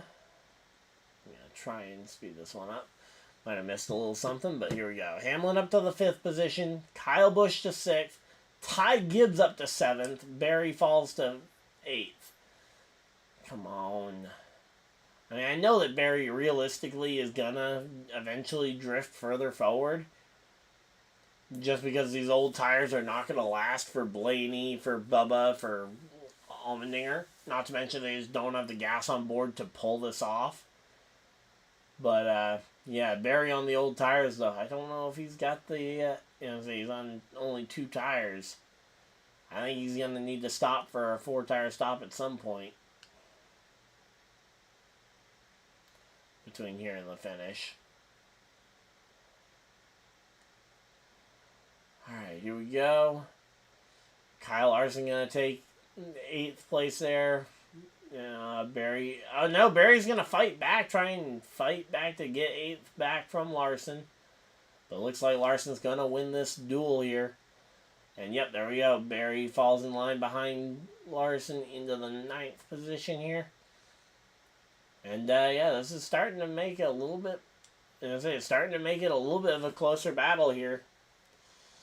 Only a 2-point difference between Logano and Bubba's points. Only 1 point between Bubba and Logano.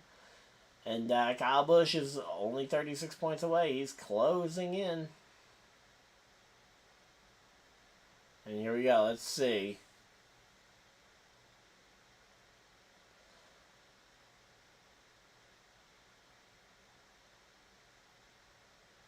Are you kidding me?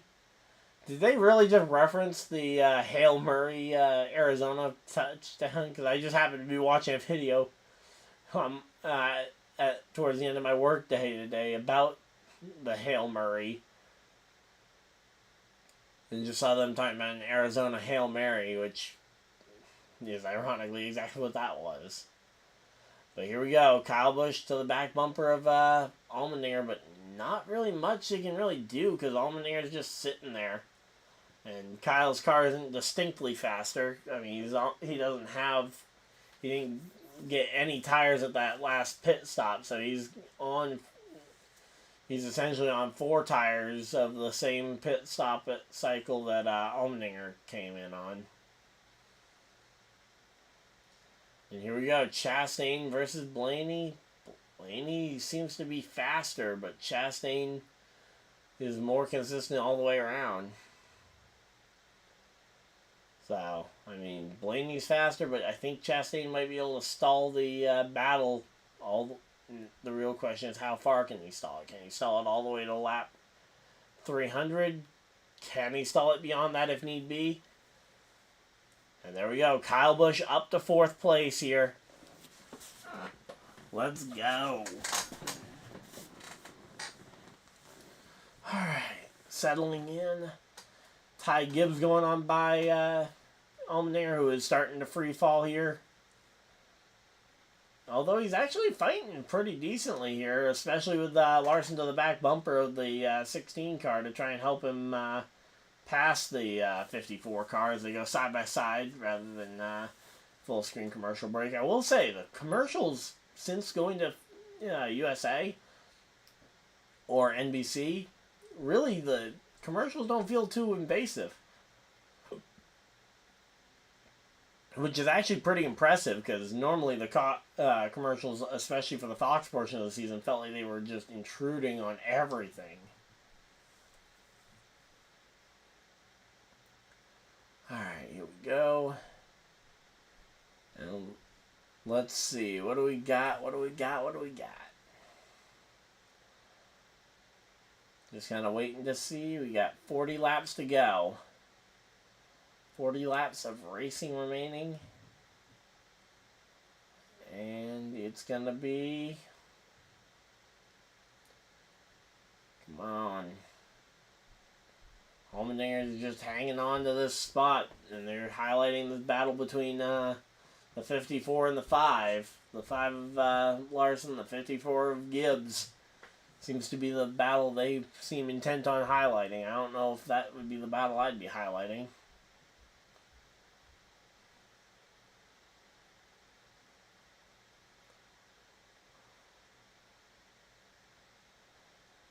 Let's see. Again, everybody's just kind of making their own pace at this point. And I'm curious to see, because again, Stenhouse already did the whole saving fuel thing earlier. Could Stenhouse be the driver who lucks his way into a win here today? He took 4 tires, he took the fuel, and he's already been in this fuel saving situation before once earlier today. And he was able to save it, I believe, 70-something laps, so he very well could be in contention for the 80-lap run to the checker that they need. It's all going to be down to the question.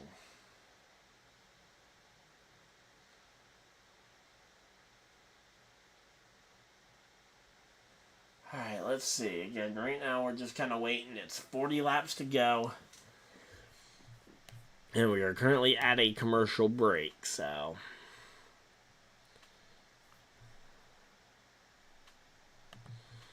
Alright, let's see.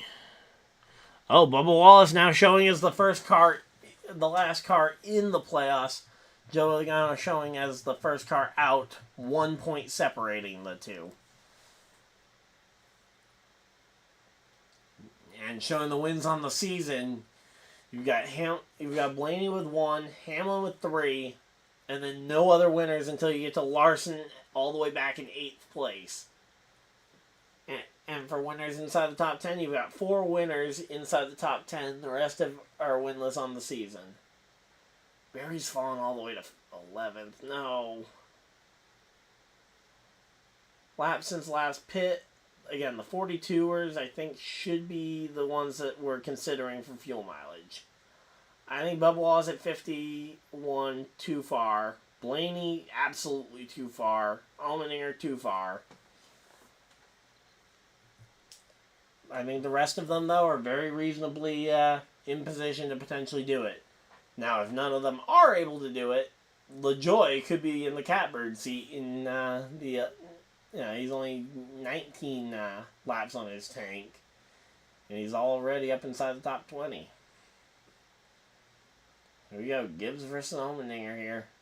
The road course battle of the century, although in the Cup car, it certainly is not as decimating a battle, and this is not a road course. But man, these guys are having trouble with the handling of these cars. Ty Gibbs nearly just completely wiped out Logano, or not Logano, Allmendinger there. Nearly just completely took him right out of this thing. And you can't be doing that if you want to try and, one, stay in the series, and two, yeah, ultimately gain the respect of the crowd.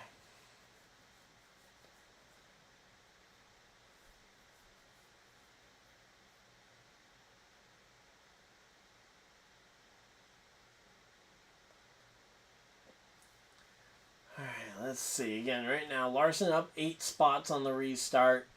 LaJoie's up 8 spots on the restart. The question is, what can Hamlin do here, and when does Blaney ultimately bite the bullet here? There goes Denny making the move for third. Still 3 laps shy of the overall lead, and Chastain's got 2 tires out there and in the lead. Same fuel as Hamlin. Blaney's got nowhere near the fuel, so I wouldn't even worry about catching Blaney. I would only make your math about how you beat Chastain here. Now, if you beat Chastain by running as fast the laps as possible, go ahead and run.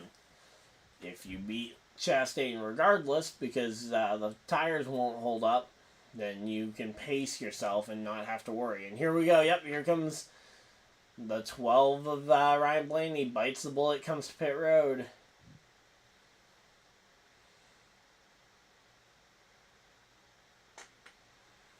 Alright, here we go. Let's see. Battle for 7th now between between Allmendinger and Gibbs, and these guys are continuing to fight this one out to the bitter end at this point. And there we go. Reddick to the bottom of Gibbs here. They're going to continue to battle it out.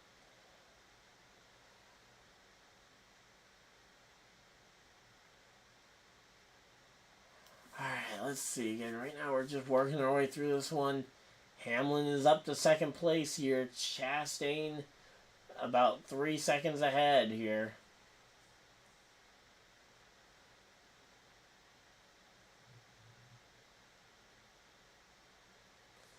Alright, let's see. Again, right now we're just kind of waiting. It's really just kind of a waiting game here. We got 29 laps to go.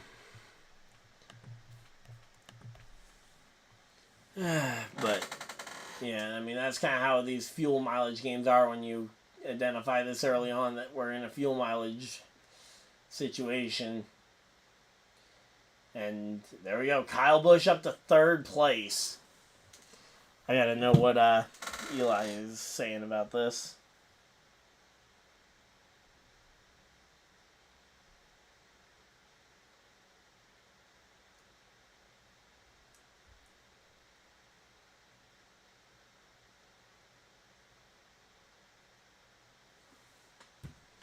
Hey, Patrick, how's it going? Alright, let's see. So, Kyle Busch up to the 3rd position here. He's on no tires, but he's got the gas to make it there. Yeah, Denny Hamlin up to the 2nd position. He's got 4 tires and the fuel to make it. Chastain's on 2 tires and the fuel to make it. All 3 of these guys, they've pitted at the same lap. 1 for no tires, 1 for 2 tires, and 1 for 4.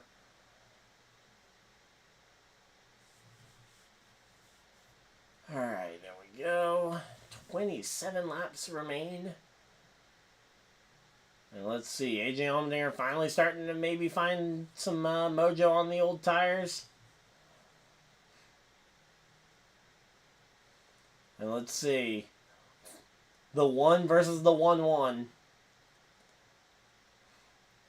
Let's see. Are we going to see the 1 or the 1-1 win? Too bad there's not a 1-1-1 in behind him. Otherwise, then we could have the... Otherwise, after that, we could have the 1 versus the 1-1 versus the 1-1-1. And ain't no way that would get confusing, on the commentary team. But yeah, man, isn't it really already 8:30? It does not feel like it's been that long. But 25 laps remaining in the race, and we got ourselves a fun duel to the finish. Curious to see. I want to see Josh Berry climb this thing at the end. Obviously, Chastain won this race a year ago. He's one of a few drivers who's finished top 5 in every single race at this track. And we will have to wait and see as to whether or not that streak continues here. Larson versus Bubba. Here we go. This should be a fun one here. Let's see. Larson closing in on the back bumper of Bubba Wallace.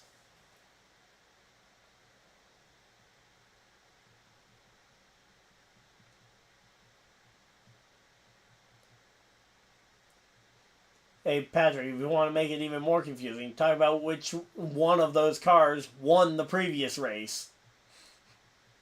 If you want to make that an even more confusing sentence. The 1 car is leading the 1-1 car, who's leading the 1-1-1 car, but the 1-1 car won the last one. Just throw as many ones in there that you can. That'd be funny. 22 laps to go. And here we go. Let's see. There's Larson finally going around the inside on Bubba Wallace. Bubba just does not have the car to keep up. Not to mention he's short on fuel by a couple laps, so he's probably going to have to pit here, which is going to cost him a ton of time. Unless he can just fuel save it to the checker. But at that point, he needs to back off the pace, I think, a ton. Let's try and fuel save it. But, yeah, I really want to see Josh Berry climb this just a little bit higher. He was my pick for the race on the podcast this week. Yeah, I'm sure a lot of people... I mean, we've got the full-on DennyHamlin fan club in the chat. I'm sure we've got a lot of people rooting on a DennyHamlin win. I mean, honestly, at this point, I'll take a 3rd place if I'm Kyle Busch. I'm not pressing for that win at this point. Now, if we had a late caution and Kyle can get another shot at it, maybe the attitude changes as to whether or not I'm just willing to accept a 3rd place finish. But if this thing goes green to the checkers, I am A-okay with Kyle Busch just coming home with a nice, quiet 3rd place finish. Fend off Larson if you can. Type of run to the checkers.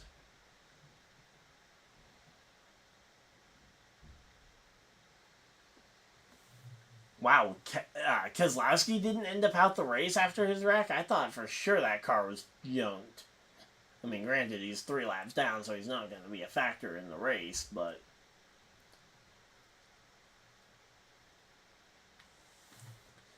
Alright, let's see. Again, Buescher, he's moved his way up into the top 10.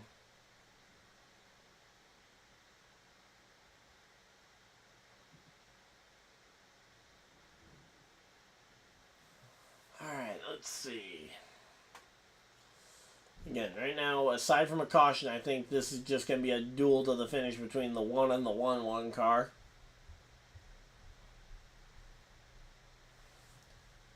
And so, let's see. Can Denny hold on here? I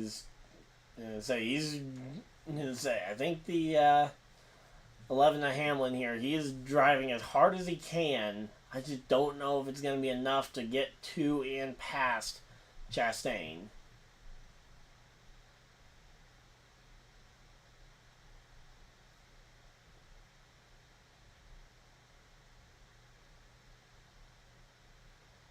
Alright, there we go. And now Hamlin is trying to move up the track as the one of Chastain tries to move down the track to try and block him. And yeah, that duel is definitely starting to get interesting. Obviously, these two drivers also have some history with each other. You got the history of Phoenix last year. And here we go. Let's see. What's this big block going to be from Chastain? You know he's going to make it. There ain't no way he's not making a big block here. Let's see. The problem is the 11 needs a run here if he's going to get a big block. Okay, yep, here we go. Here's the big run we're expecting, and Chastain going to make the big block. Come on. Let's see. Hamlin's got to make a big move if there's going to be a big block. There we go. Denny to the top.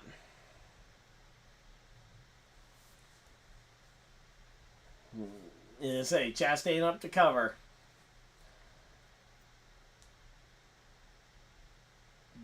Denny to the bottom. Chastain to the cover.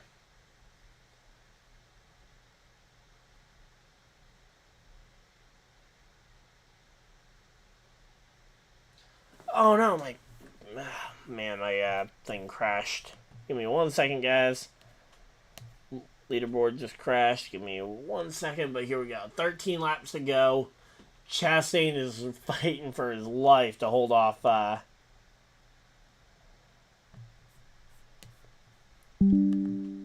there we go. It's slightly off-centered from where it was.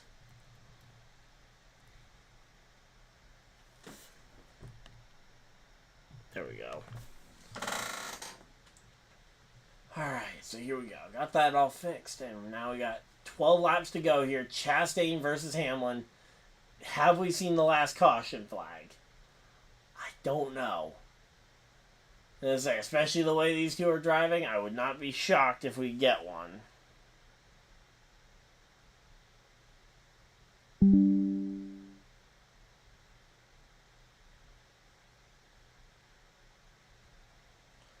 Alright, here we go. Let's see.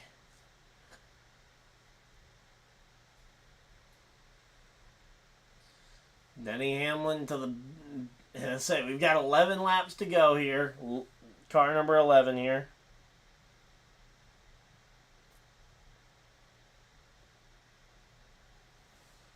Alright, let's see. I mean, they're continuing to duel this one out. I just can't imagine that Hamlin isn't going to get frustrated. The longer and longer they keep going at it like this, I can't imagine that Denny's not going to get tired of this at some point and just flat out dump him.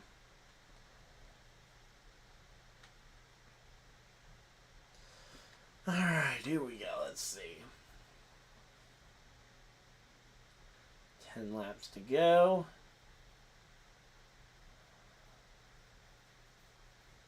Chastain, Hamlin, Busch, Larson, Ty Gibbs, the top 5. Bubba Law still hanging on to a top 10 finishing position. Justin Haley still hanging on to a top 10 finishing position.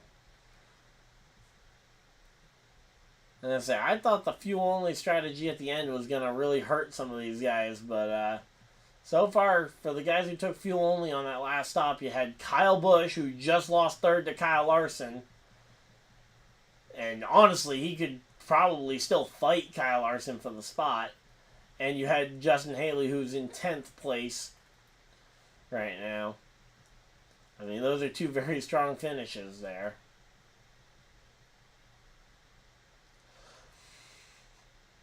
Here we go. Let's see. Again, Chastain is just doing everything he can to keep this 11 behind him, but he is not building enough of a gap here. At some point, yep, here we go. The 11 all over the track trying to block. Let's go. And oh, there goes Chastain up the track, and Denny's going to go to the inside. There we go. The battle is Denny Hamlin finally got tired of that battle with Chastain and is just like, I am moving you. And here we go. Chastain on the top. Is Chastain off the top rope going to try and have anything to come back with, or no? Here we go. 6 laps to go. 6 more times around. Now the question is, can Chastain have any sort of comeback here against Hamlin? Allmendinger hits pit road here.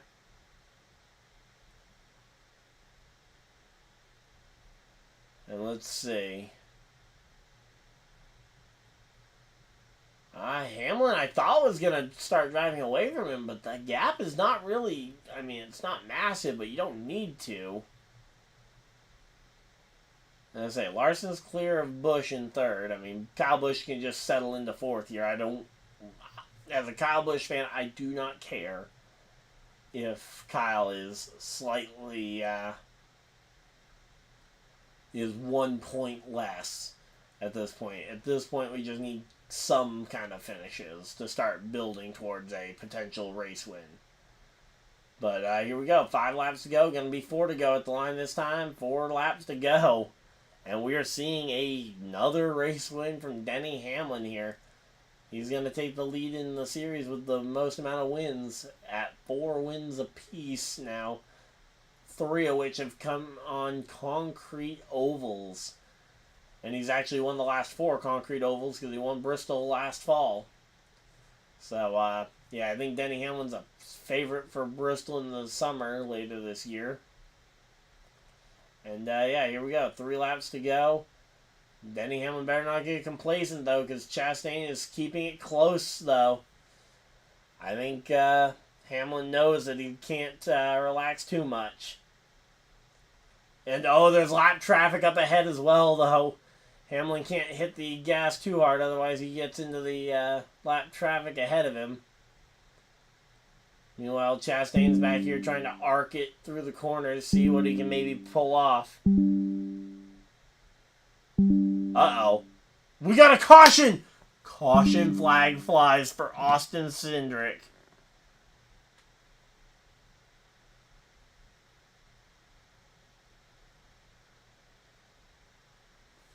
Alright, yep, there's the caution flag. Cindric spins. And here we go. We are set up for overtime restart. Let's go. We're getting ready for the overtime. Alright, here we go. Let's see. What actually happened?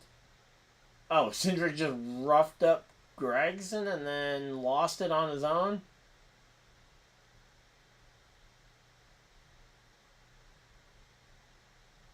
Yeah, he just rubbed up against the 10 car and I think might have cut his own tire down there, potentially. I mean, I don't know what else would have caused that. I mean, just a little bit of control. I mean, maybe he was just on that much of a razor's edge. Question is, do you take fuel here?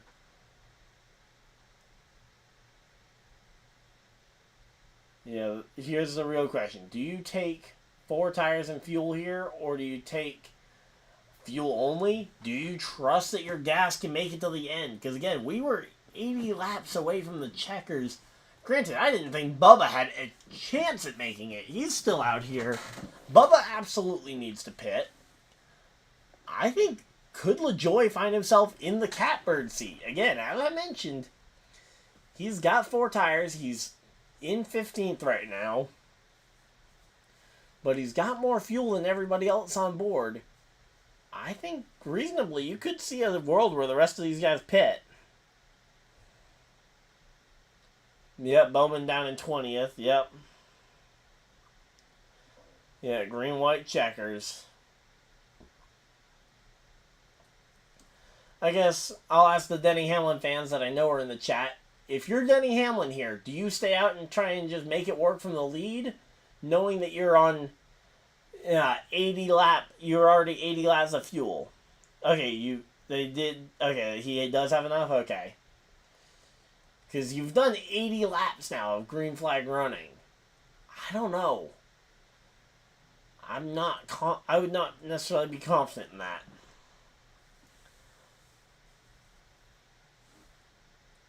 And I say, I'm sure that this is not what Denny wanted, because now he's got KyleLarson right on his rear bumper.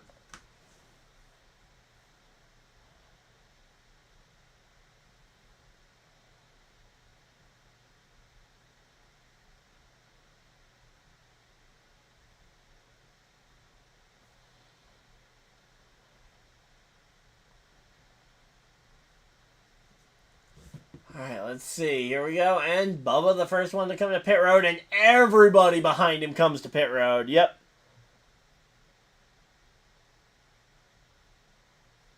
All right. You guys are saying Hamlin has enough fuel for the green-white checker. Now the question is, what about the tires? Because from Bubba on back, pretty much everybody else is going to have 4... Oh, no. Bubba only takes gas. I assume that if you're coming down pit road at this point, you're taking at least 2 tires, because you're going to... You're all doing this same strategy to try and beat Denny Hamlin. That is the goal. For any of the non-Toyotas, at least, on pit road. I don't know what the Toyota strategy might be here.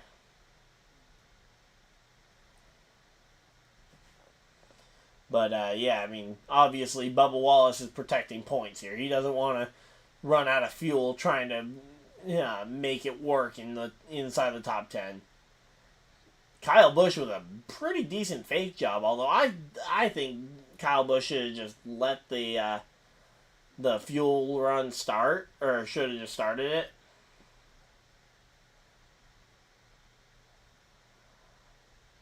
Alright, there we go.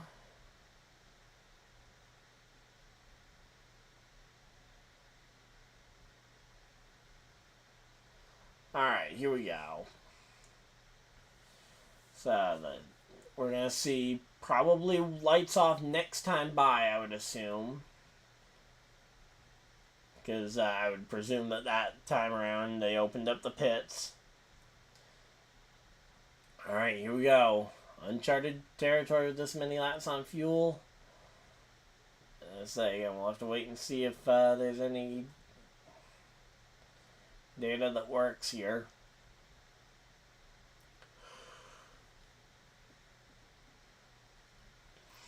And then the question is this going to be the only green-white checker that we get, or are we going into double overtime here, potentially?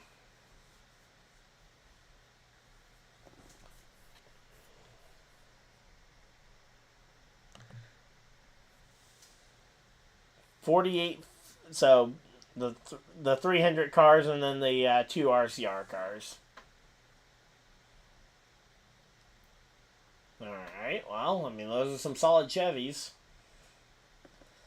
And here we go. Let's see. Again, I'm anticipating, let's see. Wow. Okay, I did not expect Bubba Wallace and all of them to start all the way back in the 19th. I was expecting them to start a little further up. And here we go, getting ready for the choose cone here.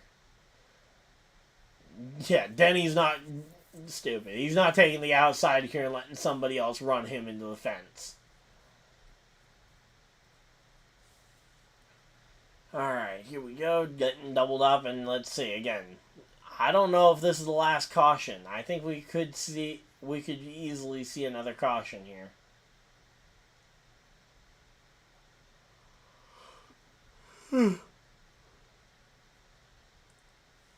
Alright, let's see. We got Briscoe, Hemrick up near the top 10. There we go. Gregson, Smith, Byron, even Harrison Burton with a decent day at the end of all this. Yeah, Bowman up into the 13th position after the day that he's had. He's had a very quiet, consistent day. We'll have to wait and see where that ends up landing him, but currently he is 13th.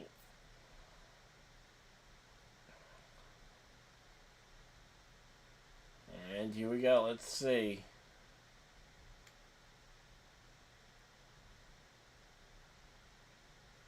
Get a good launch here. Pace car is off, and we are going to be leaving the field in the hands of the 1 and the 1-1 car. And green, green, green. Green flag is out, and they are racing in overtime here. 2 laps to go. The last shot for some of these drivers to try and win a race here today. Oh! Chastain goes around! Chastain around, and oh! Kyle gets stuck right behind it. Oh, man, you can't script that any worse for Kyle Busch. I mean, granted, he got no damage. And that is going to be now overtime number 2. Does Hamlin have enough fuel for overtime 2? I'm gonna say we'll have to wait and see on this one, but yeah, I don't know what Okay, Larson got right up underneath. Oh, he just clipped the apron and just got sent up the track. I mean, I've done that 100 times in NASCAR heat, but you gotta be more careful than that when you're dealing with real race cars. I mean, obviously, it's late race restarts inside the top 5, going for a race win. But, yeah, I mean... man. What a day for everybody there.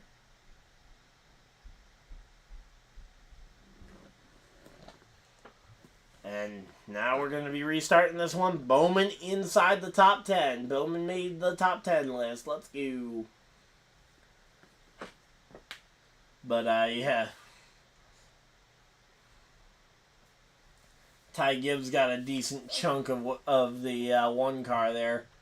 I will say, at the very least, Kyle Busch did an okay job of protecting the points that he has worked so hard to get throughout the day.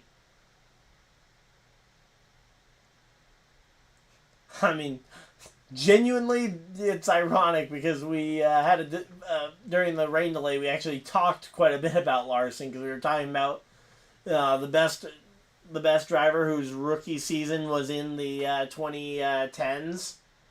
And we basically narrowed it down to Brad Keselowski, KyleLarson, or William Byron for the best driver to have their career start in the 2010s. Corey LaJoie 7th, I'm seeing him 7th. Hamlin, Larson, Truex, Logano, Briscoe, Elliott, and then LaJoie. LaJoie Hocevar. Imagine if... oh. Could you imagine if we see a Spire Motorsports triple top 10 finish? Could you imagine the jokes that would be available there? But yeah, Patrick, any opinion on the debate we had earlier, though, about who the best driver who debuted in the 2010s was? Because there are a lot more now that I'm kind of had time to think about it. Originally, the only one that came to my mind was like, okay, good drivers that debuted in the 2010s. Keselowski. Then I eventually got to the 20 from 2014 onward. It's like, okay, Blaney, Larson, Elliott, Bowman. Basically, the entire Hendrick Motorsports roster. Stenhouse was a part of that group too. And now we're going to overtime. 19 lead changes, and are we done? Will we be done yet?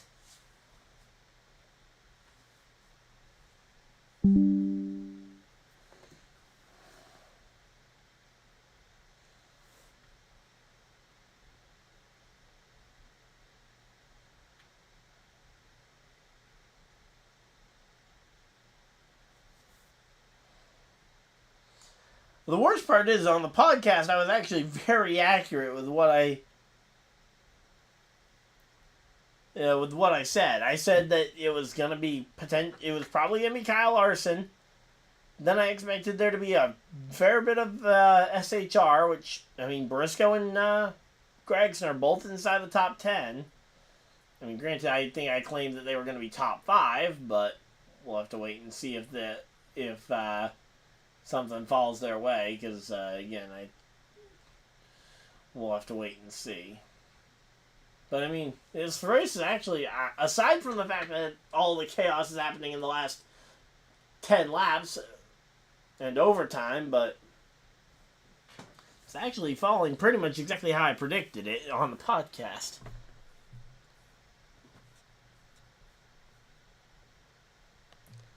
Alright, there we go.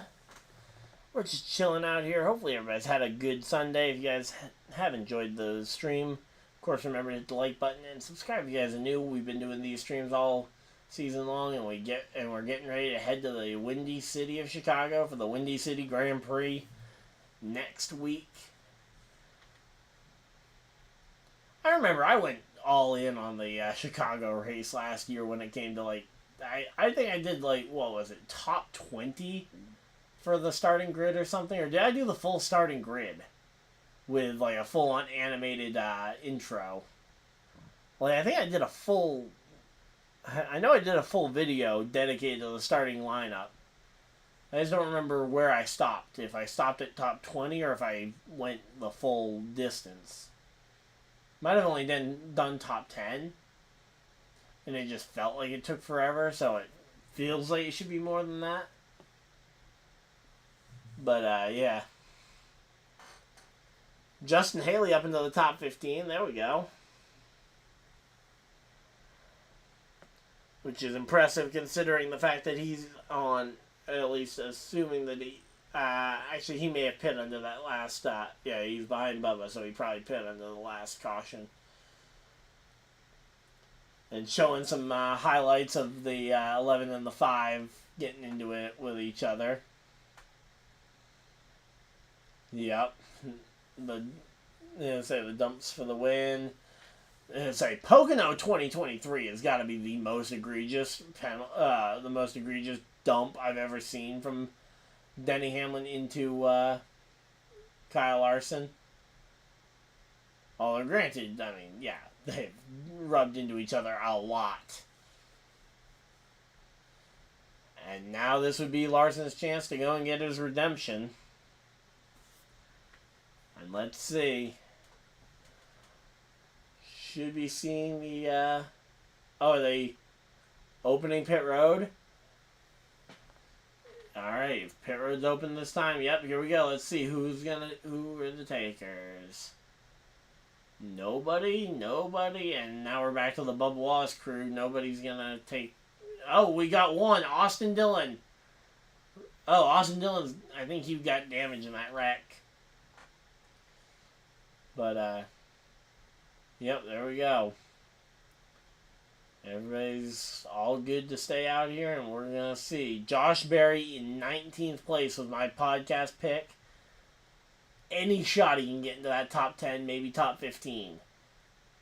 Just, like, annihilate everything from Zane Smith on up.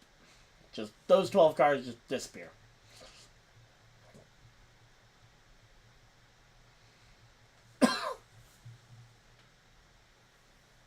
I mean, that's what it would take, really. It would take something drastic like that for Barry to really get there, because from 19th place, he does not have the car to pull that off.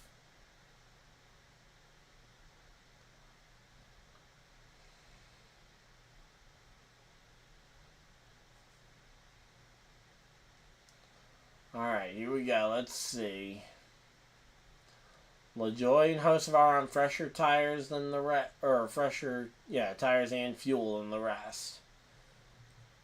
Now, Bubba has the freshest fuel, but again, I think LaJoy and Hocevar are easily able to make it. And here we go, choose cone time. Lights off in the pace car. Yep, Denny Hamlin definitely taking the inside here. He's gonna easily just run the 5 car towards the outside fence. Alright, we get 2 SHR cars into the top 10 starters, and they're all in the outside lane.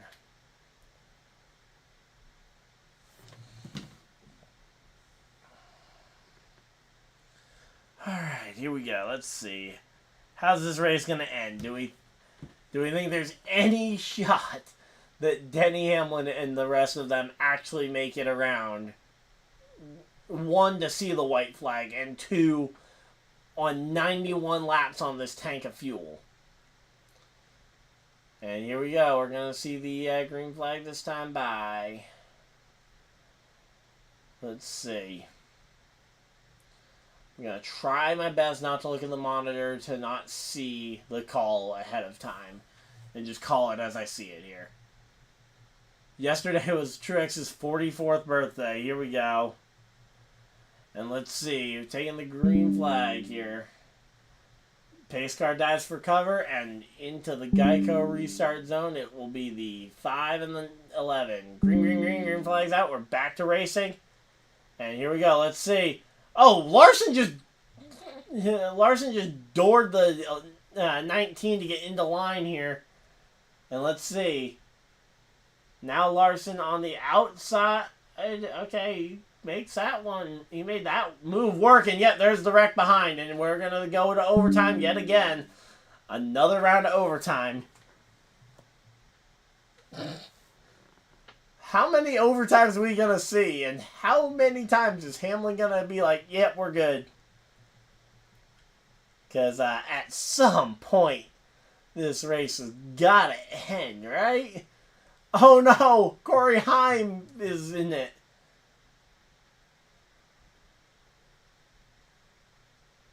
But yeah, I mean, Larson just absolutely dumped it. Just went and absolutely door slammed Truex there to get into line. And it's like, dude. Sorry, that is not the way to win these races. Logano got to the wall. Alright.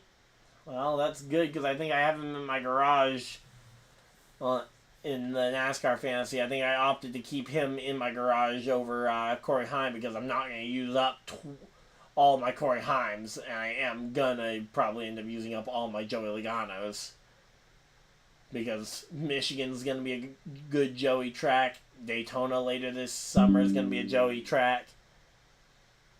And then potentially Indianapolis or Pocono potentially being a track where Joey ends up being the flavor of the race. They were 4 wide there for a moment with the 77.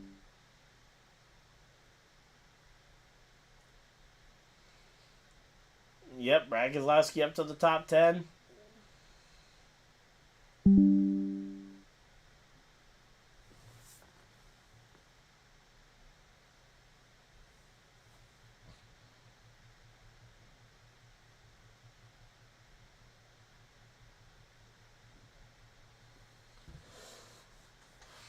Well, I wouldn't have been surprised. I mean, there was so much carnage in the middle of all that, but actually Brad K was like 4 laps down a few minutes ago, so he definitely isn't back up quite yet.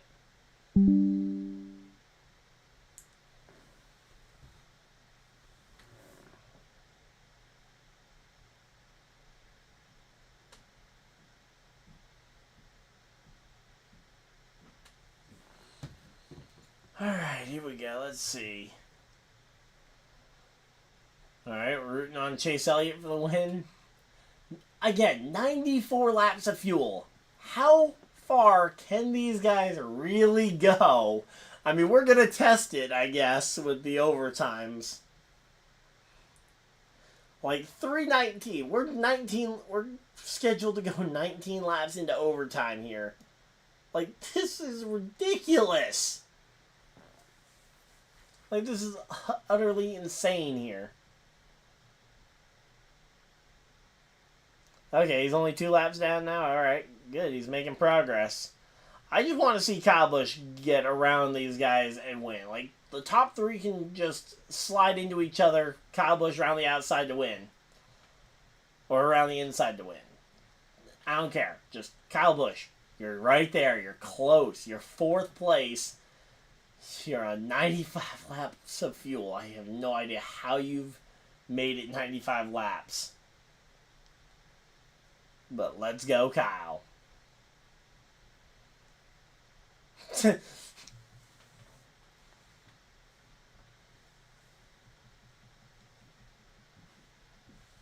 In fact, actually, how far off of the playoffs is Kyle Busch as they run right now?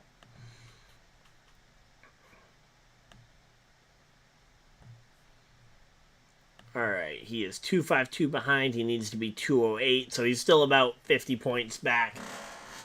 And that's mainly because Logano is still running well.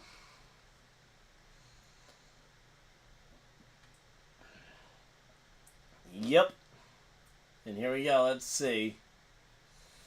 Watching these restarts, I mean, the fact that Kyle Busch hasn't gotten a worse end of this stick, considering the amount of trouble he's been in.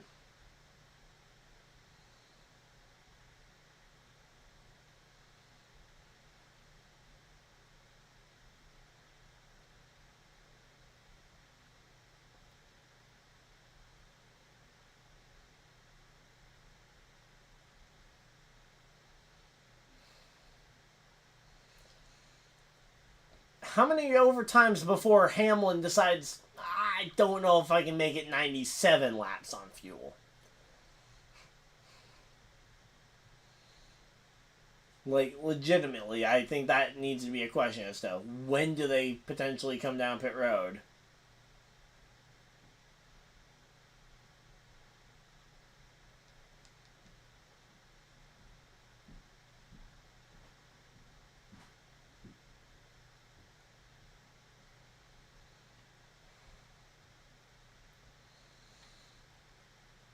Alright, here we go. They're open pit road. Nobody's going to take it because the front guys don't want to give up track position, and the guys at the back have already come pit somewhat recently, and it looks like Eric Jones is going to start it there.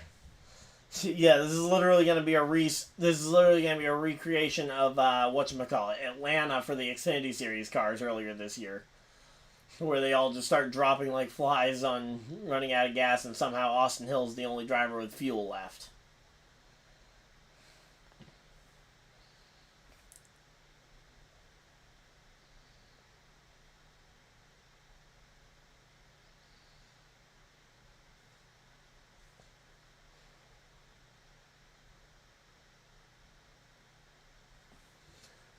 And say, are they about to like revert Kyle Busch back? Like, I see they're replaying this wreck a lot, and they're talking about whether or not Kyle maintained pace.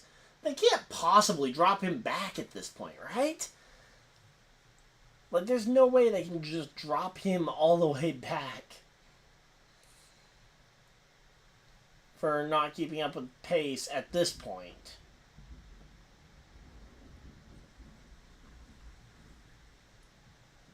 Host of ours, the next best car on fuel. I think you mean LaJoie. Corey LaJoie is the next best car on fuel. Because Corey LaJoie is safe. I mean, he's only run like 70 laps on that tank. The rest have all run about 95.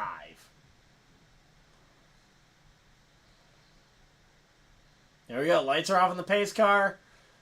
Going inside, outside game. But yeah, I think LaJoie is the best car on fuel of the guys near the front. Oh, actually, Bubba Wallace up into the outside row 4 has like 12 laps on his fuel, because I think he stopped right at when they went into the first overtime.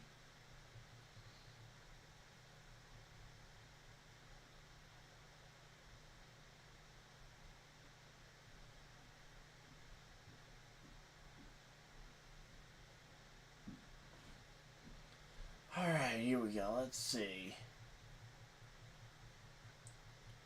So yeah, they're showing the fuel pickups here. 98 laps. LaJoie's been on his stuff. He and the other Spire cars have all been on their stuff for 74 laps. Bubba Wallace only 18 laps on fuel so far. So here we go. Yep. Lights are off on the pace car. Yeah, field in the hands of the 1-1 and the 5 car here. And let's see. It is going to be green. Green flag is out. And the 5 car's out of fuel. The 5 car's out of fuel and Kyle Busch wrecks. Are you kidding me? The 5 car's out of fuel and the Kyle Busch wrecks.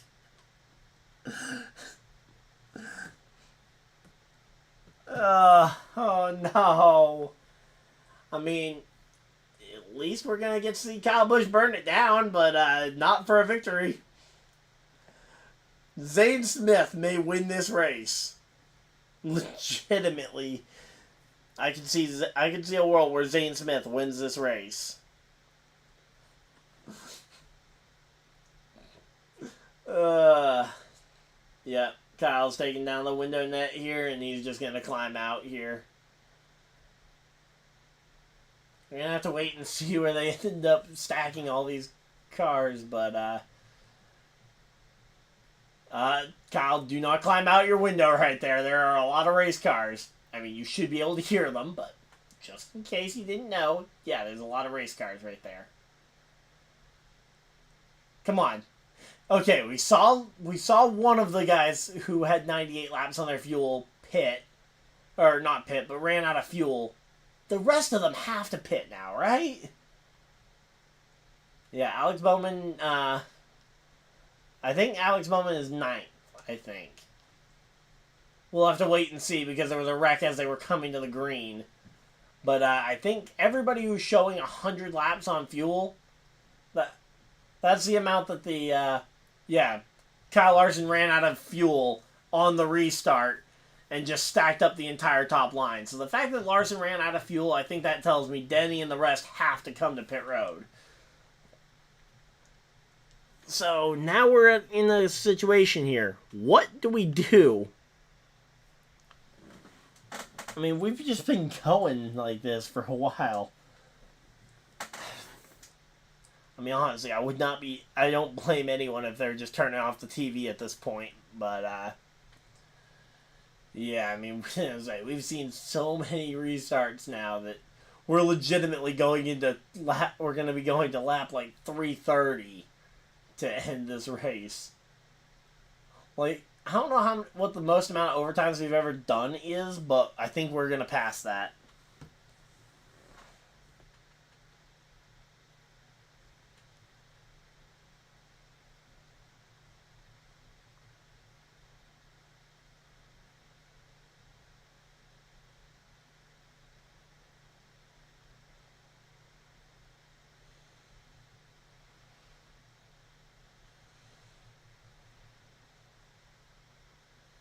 Because, yeah, I think we're close to beating it if we are going to see this one. Now, where's Barry? Barry's up to 16th place here. We're going to have to wait and see when and if people come to pit road. But, there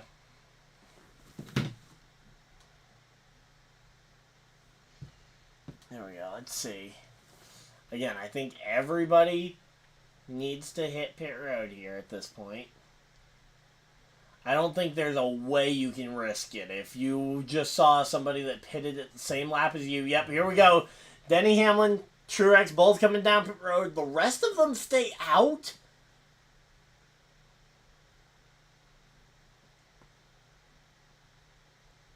How many more overtimes? No idea. But, yeah, here they come down pit road, and, literally for the pit road tracker, there's only 2 guys on pit road, so they just put up Briscoe and Logano, who are on track.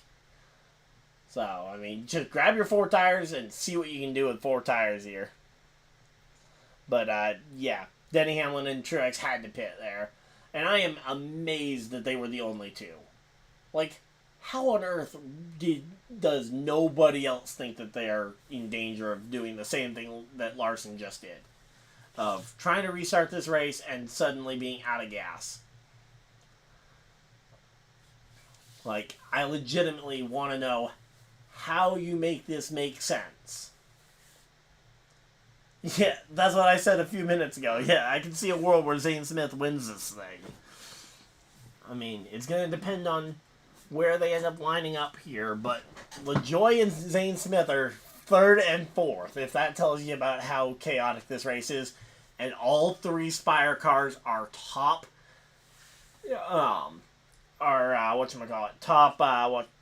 they're all top 10 right now, with 3rd, 4th, and 10th.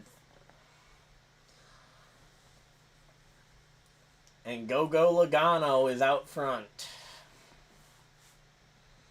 Kyle Busch now over 100 points out of the playoffs, as it stands right now.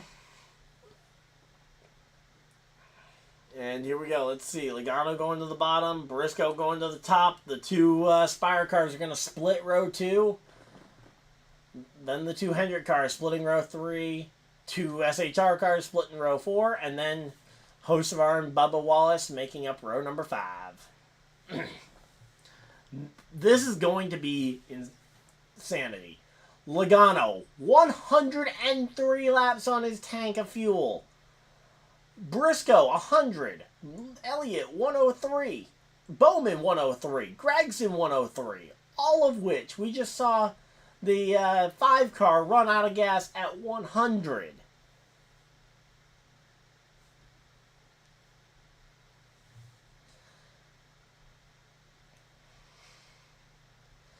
Alright, here we go. Come on. Let's go, LaJoie. Come on. LaJoy or Smith. I'll take either one, honestly. But here we go. Getting ready to go green. And please just don't run out of gas. Come on. Let's see a run to the checkers here. Nobody run out of gas. And please don't run into anybody if there is somebody out of gas in front of you. Here we go. Green, green, green. Green flag is out. We're back to racing. And, oh, it's Elliott this time who runs out of gas. And, oh, LaJoy almost gets wrecked by Bowman. And here comes Bowman trying to go for it.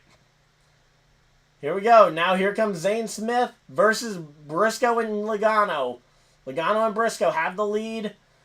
Can they make it back around to the checkers without running out of gas? Logano runs Briscoe way up the track.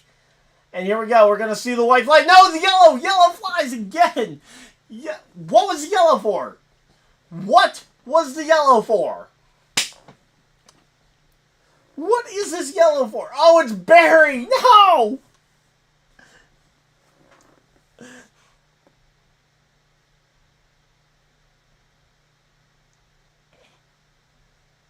What on earth?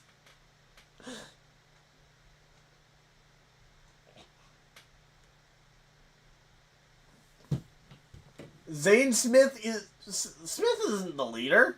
Logano's out there still. And I say, Zane Smith might be about to be the leader because there's no way Briscoe or Logano should be trusting their fuel at this point.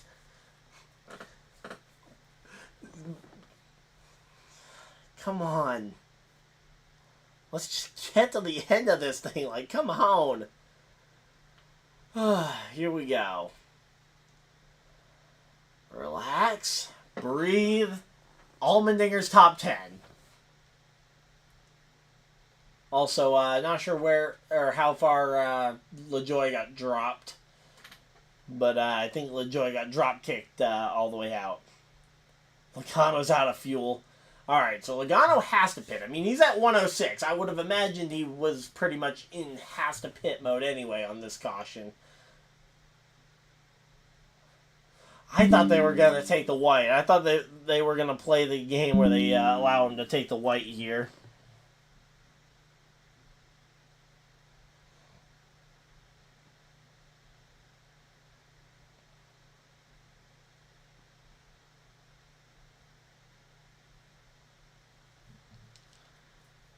I keep trying to do the whole muting the group chat notifications for like 15 minutes at a time, because I'm like, okay, after 15 minutes, this race will be over. Nope! We're going to 3:31. Yeah, Brad Keselowski back on lead lap. Ain't no way he's going to win this thing, but hey, he's going to have a day at the end of this thing. Here we go. There goes Kyle Busch off to the care center. And here we go. Here comes LaJoy. Here comes LaJoy, Elliott, and the rest. I did not see a Logano on pit road. Why is Logano not on pit road?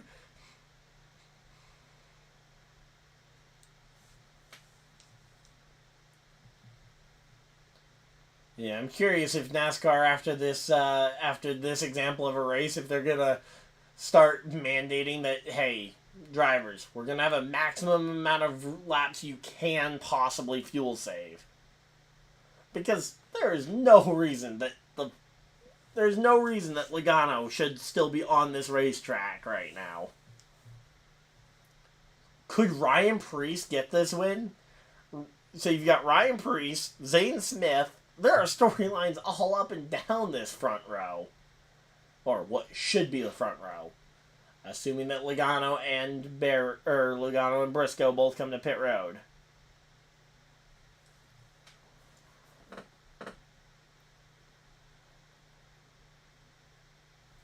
Well, yeah, if he gets a top 15 out of this, that would be impressive. If he just getting back on lead lap is impressive. But when you already have a race win, like, the question is, what is the actual value of like going from 26th to 15th? I mean, Unless you're in contention for that regular season championship. I mean, I guess technically he is 9th in points, so they're going to stay out there. Logano and Briscoe just took the front row spots. Are you kidding me? They're going to try to do this on this little fuel? There's no way.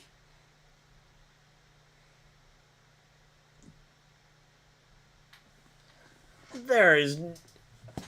Can we throw the yellow now? Like, let's just throw the yellow now for the wreck. Like, we know it's going to happen. We know somebody's running out of fuel, and we better hope that people know how to get out the way of the cars running out of gas at this point.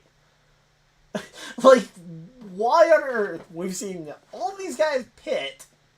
How have we not seen somebody think, huh, maybe we should pit? Since everybody else that pitted with us has run out. 108 laps on Logano's fuel tank. Why are we still doing this? Gregson, 108. Briscoe, 105.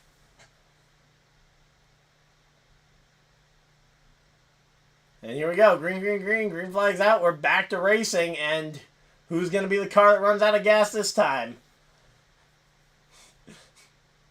Here we go. The 22 actually gets away from the pack here. Let's see. Here comes Reddick with a head of steam, though.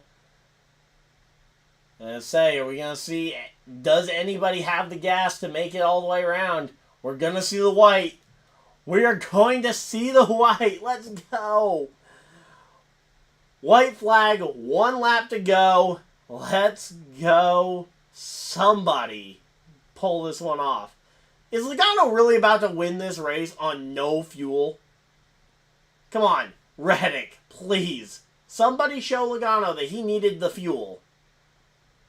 Oh, they're wrecking behind him. They're gonna... Oh, no, they're not wrecking behind him. I thought that they were wrecking behind him. Come on. To the outside goes Reddick. It's gonna be Logano off of turn 4. Logano defending with no gas left in the tank, and he hits it. Logano, Zane Smith, Reddick, Priest, the top 4. Chris Buescher, 5th. And the yellow flag flies as they come across the line. What did we just witness?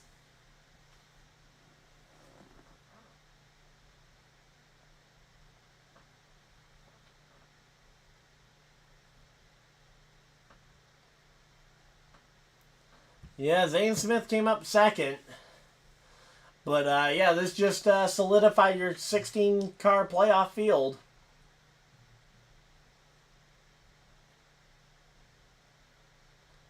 And here we go. There goes, he had gas left to burn it down? What? How did he have any gas left to burn it down? Was he just saving that much more fuel than everybody else? How do you go? How? How do you go 109 laps and still have enough gas for a burnout? I mean, congratulations to Joey Logano for an amazing fuel strategy. I just don't know how he made that happen. And, I mean, yeah, how he held off Reddick. I mean, I guess now that we know he had plenty of fuel, being able to hold off Reddick wasn't a big concern there. I think it's only like the 10th different winner, but now the gap between the last guy in and the first guy out is going to be like 50 points. So your winners so far this year are Larson, Bell, Hamlin, Byron, Elliott, Reddick, Blaney, Cindric, Keselowski, Suarez, and now Logano, which puts Chris Buescher on the cut line, who came into the race 50 points above. So literally, we are the playoff field might as well be set, barring winners. The remainder of the race. All right, well, that was a long race. Hopefully you guys enjoyed. If you guys were just here for the race reaction, thank you guys for stopping by. We'll be back next Saturday for the Xfinity Series race and Sunday for the Cup race. And also make sure you guys stay tuned to the channel. Should be a New Hampshire vlog or two coming out over the next 2 days or so. But yeah, as per usual though, we are going to go through the entire finishing order. So for anyone who wants to stick around for that, you guys can. But yeah, for those of you guys who just stick around for the reaction, thank you guys, and we'll see you guys later. But here we go. So Joey Logano first. We kind of talked about it already. Zane Smith coming home with a big second place finish. This is a big moment for his career. I mean, legitimately one of the biggest moments for Zane Smith. I mean, everybody has been talking about how, he's potentially the odd man out at Trackhouse. Trackhouse, if they buy a third charter, who are they going to give it to? Is it going to be Zane Smith? Is it going to be SVG? Is SVG ready? And then SVG went and won 2 Xfinity races, and Zane Smith's been looking really off in Cup. I mean, I think a lot of people were starting to wonder, does Trackhouse just give up on Zane Smith at this point? I think this proves you don't give up on Zane Smith. Tyler Reddick, so close yet again, comes up short here. A third place finish. He's already got his win. He's in the playoffs. We'll be talking about him in September for sure. Ryan Preece comes up 4th. A driver who does not know what his future holds. Another driver who doesn't know what his future holds past this year. Just put in a bit of a resume builder to go and get ready for this one. Then we got Chris Buescher, the driver who now is on the bubble for points if we see another winner. Then he comes home with a top 5 finish. Ryan Blaney, 6th place. That win at Iowa 2 weeks ago, starting to look even more crucial now. Bubba Wallace, now 50 points out as Joey Logano gets the win. Yeah, he comes home 7th, but I'm not sure points are going to make a difference at this point. KyleLarson comes home 8th. Nice quiet day for him. 9th is Daniel Hemrick. And rounding out the top 10 is Noah Gragson. 11th, I want to give some credit there to AJ Allmendinger, who did an amazing job in the Xfinity race. Last year, he won the Xfinity race here. He comes here, he gets an 11th place finish in the Cup race. That's a pretty good day. DennyHamlin, after having to pit for fuel on that last pit stop, comes all the way back to 12th place after he and Truex were the only two to pit. Haley to 13th. 14th was Bowman. And rounding out the top 15, Austin, Cindric. And yeah, so... Oh, sorry. I stand corrected. Alex Bowman is now the 16th driver on the bubble. 51 points above. I mean, literally pretty much everybody else is a must-win. I mean, you've got Bubba 51 below, Briscoe 78 below, Kyle Busch 104 below, and Barry 131 below for the playoff cut line. But, yeah, so Cindric rounds out your top 15. Hocevar, Todd Gilliland, Chase Elliott, William Byron, and Corey LaJoie round out your top 20 drivers. Corey LaJoie had a real shot to win this race at the end before he got involved in whatever it was that ultimately caught him up. Then you got Briscoe coming home 21st after I believe he ran out of gas on the final restart. Daniel Suarez 22nd, 23rd Ty Gibbs after he got some damage there on the last lap. They're talking with Tyler Reddick right now. Talking about how he would have done everything differently.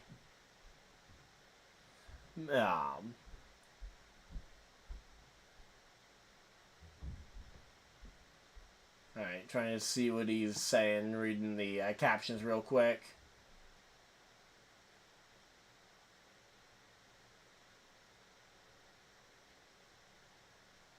Alright, so doesn't look like there's much there. So yeah, Ty Gibbs came home with a damaged car in 23rd. And 24th, MartinTruexJr., the last car on the lead lap.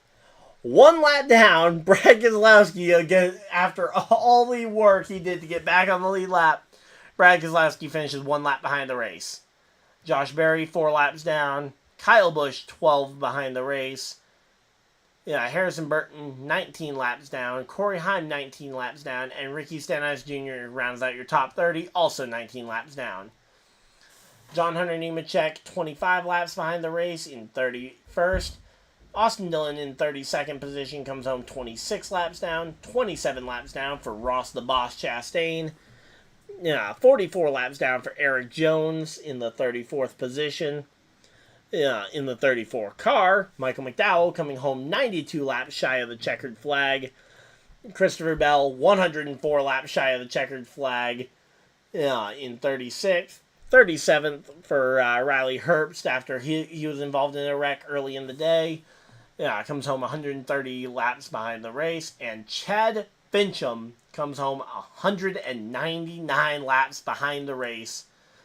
And, man, this was a long one. Thank you guys for everybody that stuck with it throughout the stream. It was 131 laps, and I just realized I called it. I legitimately jokingly said we're going to go to lap... I legitimately jokingly said we were going to go to lap 130, and we did that plus 1 extra lap because of overtime rules and stuff. But legitimately, I called it. It was jokingly, but I did call it. Hey, there we go. Thank you guys all for watching, and I will see you guys next video. Live stream, whatever you decide to do with the rest of your night. Have a great night, everybody, and goodbye!